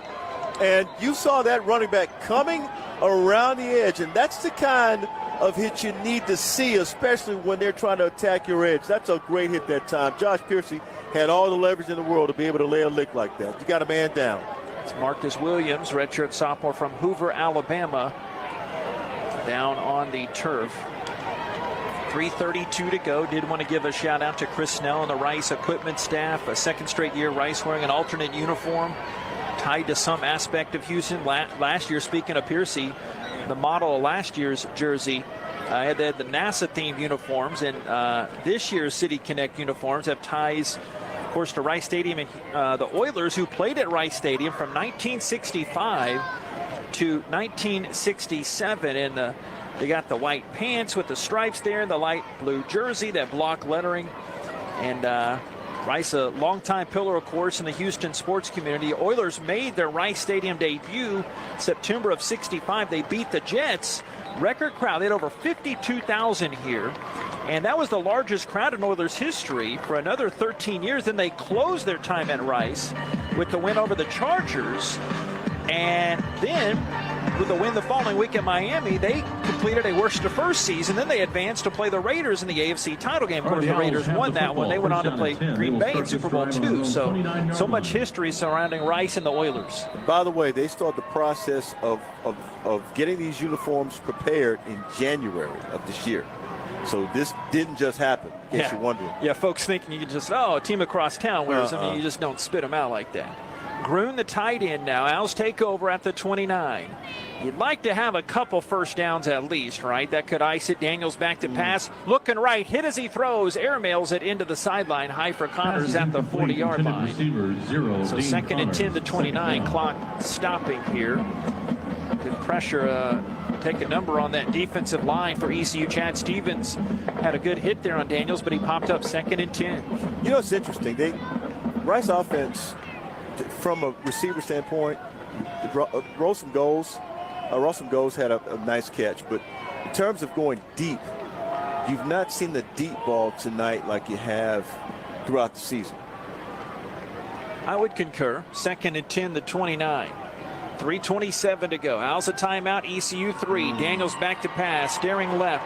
Decides to run it. Slides awkwardly at the 35. Daniels on the keeper. Slides across right the 35 to the 36. Of ECU safety Omar Rogers. 6 yards on that play. Bring it up at 3rd and 4.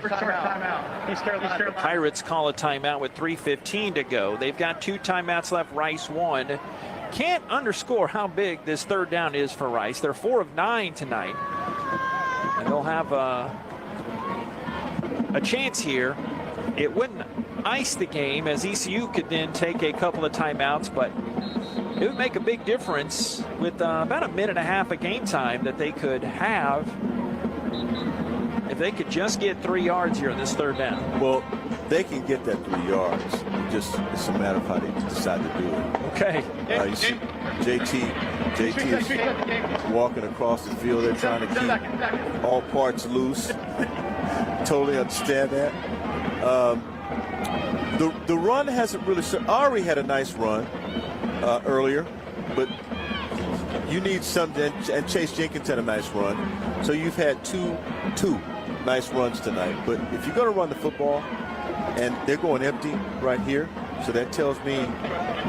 Yeah, and it's not, the scoreboard's wrong here. It's actually a 3rd and 5. You're welcome. Unless they go jet sweep here, JP, and it's a pass. All right, 3rd down and 5. They're on 34-yard line. Rice 24, ECU 17. 3:17 left. Daniels, the only guy back there in the backfield. Twins right, twins left. Tight end Grun. Here's the snap. Hoisting it down the left side and incomplete at the 50 for McNeil, reaching that big right hand up, not able to grab it. Nash was shadowing him. So there you go. That's the risk of throwing it on the 3rd and 5 there. Can't really argue too much with the play call, but now 4th and 5, they'll punt it. That was makeable, though. That was a makeable 3rd down. And I need to look at the replay to see exactly what happened. Number 23, Sometimes you just have to just run the route. And despite the fact that the DB is all over you, you just have to run your route. Well, here you go. ECU looks like they'll get the football back with plenty of time, and Rice up by 7. The snap. Punt is a good one as he kicks it down to Bond, and he awkwardly slides down while he makes that catch at the 24-yard line, a 41-yard punt. Hunt's had a pretty good special teams night tonight. And here you go, boys and girls. 3:06 to go. ECU the ball. It's 24-yard line. Rice 24 and ECU 17. Yeah, there you go. So you need something big. Let me give you a score here before we go. 4th quarter, Notre Dame still leading Duke 13-7, 12-16 remaining in that game. Right to left for the Pirates. Plenty of time to stop it. They have the back in there. Harris. Here's the snap. Flynn's gone most of the night at QB. Goes to the right side and throws incomplete to Harris. Line of scrimmage rush there in coverage. And that was just living to play another down there. Even 3 minutes to go. Rice 24, ECU 17. Serious pressure coming from the White House defense, and they're staying in their lanes. That lane integrity right now is critical, especially when you know that they're going to try to throw the ball. Owls need a couple more stops. 2nd and 10, the 24. Snap to Flynn and hands to Harris. He is squished on that right side. Nowhere to go there. No gain. Piercy had a great second half. And Abogu helping out on that tackle. OC Donnie get something going here. The running game was working in that last drive. Not so much these first 2 plays in this series. They're 6 of 16 on their 3rd downs this evening here. 3rd and 10 to 24. Here's the clap and the snap. Flynn looking, throwing deep middle, skips down to the 45. He did not catch it. Good diving attempt there by Sowell. And Fresh there signaling to the rest of us. He did not get it. And so now they might be forced to go for it. Here with 2:22 to go, you can see why. They are going for it. There's no question about it. It looks like. It is 4th down. Here's game, kiddos. Rice 24, ECU 17. Pirates 2:22 left. 4th and 10, their own 24. They're 2 of 4 on their 3rd downs here this evening. Flynn takes the snap. Looking middle. Flynn hoisted right side. It is incomplete past the 35. No flags as they're trying to get it to Calhoun. Davion Hook. They're on some great coverage there. Turnover on down. Owls will have it at the ECU 24. I like it. I like it. Good defense. They took a chance. They really didn't have another option. They had to take a chance to see if they could get that first down. Called a play. But the thing is, the defense really came through tonight playing well. They have played well all night long. Only gave up 1 touchdown and some field goals and a 2-point conversion, but they have played well all night long. Rice scores here, and it's academic. Yeah, and ECU can stop it a couple of times, so you can't kneel it down just yet with 2:17 to go. 1st and 10, the 24. McCaffrey in motion as Daniels is in the pistol with Back Broussard right behind him. Hand to Ari, short side left, and he is chopped down. And a quick timeout is called by Mike Houston. How about this relationship? Mike Houston going back to his T.C. Roberson high school days when Coach Bloomgren was the OC at Catawba College near Charlotte. He would recruit some of Mike Houston's players. And here, 20-some-odd years later, they're coaching a D1 football game against each other. Yeah, coaching fraternity is a very small circle. And you know that because of that, you're going to see these guys again at some point. That's what it is, especially college football. 12 seconds. 2:12 in the game clock, please. So they'll add 3 more seconds.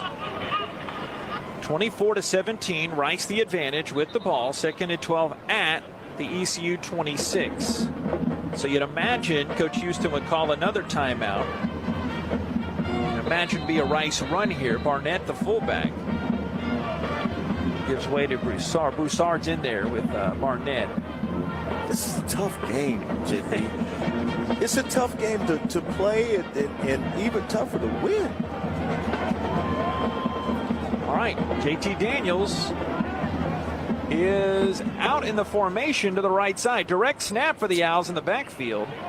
And Giovanni Johnson, another loss and another timeout comes. He dropped a yard on that play. Deontay Johnson tackles Giovanni Johnson there. They know it's coming. 3rd down and 14 coming up. They lost a couple.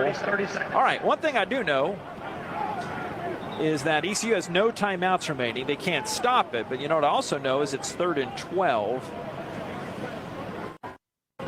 So you think you would run the football to have the clock go and then line up for a field goal, but it'd be 45 yards. Well, you don't want to lose the yardage you have. So you got to figure out a way. I mean, look, 3rd and 14, get some of it back. Because right now you're looking at a 32-17. Yeah, a 45-yard field goal. Connors comes in the game as the back. Daniels back. Quarterback spot, presumably. 2:06 left. So no timeouts for ECU. Rice can stop it once. They would not want to do that now, of course. Owls quickly out of the huddle. 3rd and 14 to 28. Daniels, shotgun, hand to Connors, slips one back, and nice forward past the 25. That's a big gain. He only got back to the original line of scrimmage, getting about 4 before Mike Edwards brought him down, but that gives Horn a little bit of room there. On a 4th and 14. So about a 41-yard field goal there. And you have to throw out the option. Do you risk the special teams in the exchange? It's 1:36 to go, and Coach Bloomgren can let the clock milk off another 15 seconds. Sure can. You try to milk it as much as you can before the next play. Now 6 seconds, 5 seconds to snap it, 4. Game clock at 1:20 here. And now time is called. Third charge timeout. Rice. 30 seconds. And now they will bring Horn on the field to attempt a 41-yard field goal to essentially ice it. Makes this, it would be a 10-point game. Horn tonight hit from 41 back in the first quarter for the Owls' first score of the game. This will be closer to 42. Tim, 3 of 4 from the 40 to 49-yard range this season. Should be able to make that.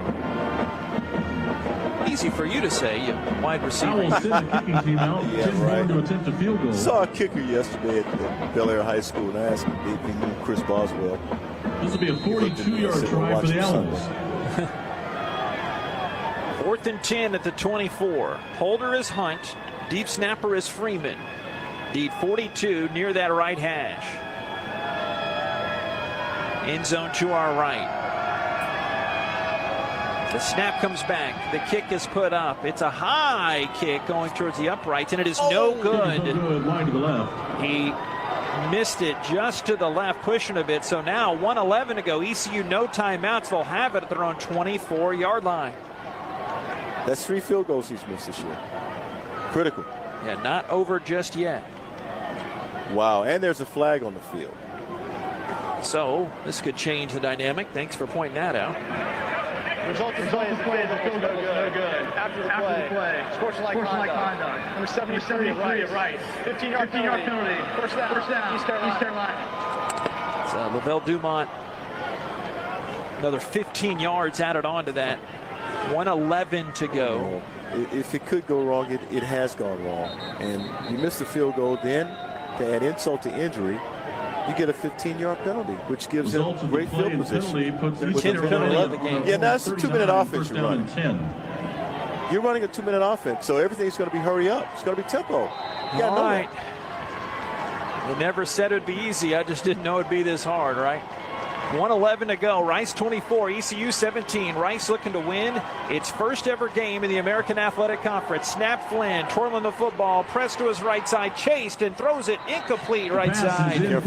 Try to get it to Calhoun. Flynn a little bit slow getting up after he got pressured by Jordan Campbell coming in there in the defensive end spot. 1:05 to go, clock stop. Yeah, no flags. Easy for me to say I'm sitting up here. It's a lot of pressure on these guys right now, especially on the defense. No flags. No jump. Now they get additional time. At least to think about things. 1:05 to go.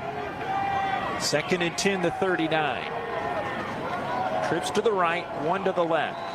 24-17, Rice on defense here. Al's the lead. ECU has the rock here. Harris the back next to Flynn. Shotgun snap. Flynn pressured. Moves back to his right side. Avoids Campbell. Throws off one leg down the right sideline. Caught and out of bounds at the 50.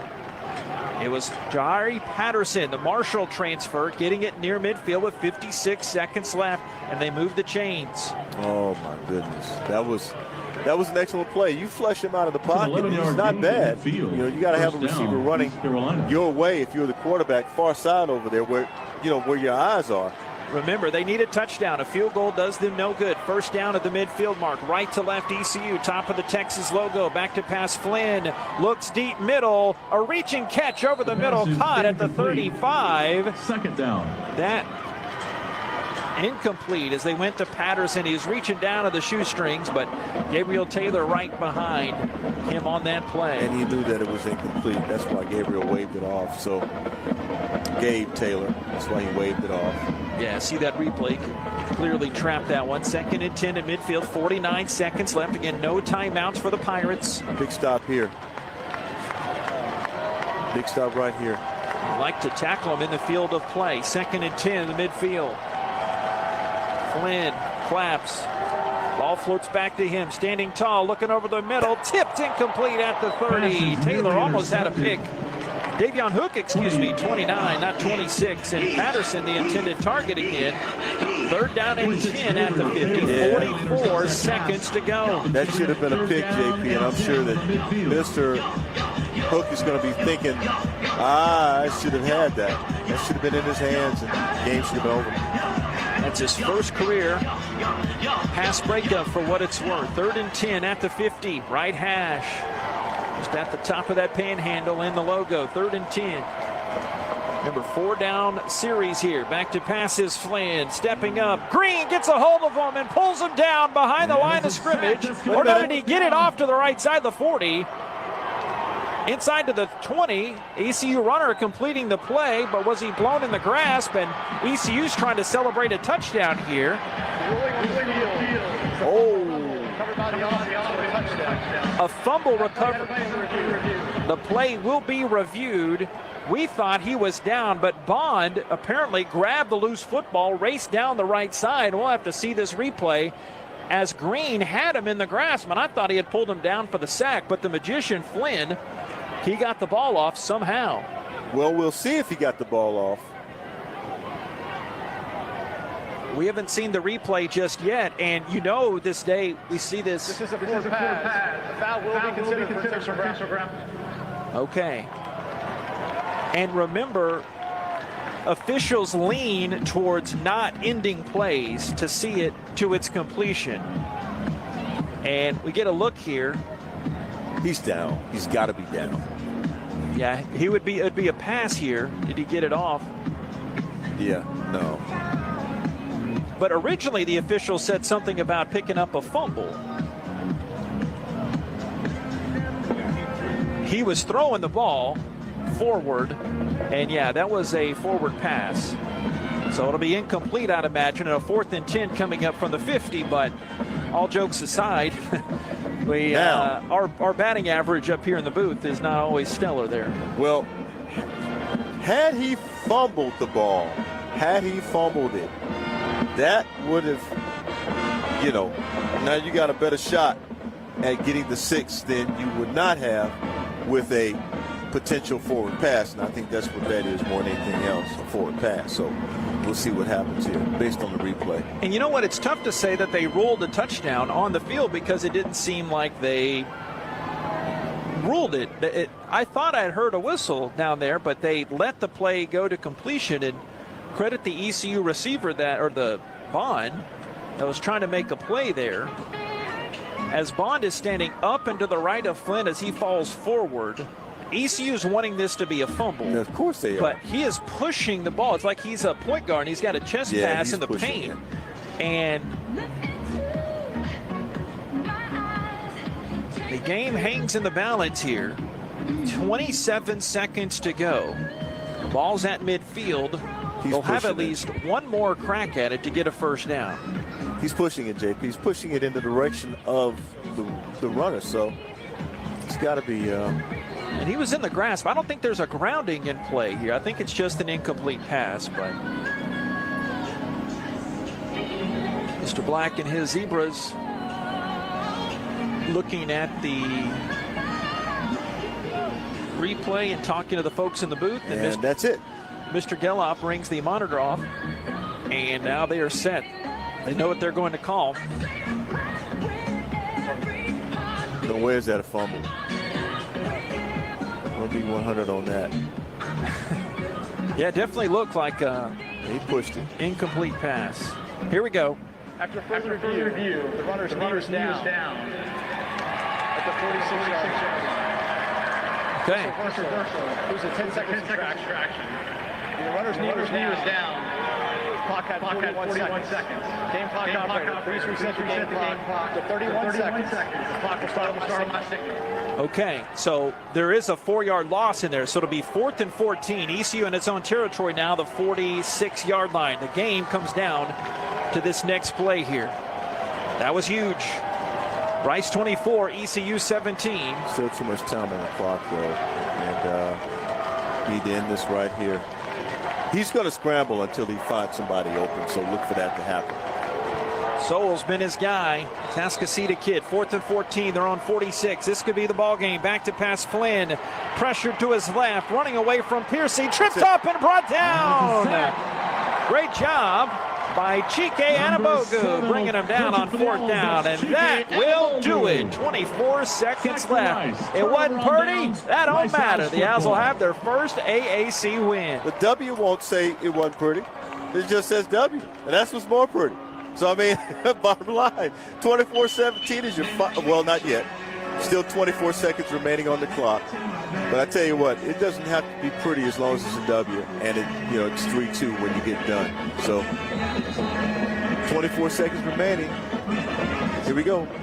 Kneel down coming here for the Owls. What a gritty, gutty effort. The defense came in when it had to. Daniels gutting out. What a leadership defining role for him today. He takes that knee, and that's all they have to snap it. Rice 24, ECU 17. There go those friendly fireworks. And the Rice Owls have their first ever win in American Athletic Conference history, 24-17. How about that? They're 1-1 in the AAC, correct?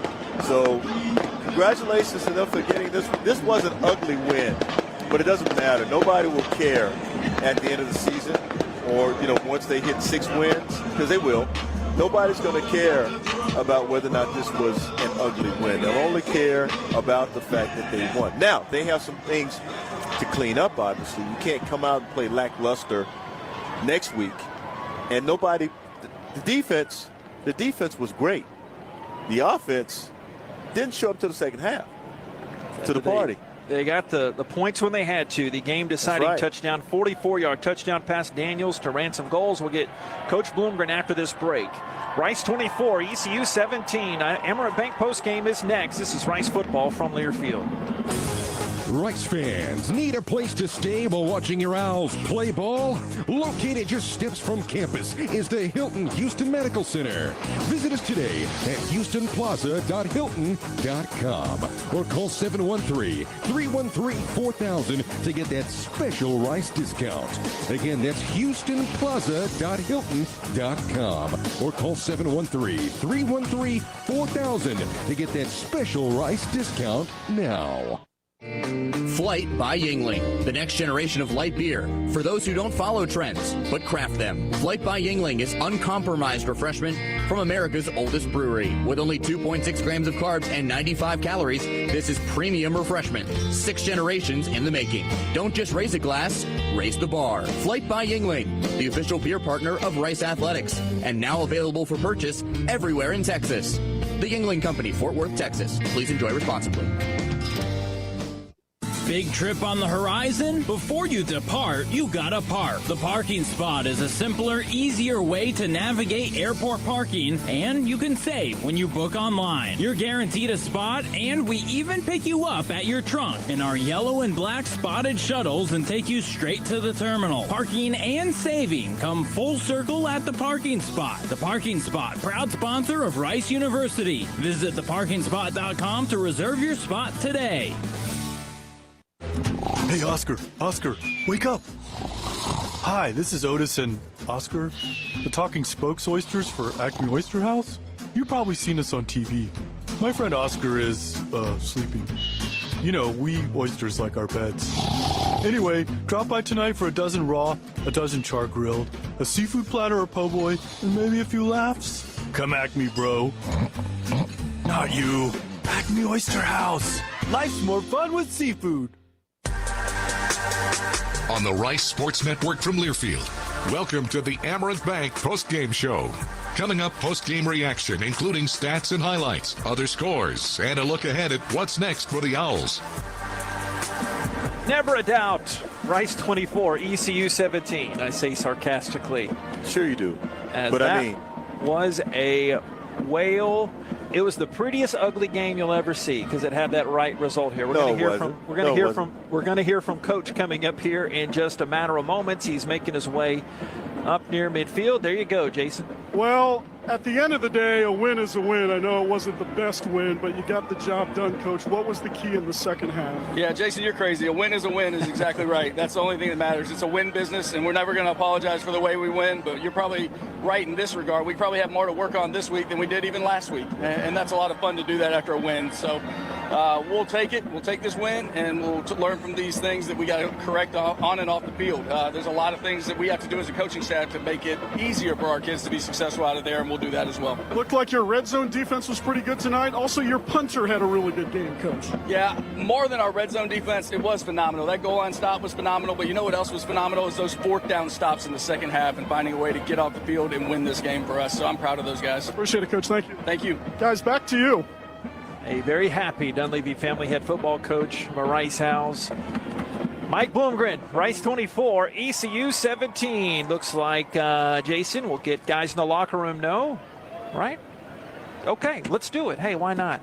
Lot to cuss and discuss about this one. Rice 24, ECU 17. Rice wins their first ever win in the American Athletic Conference. Much to get to here in our Emirates Bank postgame show. It's Rice football from Learfield.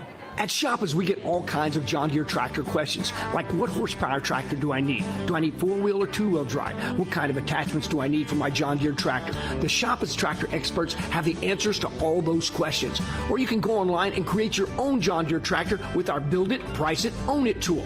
It'll give you costs along with finance options. You can see all our specials by Googling Shoppers at SHOPPAS. Shoppers, equipment for your piece of Texas and proud sponsor of Rice Owl Athletics. Owls fans, you may not think of yourself as an athlete, but everyday life is full of athletic feats. You bend, you reach, you lift, you twist until back, neck, or shoulder pain hits, which brings you to a stop. So whether you're an athlete or not, the Joint Chiropractic can help ease your pain and keep you on the active list. Visit any of our 40-plus Houston area locations or thejoint.com today to get your first consultation, exam, and adjustment for just $29. The Joint Chiropractic, the official chiropractor of Rice University Athletics. The newly renovated Houston Marriott Medical Center Museum District is a proud new sponsor of Rice University Athletics. For visiting families and fans, the closest hotel to Rice University is delighted to offer preferred rates. Guests will enjoy 2 new restaurants, a new exclusive M Club lounge, and complimentary shuttle service within 2 miles of the hotel. Visit Marriott.com to learn more.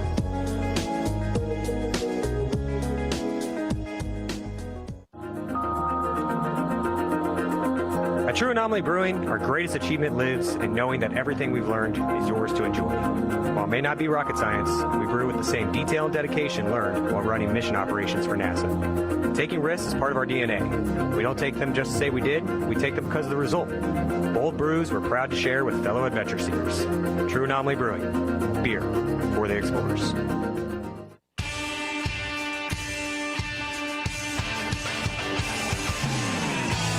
They're in the winning business, Mike Bloomgren just saying, and that is dang Skippy. Rice 24, ECU 17. Glance at some of the final totals of this one, and Jason will have a few Owls to talk to outside of the victory locker room, which we can already hear is very happy in our ear. So it would be disrespectful to take this sheet that the SID folks give us and just wrinkle it up. Yep. I guess they have left, but you know what? The stats don't mean too much in this one, as Rice got outgained in this game.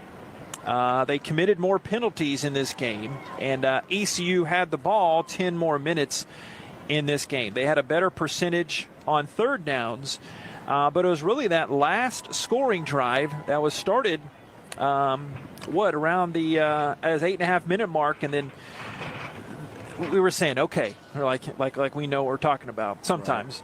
Right. And they hadn't been moving the ball that well. And then Daniels, 4 plays, ran some goals for his first career touchdown, and that ends up deciding the game there. Yeah, so in the second quarter, it was Andrew, let's see. So the Rice Owls scored in the second quarter early, and that was Ransom Gold, as you mentioned, Ransom McNeil. Rawson McNeil, I'm sorry. We're going to get it straight here, folks. Yeah, we'll get it right. And then it was a 4-yard touchdown reception in the second quarter. They didn't score again until the third quarter, 49 seconds remaining in the third quarter. That's when they scored the next time. The next time they scored was in the fourth quarter, and that was at the 6:24 mark. Amazing. A lot to get to here in our Amerant Bank postgame. Rice 24, ECU 17. It's Rice football from Learfield. Whether running a marathon or walking your dog, every movement matters. But when you're in pain, simple activities can feel unbearable.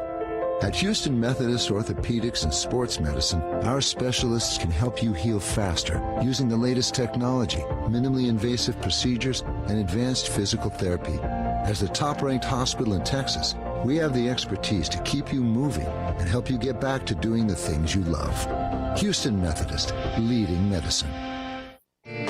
Flight by Yingling, the next generation of light beer. For those who don't follow trends, but craft them. Flight by Yingling is uncompromised refreshment from America's oldest brewery. With only 2.6 grams of carbs and 95 calories, this is premium refreshment. 6 generations in the making. Don't just raise a glass, raise the bar. Flight by Yingling, the official beer partner of Rice Athletics, and now available for purchase everywhere in Texas. The Yingling Company, Fort Worth, Texas. Please enjoy responsibly. Hey, Oscar, wake up. Hi, this is Otis and Oscar, the talking spokes oysters for Acme Oyster House. You've probably seen us on TV. My friend Oscar is, sleeping. You know, we oysters like our pets. Anyway, drop by tonight for a dozen raw, a dozen char grilled, a seafood platter or po' boy, and maybe a few laughs. Come Acme, bro. Not you. Acme Oyster House. Life's more fun with seafood.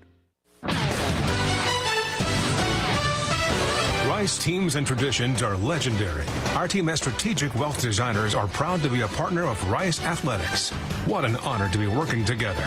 When you're ready to discuss your financial future, call the team the Owls trust. We look forward to creating your winning strategy for retirement. Visit us at swdgroup.com today. And go Owls.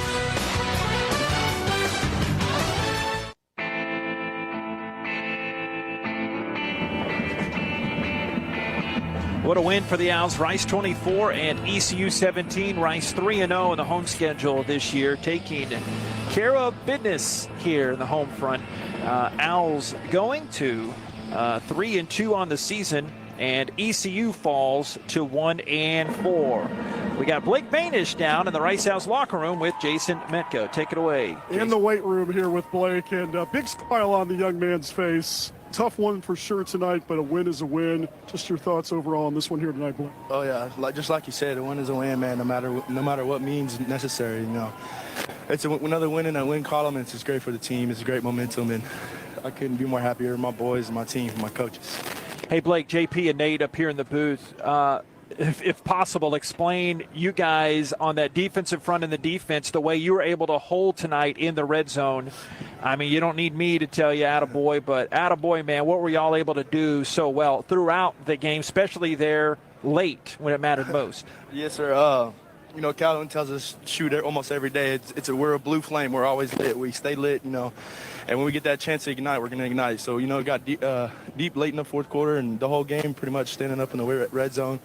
And, you know, that's just that's one of the main things we honed in before this game is to finish in the red zone. You know, strap up, mask up, as our defense is saying. You know, I feel like like you said, we did a really good job of that, and I couldn't be more proud of my team. Strap up, mask up. I like that, Blake. I got to ask you this, man. So what does a game like this do for you guys, especially as well as you played in the red zone? You gave it up between the 20s, but when you got down in that constricted area, you guys did not bend.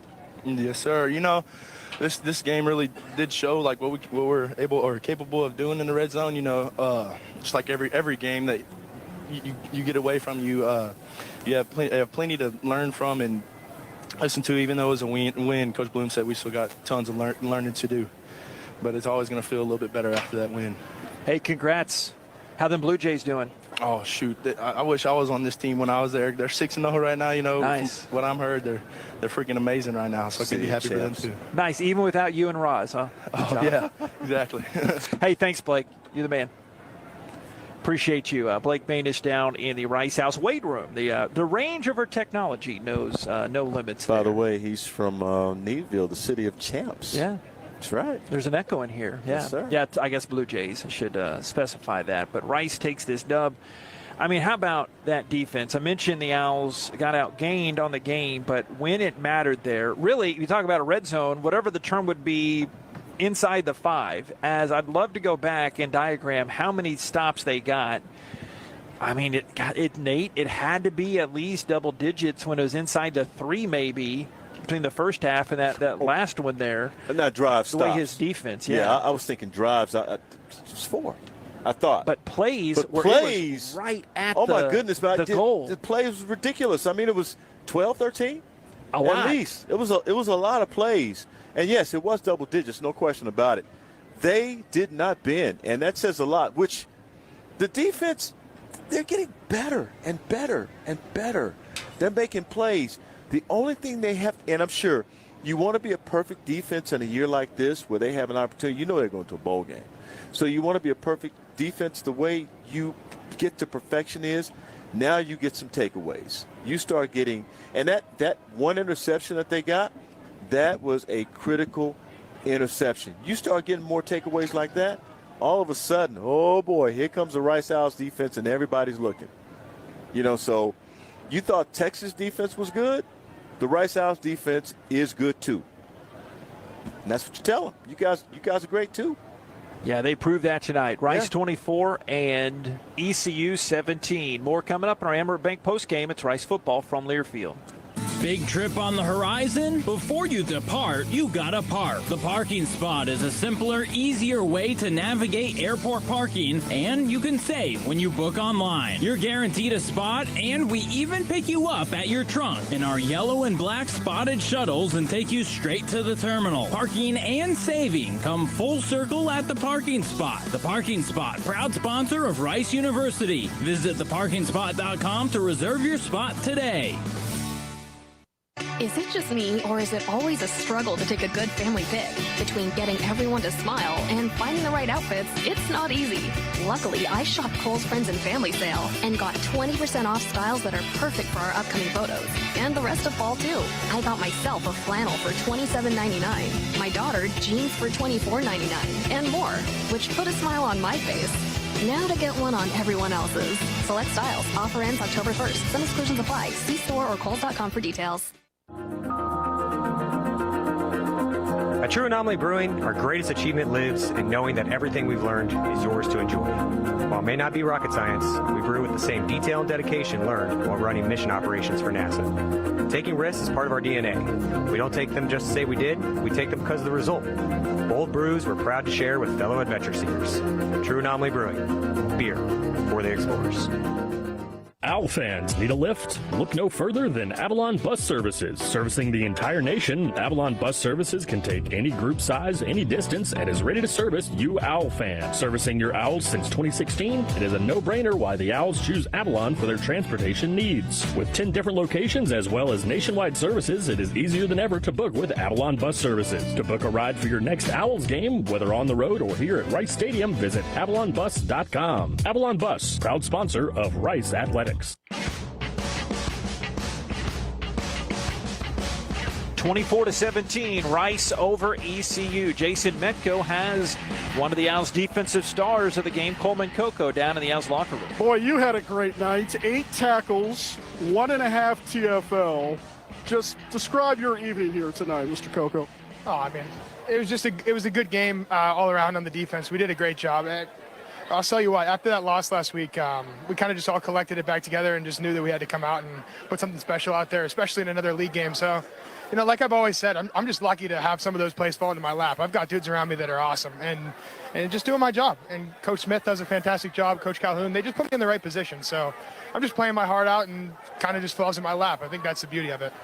Hey, Coleman, it's no news flash that the strength of the team could be the defensive line, but you being the new guy, quote-unquote, coming in, I know you've got a lot of moxie coming over from Colgate, but how has it been for you assimilating in but being so productive while you've come in? You made the transition look easier than it is there.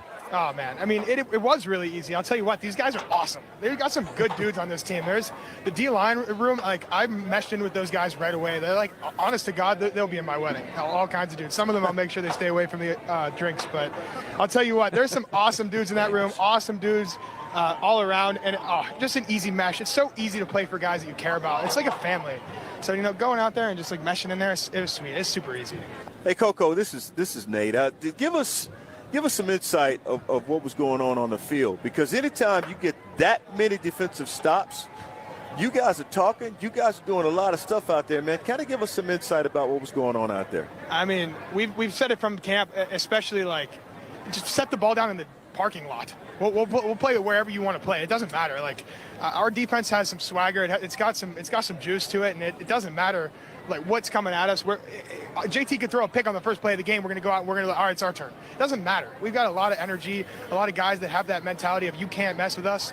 So, I mean, it doesn't really matter. We had that same mentality throughout the whole game. If they would have drove down the field and had on the 1 yard line, we'd stop them on the 1 yard line again. It doesn't matter. We're those dudes. I don't know.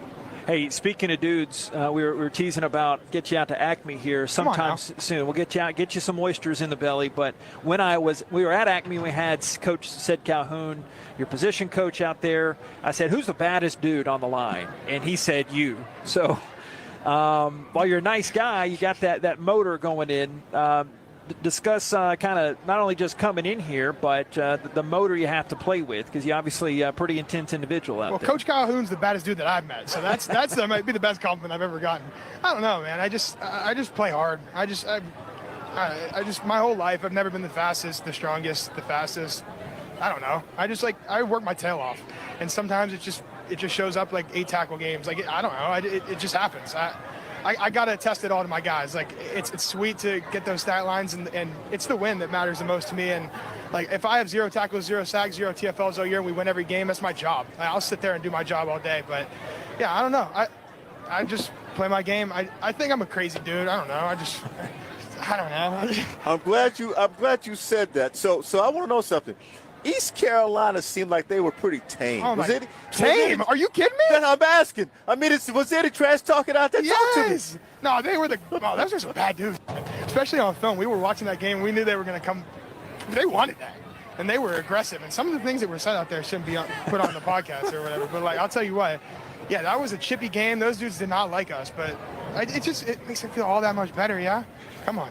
That win is sweet, especially with all that BS going on. He is Pittsburgh tough. Thank you, Cole McCoco. You're the man. Appreciate it, Get you out to Acme, okay? I'm hungry, man. Help me out.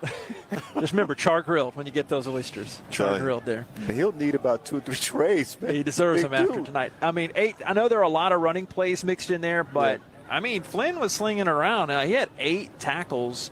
3 of those solo. I mean, he was in on a lot tonight. Yeah, anytime you move around, they're playing sideline to sideline. You have to against this team. And the thing that I saw that the Rice House have to clean up, they got to set the edge better. You can't do that against the better teams. And I'm not saying ECU is not one of the better teams, because on any given Saturday, you can win a ball game.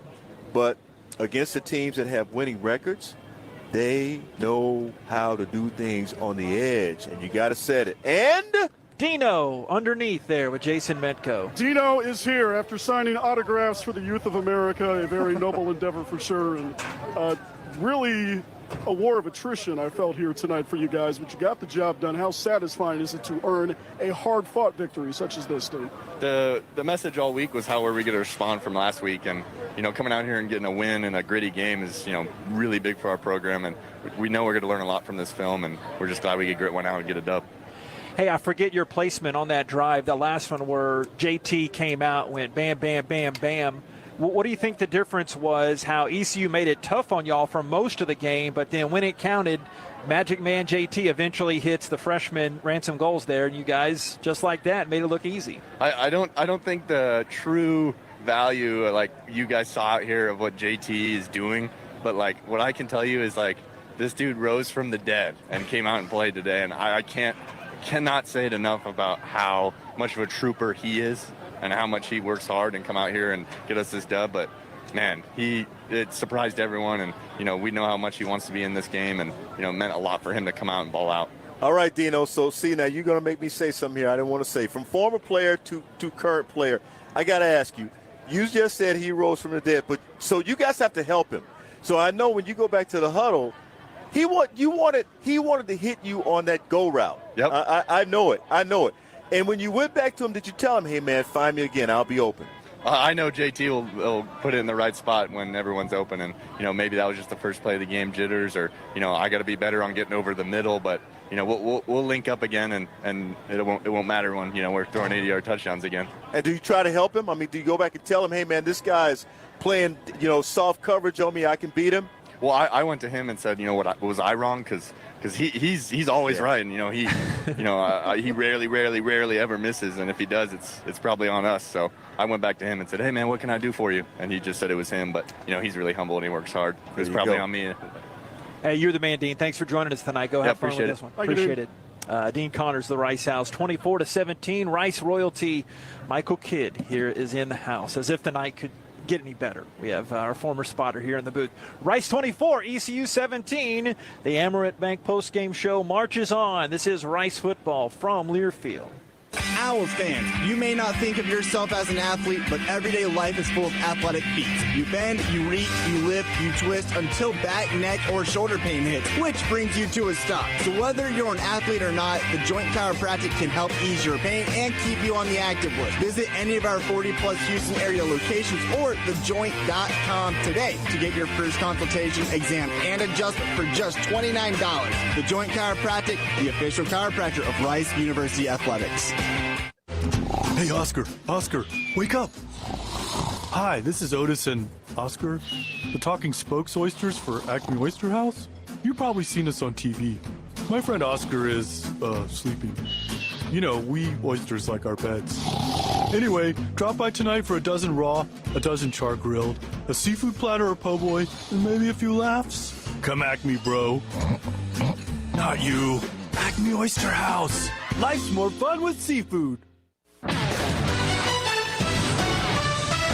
Rice teams and traditions are legendary. Our team as strategic wealth designers are proud to be a partner of Rice Athletics. What an honor to be working together. When you're ready to discuss your financial future, call the team the Owls trust. We look forward to creating your winning strategy for retirement.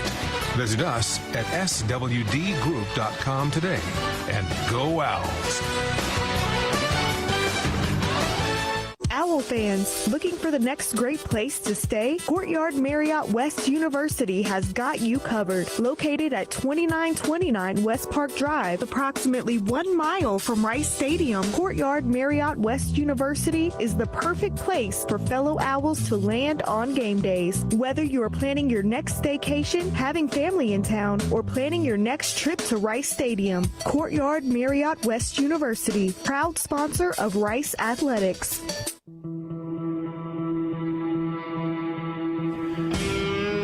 We have a final of 24-17. The Rice Owls defeat the ECU Pirates. There was a day, Nate Griffin, where we would, up here and to be truthful, where we'd say, wow, if that happened, they could have turned it around and gotten that. Rice, you know what I love, among many things? We're going to get some scores in a second, by the way, studio, just a second. But winning ugly games, the more the stress is easing off of that one, the way you can win an ugly game like that, and just hearing the emotion of Dean Connors, Coleman Coco, and our guy Blake Manish under there, they are so pumped. And how about what Dean said about JT? That guy rose from the dead, and what that does from a leadership standpoint for people to rally around him. It was very impressive for what JT came to do and what the defense followed through and held up their end tonight. Let me tell you something. This game against East Carolina, you would not believe the history that's in these two programs when they play each other. They play each other, 5 times now? Yeah. And Rice is up 3-2, but this goes back to Luke Wilson scoring touchdowns at East Carolina. This goes back to Vance McDonald scoring touchdowns against East Carolina. This goes back to Ruffin McNeil being the head coach when, Luke was scoring touchdowns. I think it was a deep, long touchdown run there. And it's also for Chuck Poole, his son, actually had a carry or two and got a ball against East Carolina. And then tonight, you saw what you saw. This is a brand new batch of Owls that come in and win a big game. And how big is this? And you start thinking about all this stuff, between these two teams. What they did tonight, JP, this is a Ugly win. It wasn't an ugly win. It was a Ugly win. And it doesn't matter. It's like Coco said. It doesn't matter. Who cares? The fact that they won ugly. The fact that they won it the way they won it speaks volumes about where this team is now versus where they were last year. Wouldn't have won this game last year. Mm-hmm. That's what I'm going to say. Yeah, that's what I was thinking. Would not have won this game last year, man. And so now that they win this thing the way they did it, man, you're off to a bowl. I'm telling you, you're off to a bowl season. You got UConn coming in here next week. They need to be fired up and going ahead and take them on out. Because I'm just telling you, this was ugly, and you got to make up for it now. 391 total yards for the Pirates, and Rice just 277, 240 through the air. So the Owls' ground game struggles again, and the Owls committed a lot of penalties, 10 penalties for 68 yards.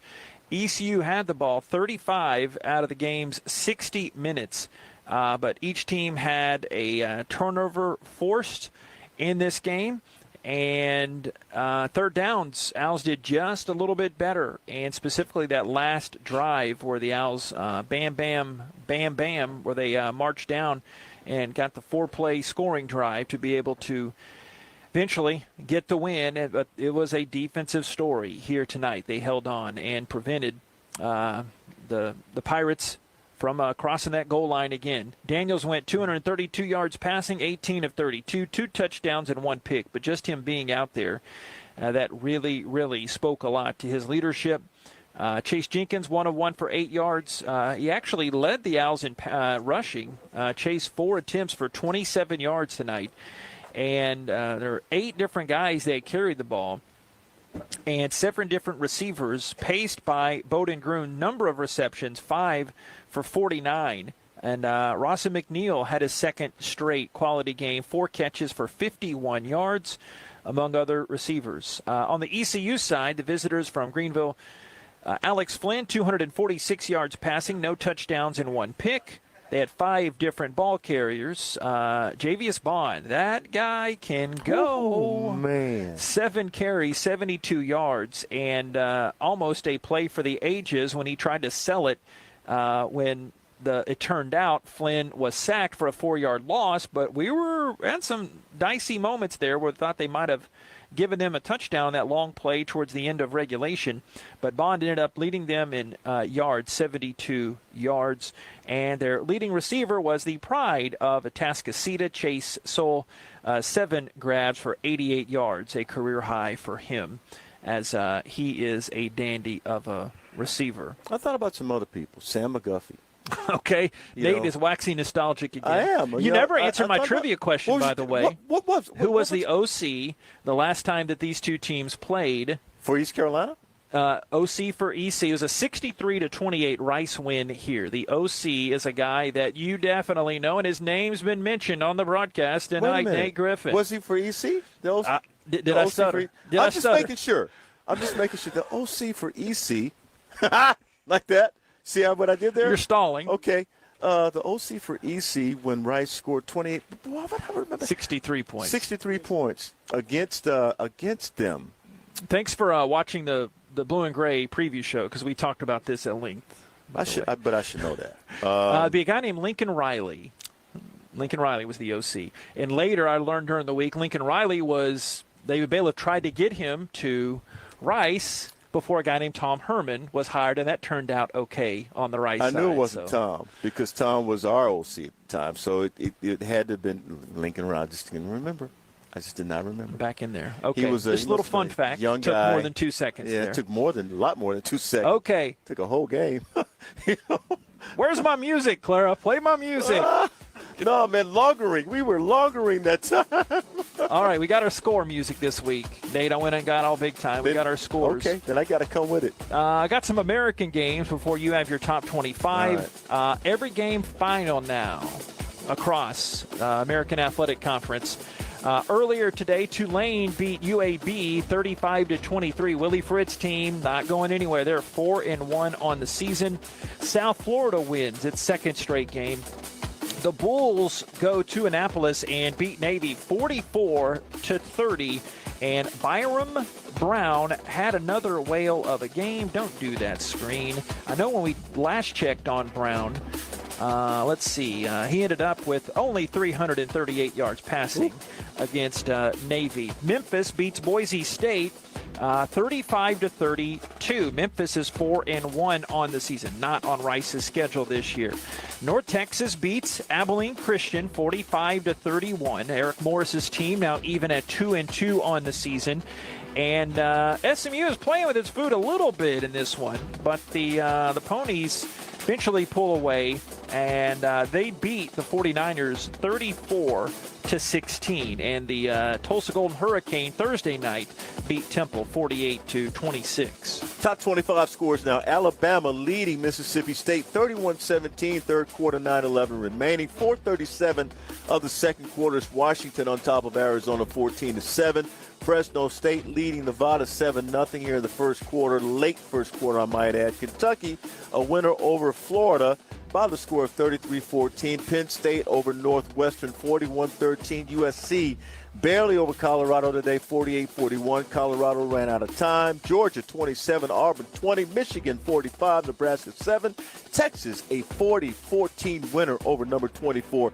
Kansas. Texas is number 3. Wonder where they will be next week. Missouri 38, Vanderbilt 21. Ole Miss gets a win over number 13 LSU 55-49, so Ole Miss will move up in the rankings. Oregon over Stanford today, 42-6. What was that you said about Oregon, their head coach?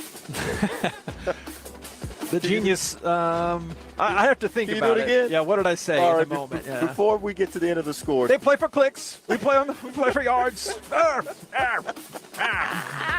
Even though we're going to make a movie of this and get clicks. Anyway, I love it. By the way, Texas and OU in the Cotton Bowl in Fair Park there next week. Yep.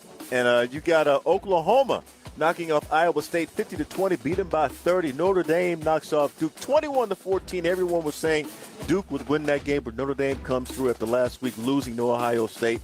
And Tennessee 41, South Carolina 20. How about Texas A&M today? Did you hit that one against Arkansas? I can do that. If you give me 1 second here, and I can do that because. How about this? Texas Tech beat U of H today, 49-28, and Coach Holgerson's returned out there to Lubbock. And Baylor beat UCF today, 36-35, and had some SWAC scores pulled up here locally and on Rice's schedule a few weeks ago. Texas Southern beat Lincoln out of California, 52-7, and Grambling won up the road in Waller County, 35-20. Grambling beat Prairie View. No. They played that one in the Cotton Bowl as well too. What am I thinking about? Texas Southern got their first win today, so it's good for them. And Coach Clarence McKinney. Texas A&M 34. They went to Arkansas. Can you believe it? Oh, sweet. Beat them. Yeah, that was in Arlington. Oh, in Arlington. Okay, 34-22. I was going to say, man, what?